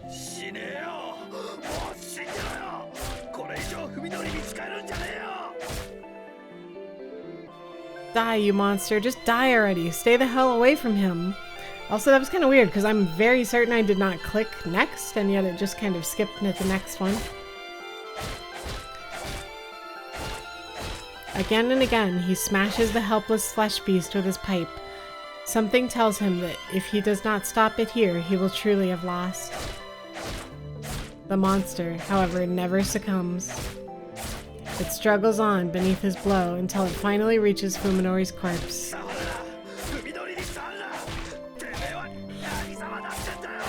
Don't touch him! Don't touch him, damn you! What gives you the right? Koji keeps swinging, his fury unabated even as tears start to pool in his eyes. The monster's slime flies through the air, joining with the blood already covering his face. The creature extends one thin, trembling tentacle to touch Fuminori's shoulder, then lovingly caresses his blood-stained cheek. And then it stops moving. Even in its final moments, the monster would not let Fuminori go. It died, joined with him. At last, Koji knows that the world he loved is gone forever. Okay. Oh. ねえねえ、今度のスキーだけどさ、今年はどっかスケートも遊べるところにしない？ Hey, Omi says enthusiastically, the exposed bones of her face clattering. Why don't we go somewhere we can skate for this year's ski trip? Chunks of her body are missing, as though something has been nibbling on her. It makes her look a lot thinner. She's been worried about her weight recently, but now she shouldn't need to diet. そういえばオミってこの間初めてスケートやったんだって？ Fuminori laughs at Omi's crazy suggestion. That's right, you just started skating recently, didn't you? So is this a weird delusion he's having? Back to like the very beginning of the game? He sounds amused, but it's hard to tell from his expression since his face has been cleaved in two by an axe. 20歳になって初体験ってのは興味早々いないんじゃないかな。 Not many people start skating in their 20s, you know? 子供の頃はなんとなく怖かったのよ。あの靴、なんだか刃物みたいでさ。 I was scared when I was little. Those shoes looked like big knives. わかる。あの靴で顔を蹴られたらきっと僕みたいになっちゃうよね。 Yeah, I know. If someone kicked you in the face with one of those on, you'd probably end up like me. Omi and Yo laugh at Fuminori's dumb joke. Yo never used to laugh with such exuberance. She seems truly happy now that she and Fuminori are officially together. でも、いきなり蹴って殺せたの？オミちゃん、すごくない？ But you were able to kill him on your first try? That's amazing, 容 Omi. 量はバットとそう変わるもんじゃないからな。思い切り振り回して物頭の重さに任せて叩きつける感覚とか。 It's a lot like playing baseball. You swing hard and let the weight of the axe do the damage. 海のりにそう言われたもんだからさ、騙されたと思ってやってみたわけよ。 He made killing him sound so fun. I figured I'd give it a try, and it was fun. What is this feeling? Something is wrong, though Koji can't put his finger on what. 私も見てみたいな。オミちゃんが食べられるところ。 Oh? Well, I want to try eating Omi too. Ah, that's it. When he sees Yo's envious smile, Koji finally realizes what's bothering him. Hey, Scuba. What's お前 wrong? だけなんで Why are you normal? 普通なんだ。 Yo tilts her head quizzically, like she doesn't understand what he means. 普通って私はいつも普通だけど Normal? I'm always normal. お前 But 確かあの時 back then, you were... you, normal people. Yeah, I can't believe she's a normie. Oh, I get it. Yo nods in なんだ understanding. 私がコウジ君と違う姿になってた頃のこと You're talking about when I look different from 昔の話じ you. ゃない That was such a long time ago. 昔 It was? そうだよ Of course, she replies, deflecting Koji's confusion with that uncannily cheerful smile. だってコウジ君も今じゃ私たちの仲間じゃない After all, you're one of us now. Oh, of course. Koji looks down and is satisfied to see wriggling tentacles where his arms and legs should be. When he opens his eyes, his mattress and pillow are soaked in sweat. It's always the same nightmare. He doesn't know how many times he's had it, but at least he's not leaping out of bed screaming anymore. He sits up, clutching his throbbing head. It's 4 in the morning. He hasn't had nearly enough rest, but he probably won't be able to get back to sleep tonight. Time for a smoke. A full pack will last him until dawn. Now where did he put the pack he bought yesterday? Koji wanders sleepily into the den, where yet another old friend is waiting ひ for どい him. ありさまだね。ま You look like あ hell. 先生 Doctor, you're here い too? たんですか。 Ryoko's chopped up corpse is sitting at the dining table, looking as deathly pale as ever as she sips coffee from a mug. 毎晩随分と辛そうじゃないか。ろくに眠れてないんだろ You can't be getting much sleep, tossing and turning like that every night. そうでもないですよ。 It's not always like this, 割となんとかなります。 Koji says amicably as he sits down across from her. If I take some pills, it usually helps, for now. I think Koji is definitely permanently scarred. Hallucinations like this are easier to deal with than any elaborate nightmare like the one he just had. They should probably worry him more, though. Okay, so he's just hallucinating all this stuff. あの時私の忠告を聞き入れて Or れば well, the stuff in real ここまで life. 追い詰められることなんてなかっただろうに If you'd listened to my warnings back then, you wouldn't be in such bad shape now. もうやめましょうよ、それは。過ぎたこと。 Yeah, that's true. Like this definitely checks out for what he went through. Let's stop talking about that. What's done is done. Ryoko chuckles, smiling the same cruel, manic smile that she used to when she was alive. Her left arm hangs from her half-severed shoulder, dangling like a forgotten wind chime. そう結構折り合いをつけてるんだ Sounds like you've come to terms with 先 it. 生だってそうだったんでしょう。普段は優秀な脳外科医で通用してたんだから。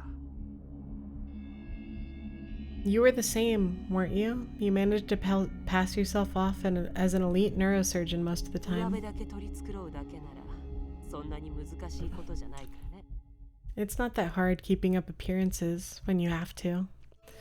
The corpse shrugs her intact right shoulder and grimaces in disgust as she takes another sip of her coffee. 多分この先はもっと悪くなるよ But it's only going to get worse, you know. 心の傷は時間が癒してくれるけど君はまあ言ってみれば毒に感染したようなものだから Time heals emotional wounds, but with you, it's more like you've been poisoned. She's probably right. Everyone dreams at night, no matter how dim the memory may get. The nightmares will always be there to tear into Koji with fresh fangs.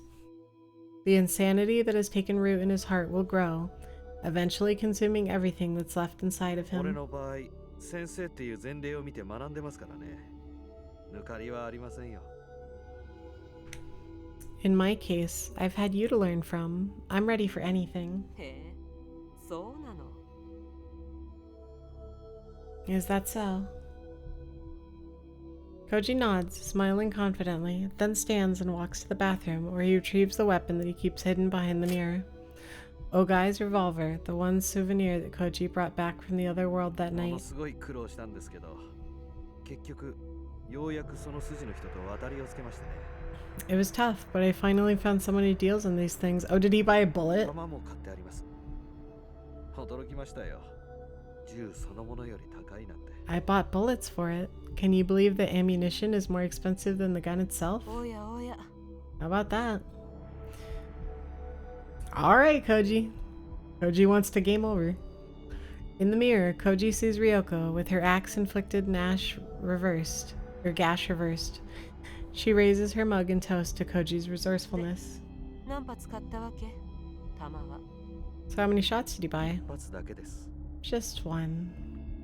This time, it's Koji who shrugs his shoulders.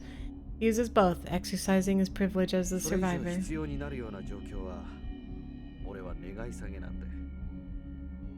You see, I never want to be in a situation where I'll need more. ふん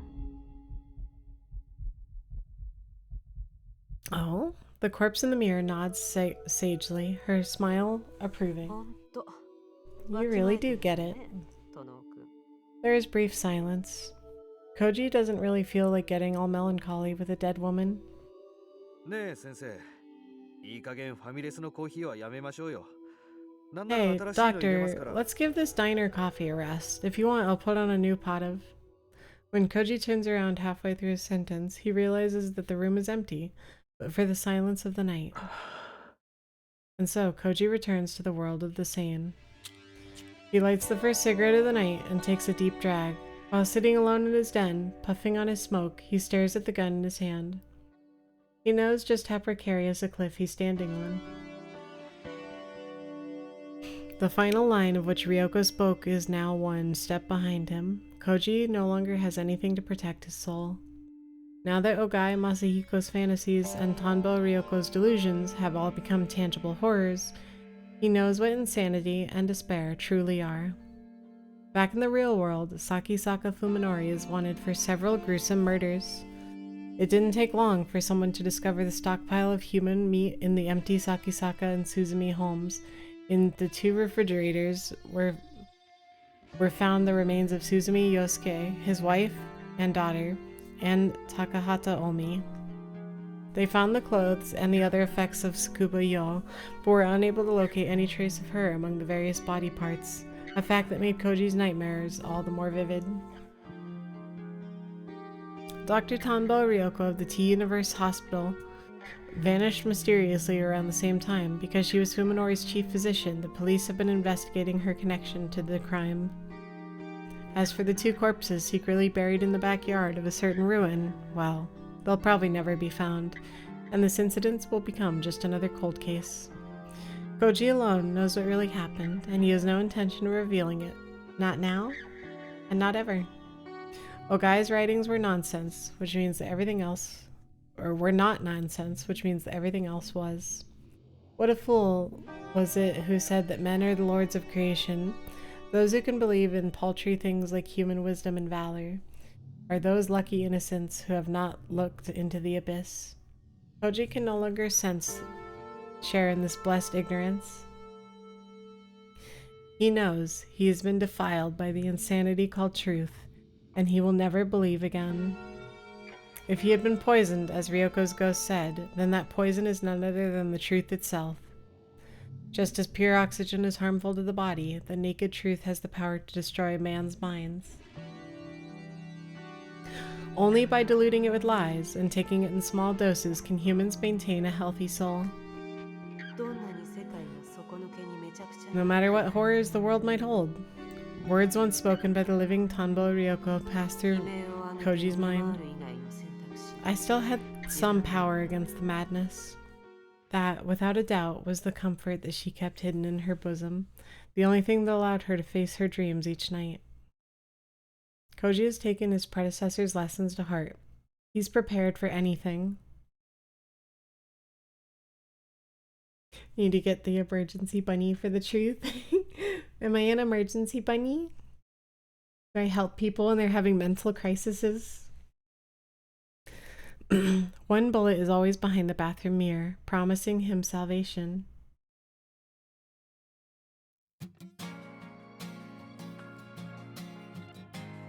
We did it! We got through all the routes. Wait. That's not gonna quit like the whole game, is it? I don't know. We did it! We saved humanity. Okay. We literally beat the whole game. It took us like 12 hours. Like 13 maybe. But we did it. Yay! Okay. I'm very happy that we got through that. I was kind of worried that we would have to call it off again.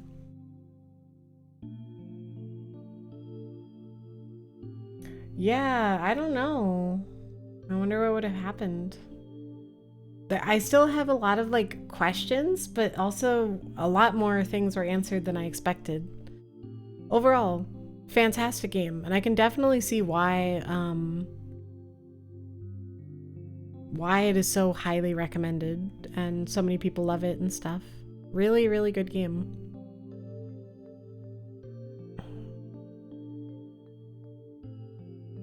Yeah. So, I will probably end the stream here because I'm very tired. I do want to say, I would like to stream tomorrow at the same time at 8 p.m. Eastern Standard Time. And I am most likely going to be doing Fate. Now, this is something that's going to take a long time to get through, but I'd really like to start that journey. And then I'll figure out what we're going to do next Wednesday. Probably something silly or gender related. We'll see. Let's see who we want to raid.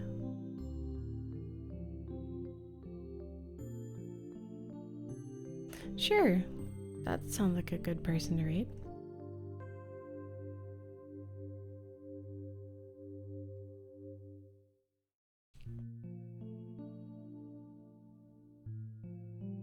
You were fated to play the next game.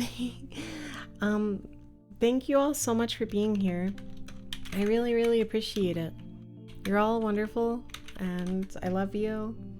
And it means a lot when you stop by my book clubs.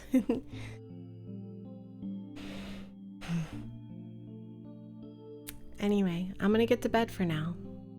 But please have sweet dreams. I love you all. I hope you don't have any nightmares. If you do, remember to cuddle your local bunny.